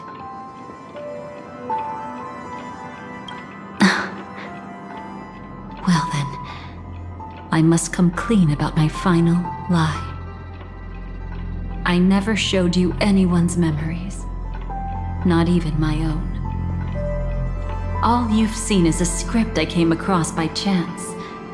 It recorded everything that had happened, and using its stimulation, you actually managed to enter the memories from your own perspective and remember everything anew.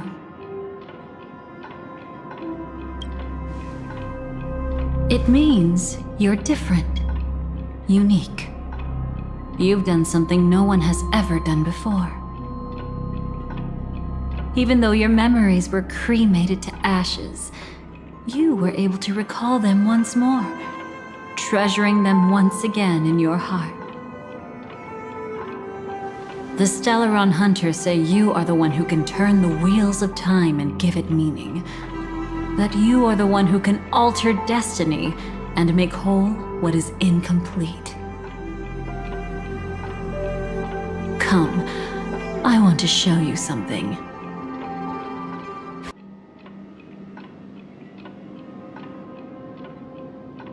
This is what I promised to give you. The truth about the finality. This cat is not Elio, but a strand of Terminus's divine corpus.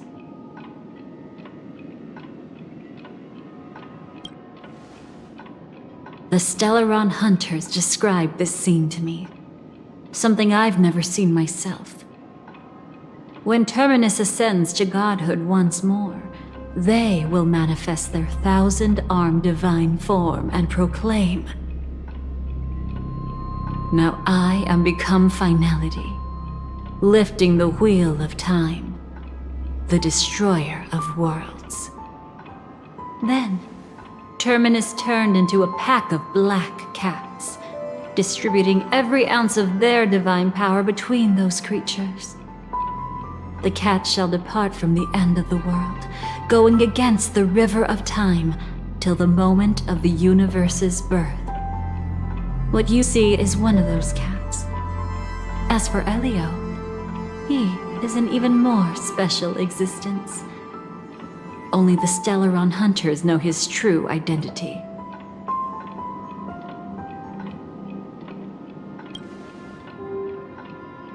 It will tell you the truth regarding the ending you haven't yet remembered. But you must be prepared. What really happened is that Firefly didn't meet with anyone between the fall of the Great Septimus and when she left Penacony. Not even you. She knew how tragic her third death would be. So she only dared to watch you from afar and hid on her lonesome when she was about to fade away. But even sad memories are precious.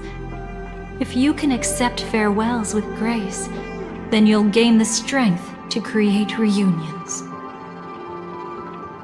When you bid farewell to loved ones, you should cry while they can still hear you.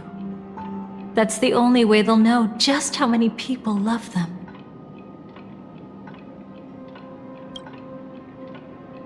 You know, I often wonder if everything I'm doing right now is just a whimsical gift from destiny. That I haven't really decided anything, but merely being tossed around at its mercy. But right now, I don't care. Because my joy is real. My sorrow is real. And you will be the same. Remember, if you have regrets that must be mended, then shout with all your might from the depths of your heart. Let it be passed to the end of time, and make Terminus, who was about to set off, hear your call. The fact that you can see this black cat means Terminus is in the process of passing by you. The power of only one black cat cannot change much, but your past is Terminus's future. If it remembers your voice and decides to change something in its own future, your past will change accordingly.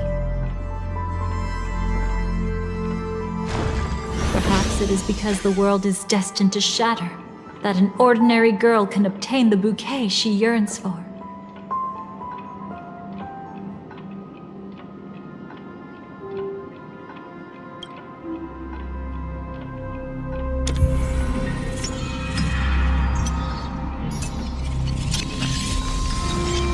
Go forth and deliver that bouquet with your own hands, so that no one will be left with regrets.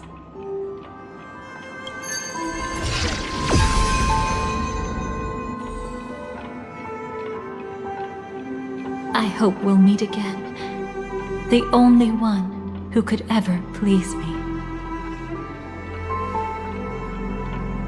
Father, destruction is not just a single glorious moment, and the same applies to destiny and memories. Only by enkindling the winter wilderness with flames that cross the sky can we make the indestructible manifest once more. This is the experience from cultivators who had remade the world, and the wondrous creations from those who painted the world. Sitting among the embers, they drew the morning star, knowing best that only in times of extreme hunger do the stars begin to turn. Why does life slumber? you will eventually find your own answer.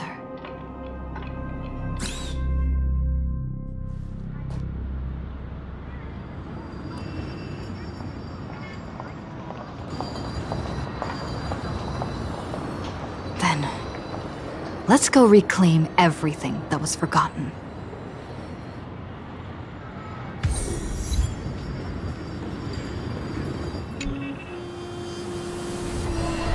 Creating a brand new path. That's truly astonishing. You must have some ideas as his sister, right? If he really managed to do it, what kind of path would that be? I think it must have been a battle between different kinds of the Trailblaze. However, my brother came to the wrong conclusion.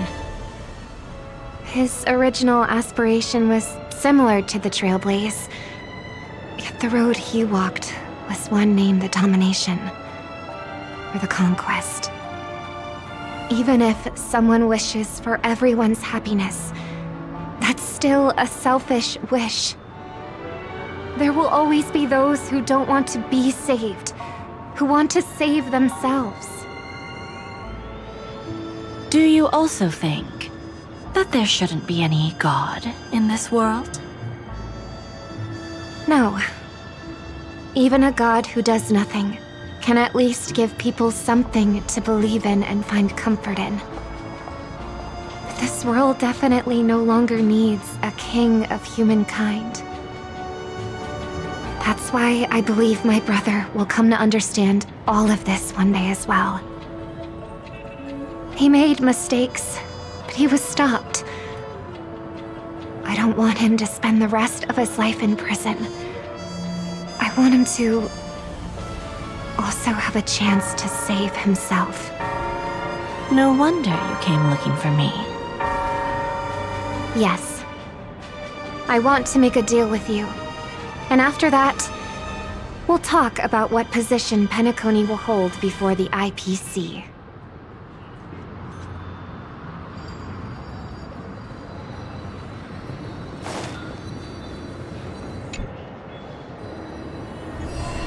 You arrogant gambler. I've already seen through your tricks.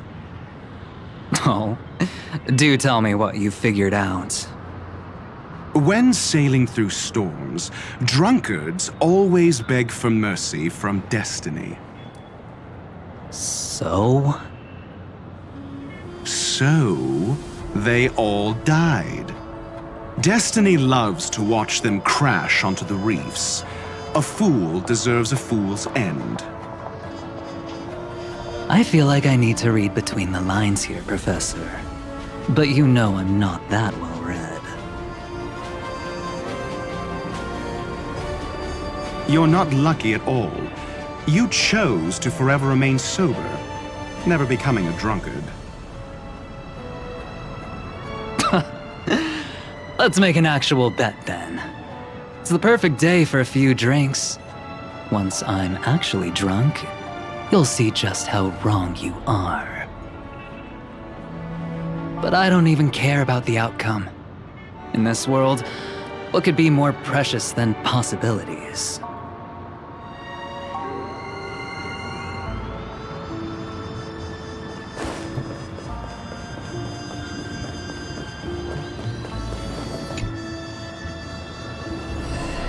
So, you still don't want me to join?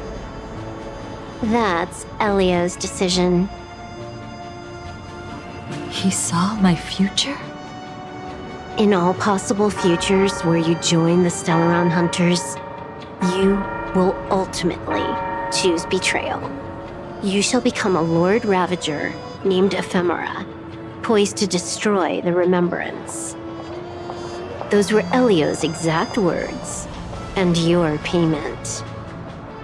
Payment? After everything is over, we want you to burn some of her memories. May I know why? She can't head to the next stop with these memories. It would draw the Destruction's attention to her too early, and she'd die there.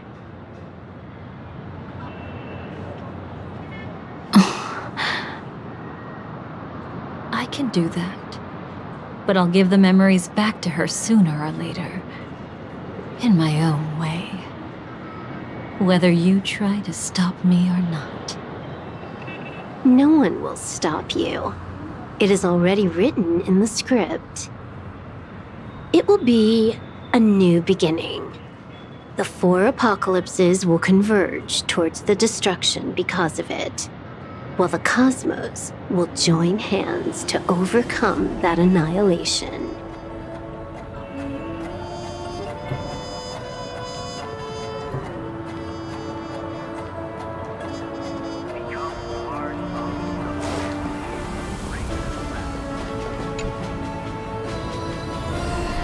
Burned. Yes. Just like with Mr. Aventurine back then. Nihility infected the dreamscape the moment you drew your blade. Thankfully, this is the world within the dreamscape. Constance took all the knot upon herself and burnt it away completely.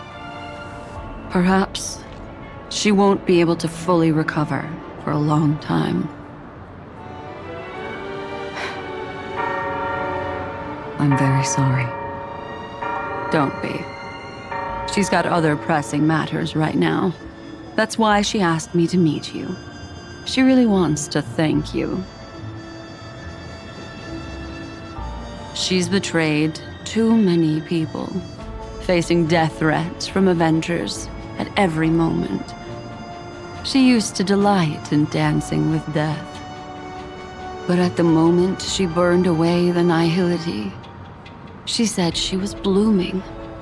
She said that, for the first time, she felt the joy of being alive. Come to think of it, people all believe that the Dahlia's floriography means betrayal. But on the planet where it was first discovered, the locals saw it as a symbol of life and prosperity.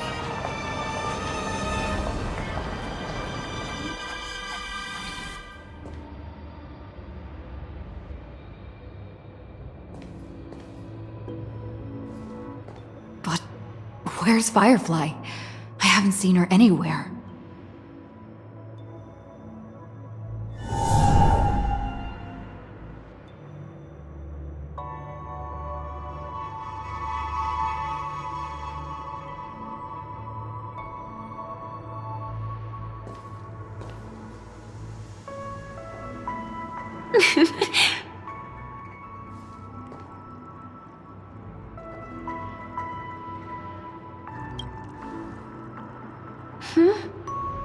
How did you know I was here?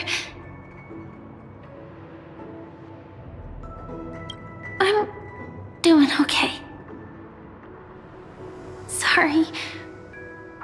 I wasn't trying to avoid you. But I have my own reasons. Can you just let me stay here by myself?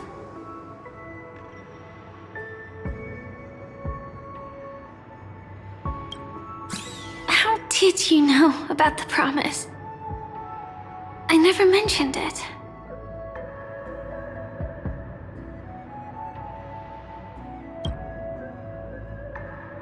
Maybe it's not just mysterious, but also gentle.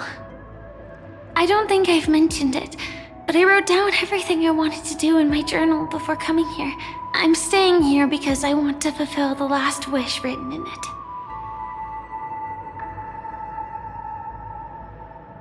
I've been quietly following you and watching you from afar for a while, but I still didn't want to disturb you. I hope your dreams begin with a smile and end with one too.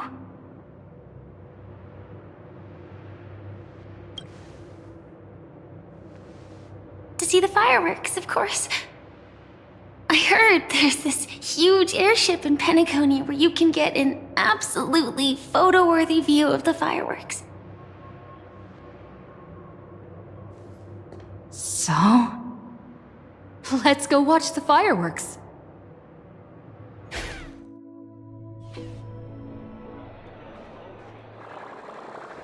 It really is the perfect spot. You've got great taste.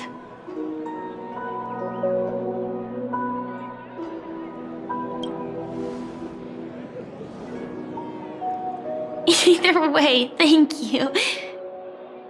Looks like it hasn't started yet. Let's sit for a while.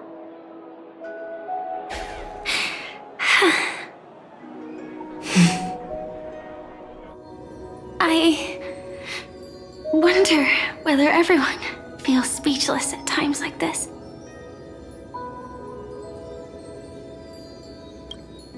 Maybe it's neither. There's a saying that I always liked. When it comes to someone we want to meet, we always imagine the scene before it happens. Imagine the words we'll say that would make them smile. Slowly but surely, all the things we want to say would have already been said before we even met the person. And when we finally meet again, we realize they're even more beautiful than anything we could have imagined. Yet, at that moment, we find ourselves at a loss for words to express just how amazing they really are.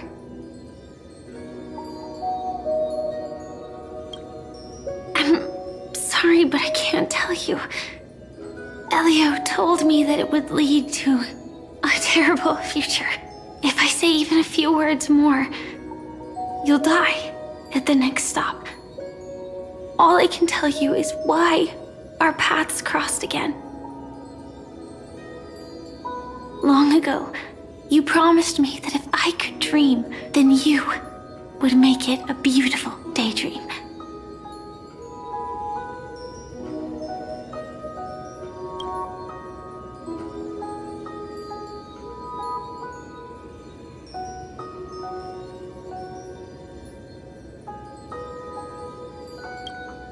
What matters isn't how they've changed, but that you still hold those same genuine feelings for them.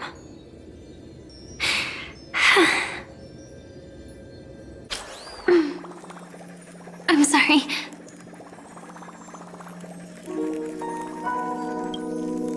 Yeah, actually, I still haven't experienced one of the 3 deaths written in the script.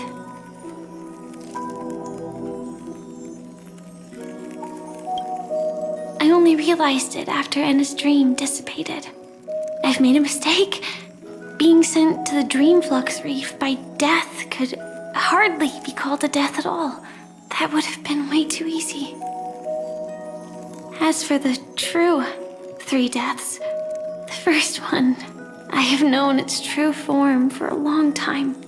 I can't dream. After I woke up, I would never dream again. In other words, the me that exists in this dream would completely cease to exist. The second time, I was killed by the swarm disaster. I activated my true power and came back from death. But that power would inevitably lead me to the 3rd death.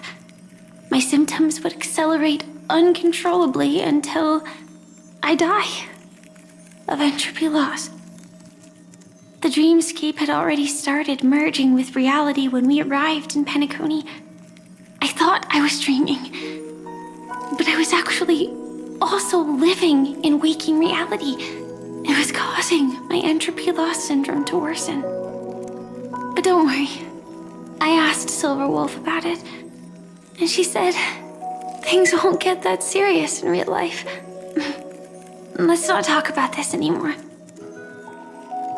I just don't want to see you looking sad. This is our most beautiful daydream, and we should see it through with smiles on our faces. After all, we never know when we will use up all the moments we have with someone across all space and time. Hey, could you close your eyes? If this is my only chance to dream, then I want you to see the best version of me. As as we near the end, let me indulge in a bit of perfectionism. Just like what I used to do. Let's close our eyes and imagine ourselves being together. Even if you can't see me, you'll still know that we've never been far apart.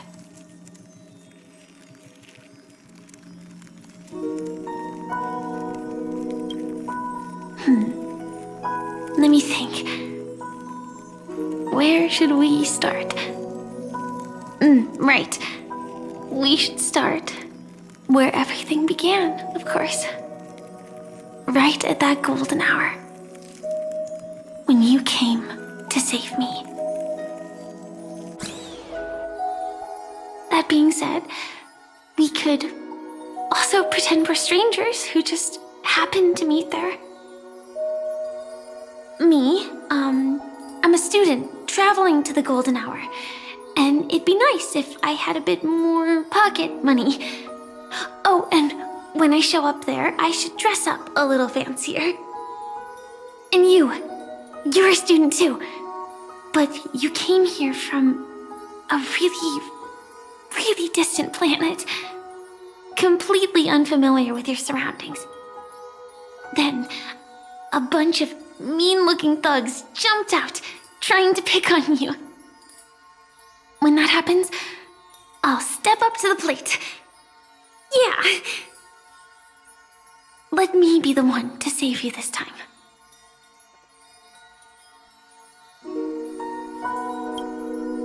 No worries. That's exactly what I'm going to do. The result doesn't matter. And even the process isn't important. What matters is how we take part in this journey and how we choose to view it. So, grant me one more wish. Remember how I held you and flew into the sky when we fought against Enna's dream? Back then, I wasn't sure if I would ever wake up again, but I was happy.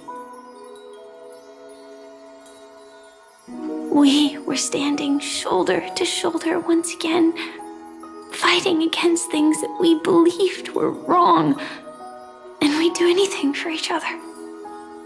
Still, I have a tiny, selfish wish. I know you won't forget this moment, but when you look back on it, I want it to feel lighter. Maybe there were no enemies at all. It was all just a prank. And when I carried you up into the heavens, what we saw there wasn't the terrifying swarm, but rather the fireworks that I never got to see.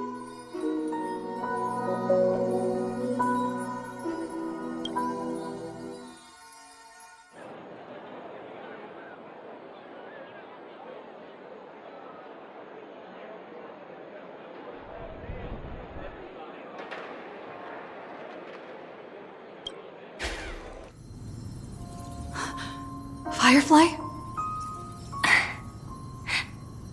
Elio said we're destined to head to different finalities, that we can't have a future. That's why you told me that you'll give me a daydream more beautiful than any ending could ever be. I'm looking forward to it. But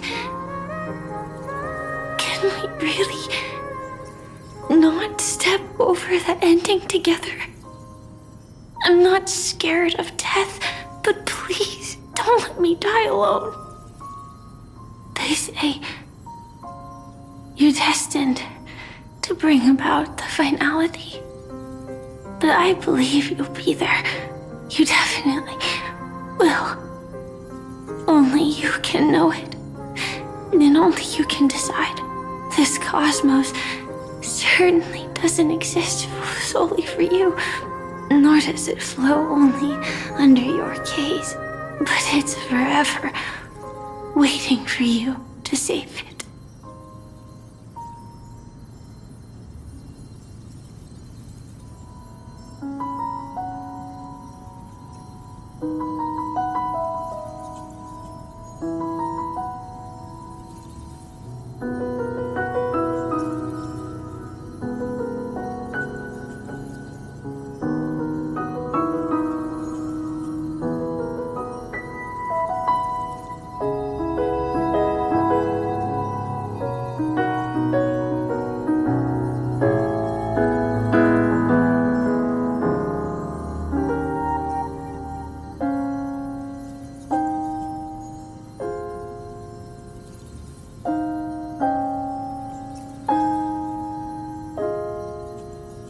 Even so, I'll still be the last thing you forget.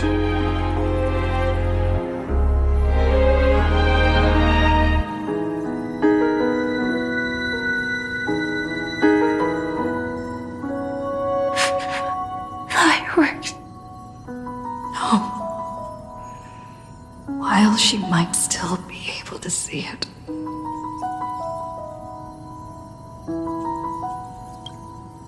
The result doesn't matter. And even the process isn't important. What matters is how we take part in this journey. And how we choose to view it. I'll do everything I promised you.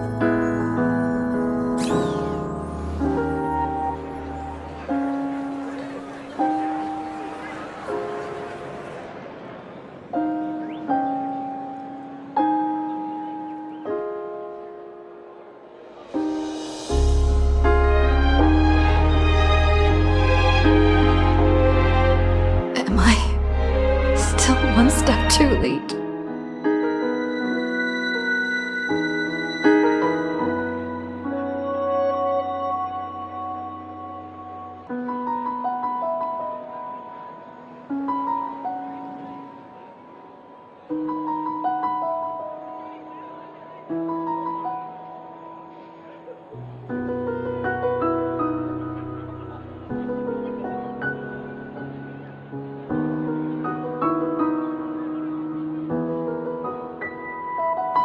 Why?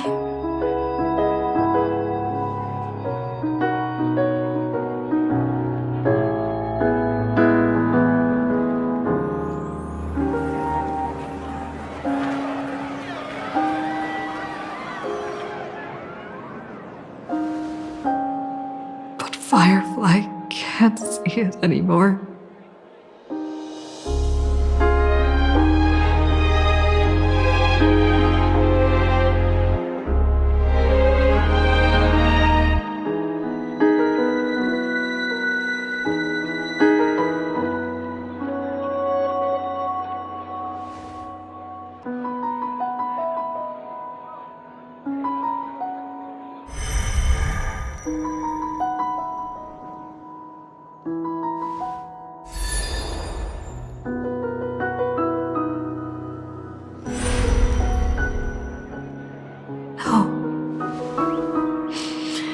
It's not beyond saving. I can change the course of destiny and make up for what's missing. If the world has set an endpoint for our destiny, then at the very least, it owes Firefly the bouquet she wanted.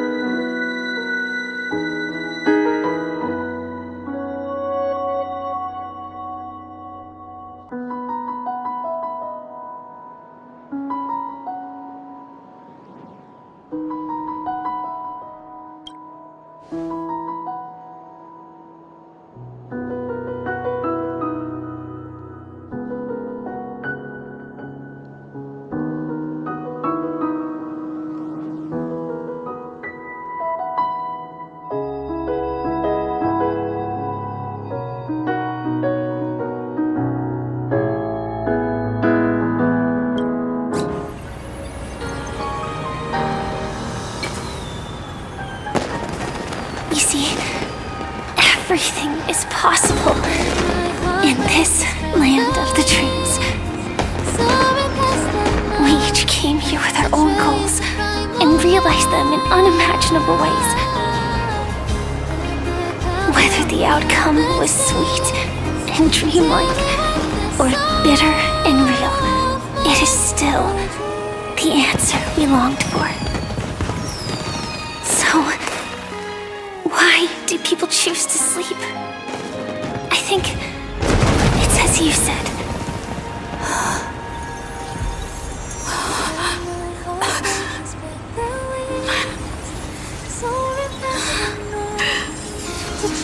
a primal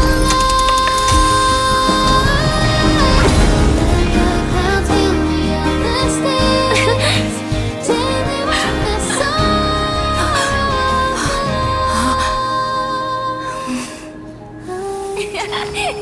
So when tomorrow comes, we'll wake from our dreams, smiling.